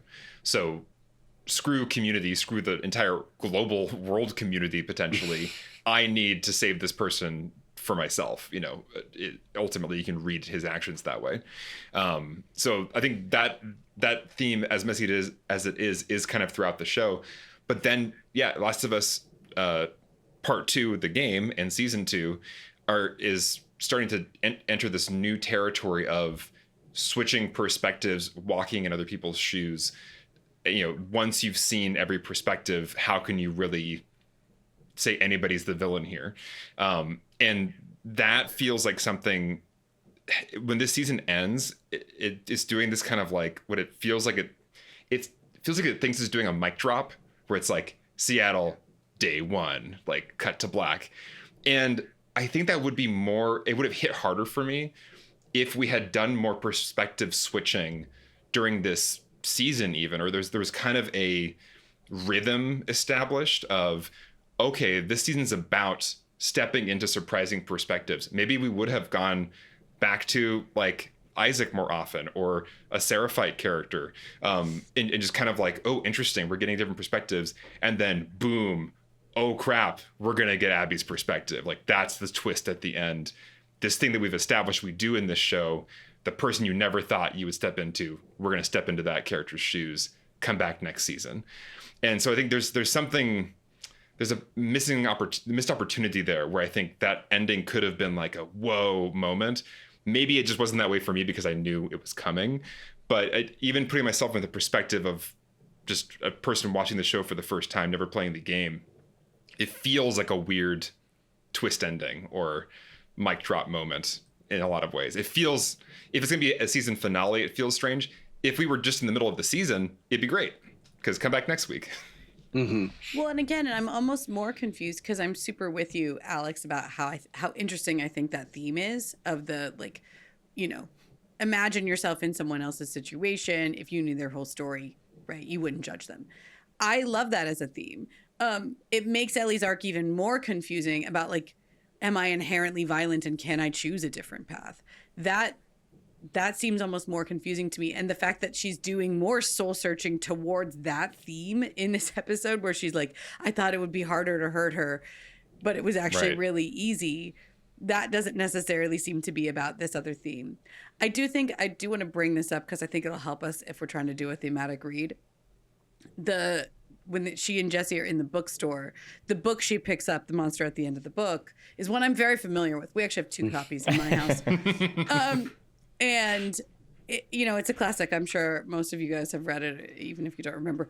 But it's a Sesame Street book. Grover is freaking out because you open the first page and he says, what did that page say? The monster at the end of this book? Did that say there's a monster at the end of this book? Oh no, I'm so scared. And every page you turn, Grover's getting more and more scared. And he's trying to keep you from getting to the end of the book because there's a monster at the end of this book, according to the title that you read. And so he's like building walls to stop you from turning pages and tying the pages together with ropes to stop you from turning pages and trying to reason with you why you shouldn't turn any more pages because you're getting closer to the end of the book and there's a monster at the end of the book. And then, of course, you get to the last page of the book and the monster at the end of the book is Grover. And he's been there all along. And he realizes that was the monster at the end of the book. And the end of it is he's so embarrassed, right? I was really worried there was going to be like a mirror at the end, and it's like you were the monster all along. But that would be too much for children. Though, right? The central character in the book realizes that he is the monster at the end of the book. So just wanted to say, and I love that she's holding this book while standing under a sign on the wall that says every story has a moral if you can find it. Yeah. Yeah. I see. I see the thematic work being done here. But I do think it's lovely. Like, it's that kind of attention to detail that, again, I think makes the thematic conversation rich, if a bit difficult to parse. Yeah.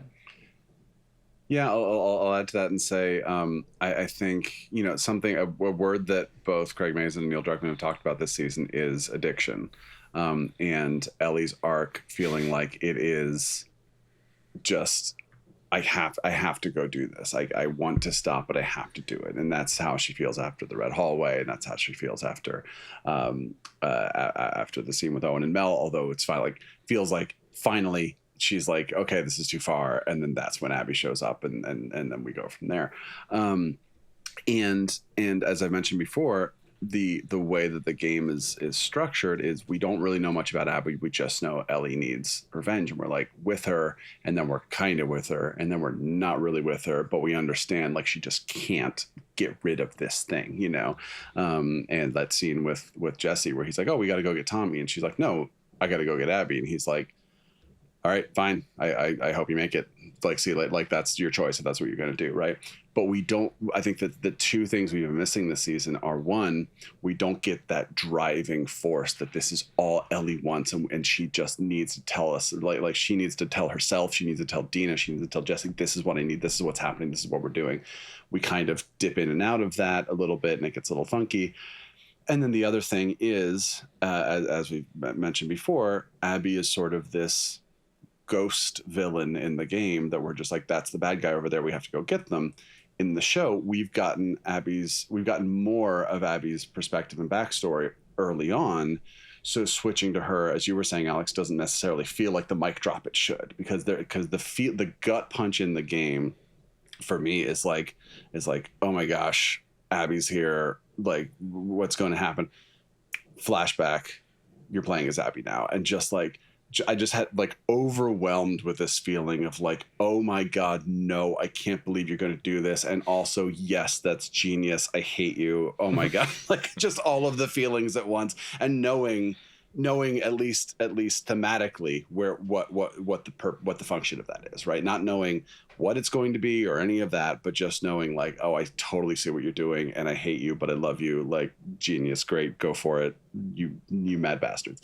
But since we've had more of Abby's backstory, since we've had other POV things, then switching to Abby maybe doesn't feel like the big mic drop that it should. Alex, you were saying maybe we could have had more POV this season, and it's like, yeah, or we could have had less, right? We could have had, so it's either way. So it feels like the season is trying to do a little bit of everything, and maybe it's sort of a jack of all trades in that regard. And like I said, it all feels like we're seeing pieces of a whole, where this season felt like little pieces that all sort of amounted to something. And then this 2-season arc, I think, will feel like little pieces that hopefully at the end of season 3, we're like, okay, that did feel like it all was doing something. It just took us a while to get there. Yeah. Yeah. You mentioned the addiction thing, and I've heard Craig Mazin and Neil Druckmann like bring up addiction in the podcast, wrap ups after each episode. And I think the thing with addiction, I think a way to visualize and viscerally feel addiction is withdrawals or kind of like physical symptoms of, I need this drug to soothe me, to like make me feel baseline again, to make me feel okay again. And that was the thing I was missing this whole season really with Ellie, which was I didn't feel that she was like crawling out of her own skin, needing to do this thing to feel okay again. We don't get like nightmares. We don't get, you know, just all these markers you can give us through a film or TV show of like, this person is like deeply suffering, and the only way they can think to relieve the suffering is with this drug, in this case, revenge, killing these people. And so, yeah, it's just, I feel like I've been told a lot of things about this season, but I haven't felt them, except in certain cases where things really have landed. But I've been told a lot and not feeling what I want to feel. Yeah. I've been kind of trying to parse some stuff in my brain, and that's kind of where I'm arriving at. First of all, I think it is interesting, like we talked about at the very beginning of the season, we see Abby's perspective, we understand who Abby is, and because we also don't know how much Ellie knows about what happened, I realized that I was assuming Ellie knew that these people were the Fireflies come for revenge on Joel, but in the scene with Dina, it's played as like kind of a revelation in some ways of like, oh, these are the Fireflies. They came after Joel because of this thing. And maybe as like a TV viewer, that's easier to like be in alignment on her. But it does speak to this kind of thing that was happening in this season where we're supposedly with Ellie as our protagonist, but as we've called out before, she's keeping secrets from us, so we don't know as a viewer everything that she knows, and so that leaves some space for ambiguity in her motivation. And you know, there's the overt they hurt Joel, I want to hurt them back, that you can understand, but also to your point, Alex, I didn't feel that viscerally, and so there's this weird thing where like I don't have all the information, and the storytelling and filmmaking isn't putting me into like emotional alignment with the protagonist either, and the story is clearly trying to play with who is good, who is bad, how do you make that call when you walk a mile in somebody else's shoes, you see their perspective. So like kind of all at once it's in this murky place where I'm not totally with Abby or with Ellie. I don't totally understand why she's doing it from a motivation standpoint. I'm not feeling it. And the show is kind of making me question whether or not she should be doing it all at once. And it is this, murky, messy, like you said, Trisha, thing. But also I feel like maybe that's what makes this story like last and makes us want to talk about it and analyze it, is because there is, like you're saying, Trisha, a clear thematic argument happening here. Writers know what the story is about. And I think we're used to, in film, it is nicer to have a very clear binary versus it's this or it's that. One of these is the right way to live, one of these isn't. And this is almost like a tornado has come and scooped up all of these things. And the tornado itself is cohesive in terms of, violence, revenge, all these things are in there, but at any given time things are swirling past and it's hard to get a handle on it. And there is this kind of unique feeling that I'm having as I'm thinking about this show, and as I think back to the video game, where it's not as clear as I want it to be. And with this kind of subject matter, I sort of already know what I think about revenge and violence, so I want to know what you think, game, what you think, story.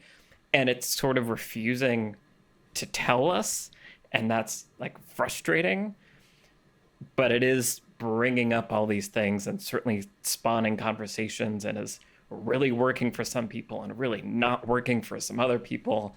And it is just like fascinating how this story continues to be kind of unsolvable. So I don't know. That's just kind of like, those were all the thoughts swirling in my head as we've been talking about this, of like, it's not tidy. It's not the way I want it to be.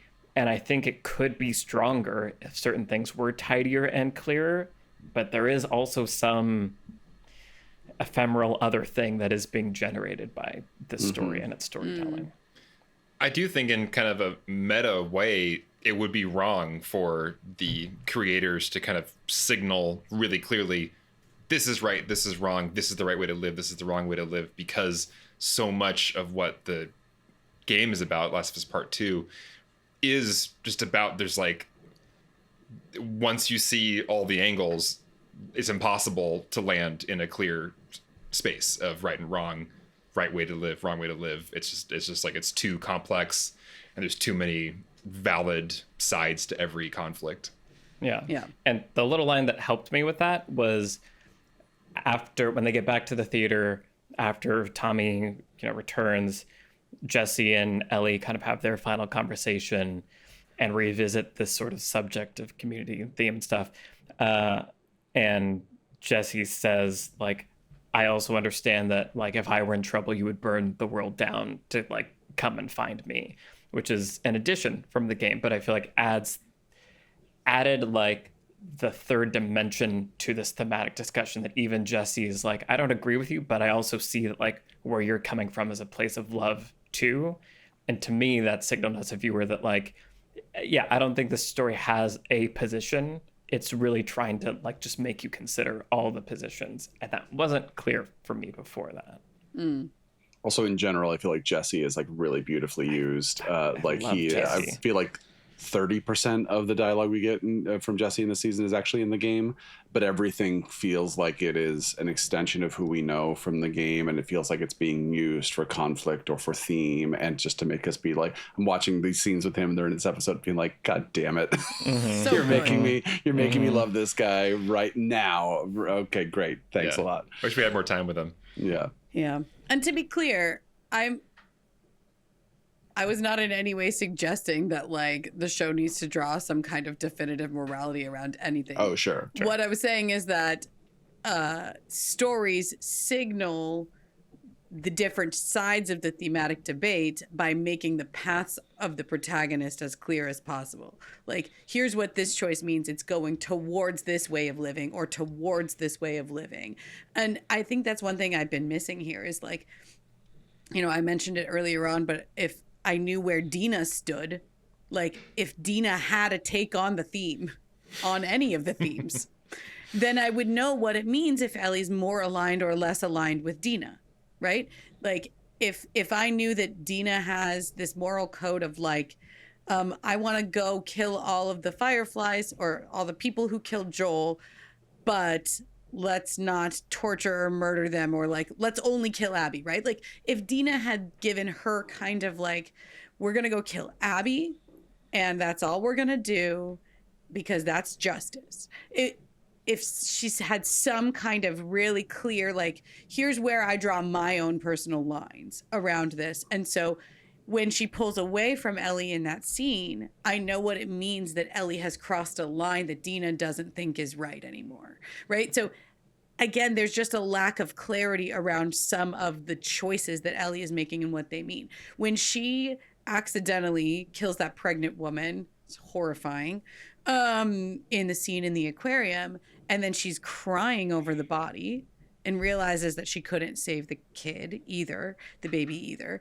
And then Tommy comes in. She turns around and she looks up at Tommy, and it's like I'm looking at, like, a 12-year-old. She just seems so reduced to, like, all of her bravado is stripped away, and she's just distraught over the violence that she's enacted and the tragedy of what has come around her.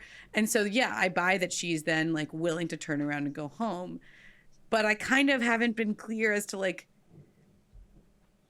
again, why this, what's now, what does it mean that she's willing to turn around and go home? Then she's still mad that Abby gets to live, and she's like, I have to make my peace with that.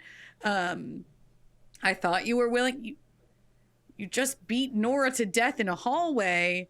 And yeah, I know your girlfriend is pregnant now, so you're starting to see the other side of the perspective.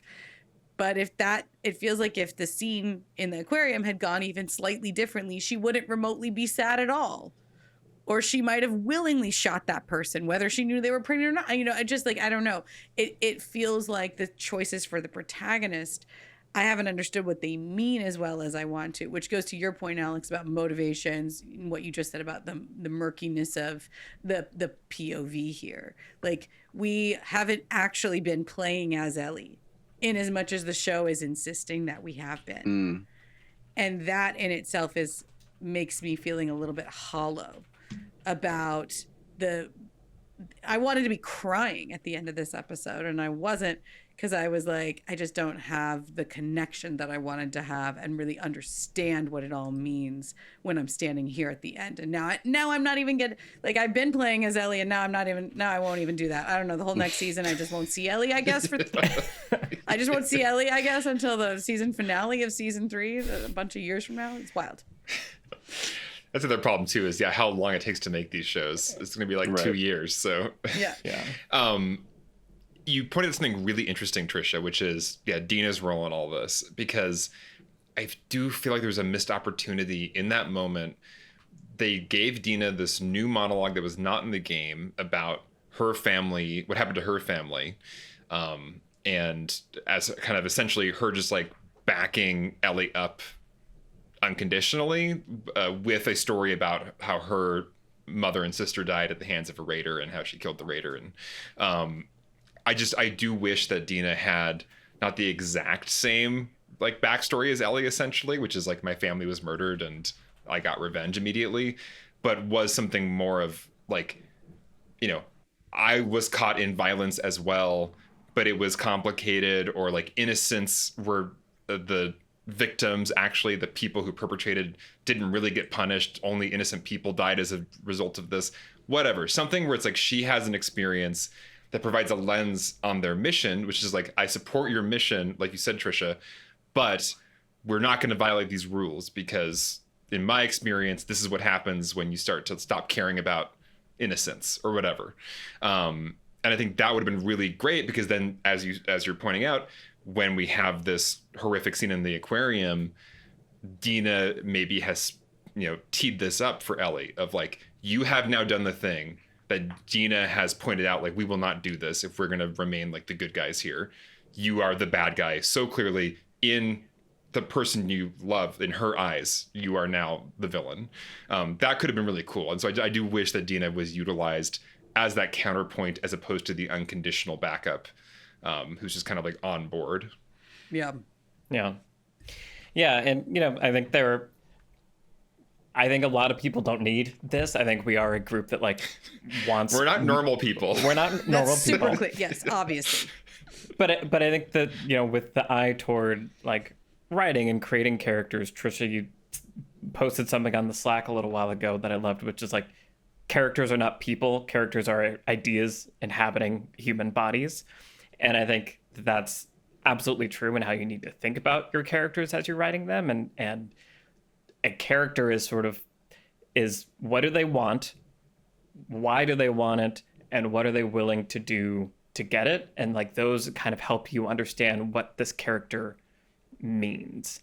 So that like, Batman wants to save Gotham, but he has a line he doesn't cross. And that's why the Joker can like push him to this edge. And like, that Batman is unwilling to cross this line as part of what makes him good. And so I understand what it means when he's taking actions or when he's getting pushed to these boundaries and borders. And I think there was a lot of that lacking for me in this season of the characters. I didn't always know exactly what they wanted. I didn't always know exactly why they wanted it. And it was kind of unclear what they were or weren't willing to do to get it. And I think withholding some of that can create mystery and intrigue in the audience's, perspective. But too much of that, and I think you're unmoored and don't know, are lacking in meaning when you want these actions to be meaningful. And so when something happens, as we're saying, instead of being like, oh my God, I can't believe that's what they did, that, oh my God, it's sort of like, oh, okay, interesting, that's what they did. It's a very different emotional response. Yeah. Right. And I feel like I'm almost positive I talked about this when we talked about Last of Us Part 2, the game, on the podcast, which you can go listen to that, listener, by the way. But it was like, the game was controversial in a lot of the choices it made, basically most of which we've seen now in this season of television. But I just there was something that clicked with me where every time it did something big, I went, oh man, yep, that makes sense thematically. I get it. Like that I understand immediately what function that choice is serving in your story. And I feel like a lot of the frustration was, why would you do that? Are you just trying to make me angry? You're just trying to annoy me? Or you're just trying to be shocking? And I guess I'm tuned in to Neil Druckmann and Naughty Dog, hire me. Where I was just like, or it's like, oh man, you just punched me in the gut, but I get it. And even with all the context of having played the game multiple times, I feel like that is lacking in some of the, as you guys are talking about, some of the character motivations and then some of the choices in this season where I'm going, I wish I felt the aha of it all more. And didn't need to listen to the after the episode podcast or whatever to be like, oh, okay, that's why you did that. I guess that makes sense now in retrospect. Yeah. And yeah, just to underline what you were saying there, Michael, I feel like it's especially me, but kind of all of us come at storytelling with like a narrative theory, if you will, about theme being of central importance, and theme being the guiding way that creators, like the guiding idea that creators can use when shaping a thing.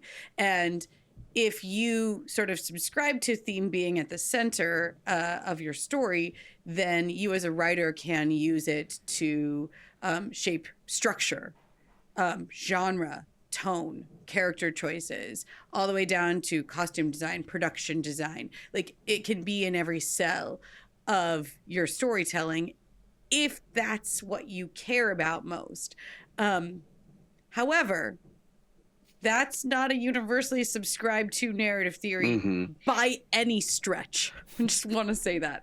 In fact, I would say that me personally, but probably all of us here are kind of outliers in believing wholeheartedly that themes should be in every bit of the DNA of something that is created. And a lot of what people come to entertainment for is entertainment. And so, like, this is, for the most part, I would say, a very entertaining episode of television. If you look at the momentum of it scene to scene, I still think it's really compelling, right? There's danger at every corner. There's a lot of atmosphere and tone. Jeffrey Wright's back. Hell yes. Like, there's a big storm, right? Nice, good piece of pressure on the characters and the situation.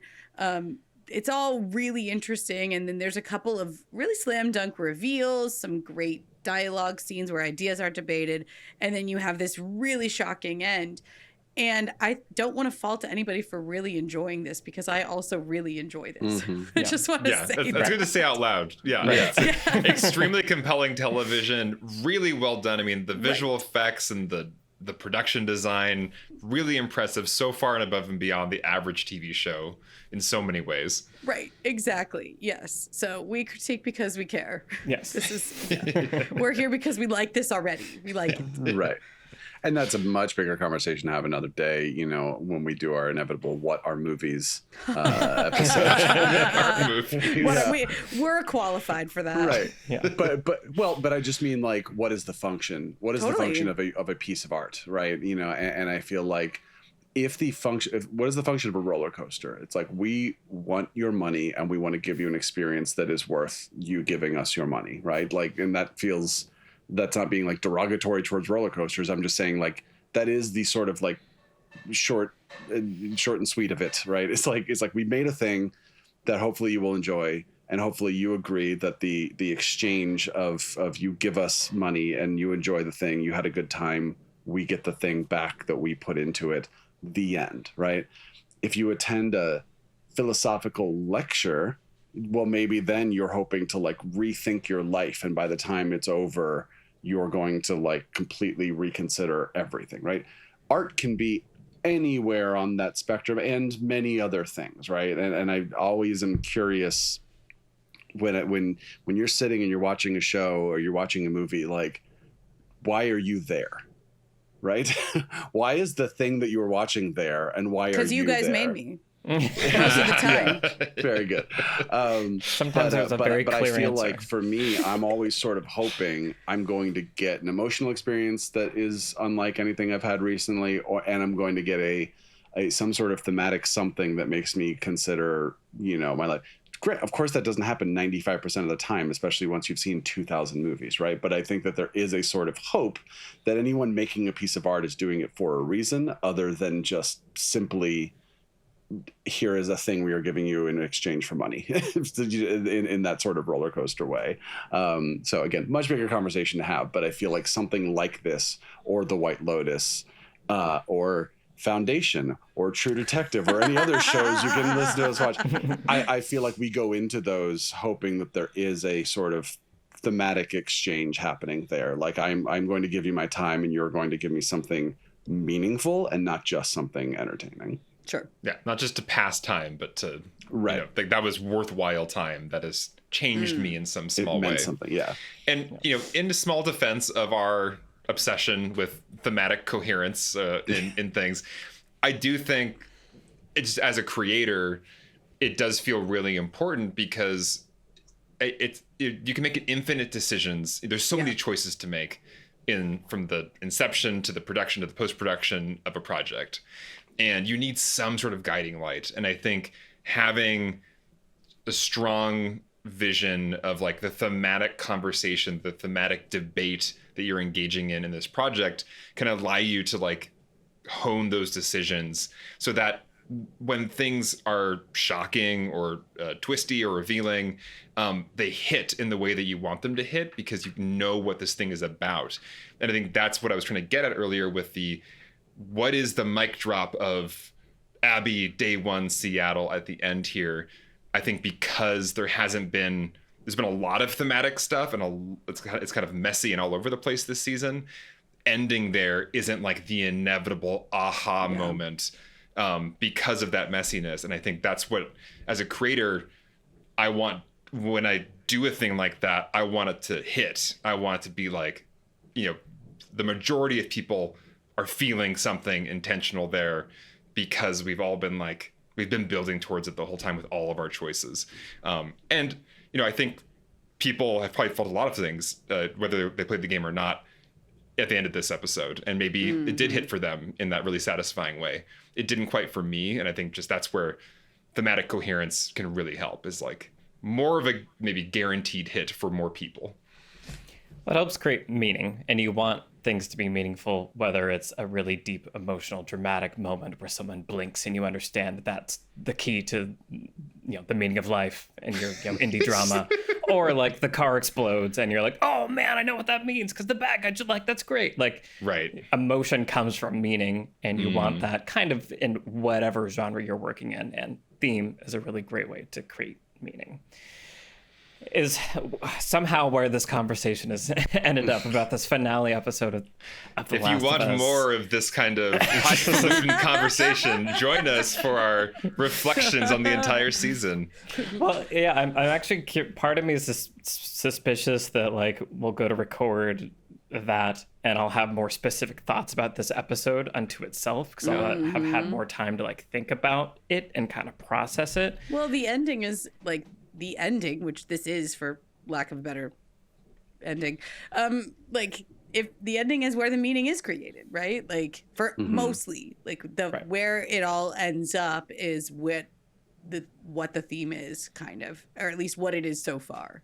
Yeah. Right. And as we talked about, it doesn't feel like this season is the ending. I think it's very clear that this is only part of a greater story, and that has been kind of the thing hanging over this whole season and why it's been difficult to discuss at times because it really it's very does. Matrix Reloaded, Deathly Hallows Part 1, just sort of like, well, see you next time. It's a little bit Dead Reckoning Part 1, you might say. No, you mean Dead Reckoning, period. Right. Right. There was no part 2. There was no part 2. Only a final reckoning. Yes. Yeah. We're gonna talk about that very soon too. Yeah. No, but I think something I want to get really into in the season reflection is just structure, because now that we know what they've done with the season, they've followed the game with this exact kind of structure. I want to talk about how else it could have been. And so, yeah, there's a lot to talk about there. My editor brain is very excited. Yeah, a lot has been unlocked with this. Also, I just want to point out there's a teaser for season 3 in a establishing shot of the city up high, and it made me excited. Oh yeah, so I saw that. Yeah. Also, I literally paused it, rewound it, and told my partner, I was like, "That's gonna mean some." I recognize that. No one else will, but that'll be fun to talk about in 2 years. See you guys then. Yeah. All right. Well, I'm going to call it here. Thank you, everyone, for going on this journey with us week by week. This has been, I'm glad we got to say how much we love this show also, because I think, we critique because we care. We critique because we can, because the show cares enough to put these ideas forth and put in effort to be more than mindless entertainment. Not that there's anything wrong with mindless entertainment, but this show is reaching really high and is hitting so much. And the first season was just so incredible and like set up this amazing foundation. And I do think when we get the entirety of The Last of Us, the show, all seasons, it'll be a really meaningful, interesting thing to like dissect, and like a cool thing to have had entered into the world. And I'm very grateful for everyone that is putting in the time and energy to make that a reality. Real quick. Yeah. I'm going to propose maybe on our wrap-up episode, we talk about White Lotus season 3 and Last of Us season 2, which is like lots of thematic complexity, lots of ideas, one of which maybe took a little too long to get to explore them all, and one of which maybe feels like it's not spending as much time as we would like to explore them all. That could be interesting. That could be interesting. People in the comments also have been saying they really want Trisha to watch some of the cutscenes from the original. I'm willing to do that. I've been really curious. Yeah, but I have not, because I haven't wanted to spoil anything for myself. Yeah. So I think we could probably curate some, like, these are probably safe and won't spoil anything moving forward, and getting some comparisons and reactions to how the game does it versus how the show does it. I think that'll be something that's fun to talk about too. So we are going to be recording that very soon, and it will be available next Friday, not this coming Friday, but next Friday for Beyond the Screenplay Patreon subscribers. So if you want to hear us reflect on this whole season, and probably reflecting back on the first season and all of this, now that we have the puzzle pieces, head over to the Beyond the Screenplay Patreon, become a subscriber.